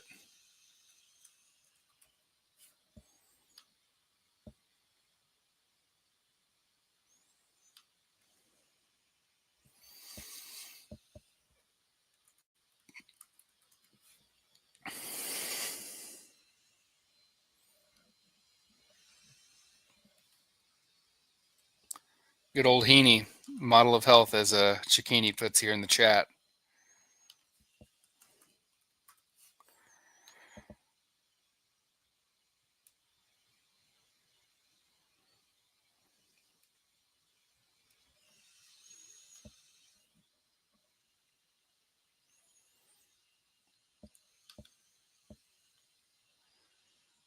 Hmm.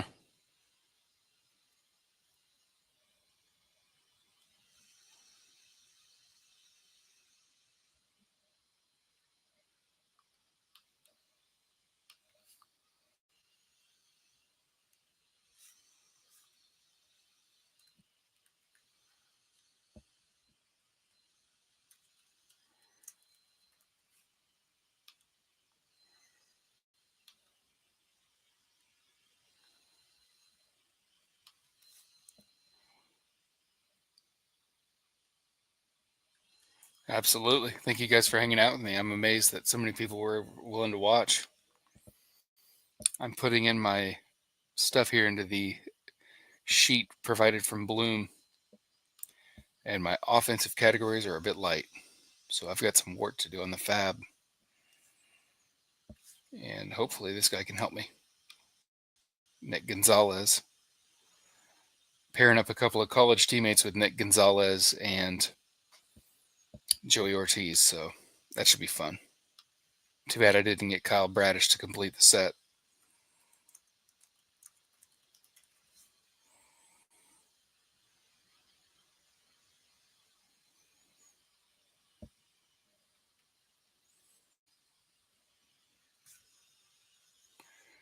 Alrighty, I'm about to shut this down. It was a marathon, and I had a great time, and you guys definitely kept me focused and energetic. So thank you guys again for watching, and I'll see you guys in the Bubba and the Bloom Discord.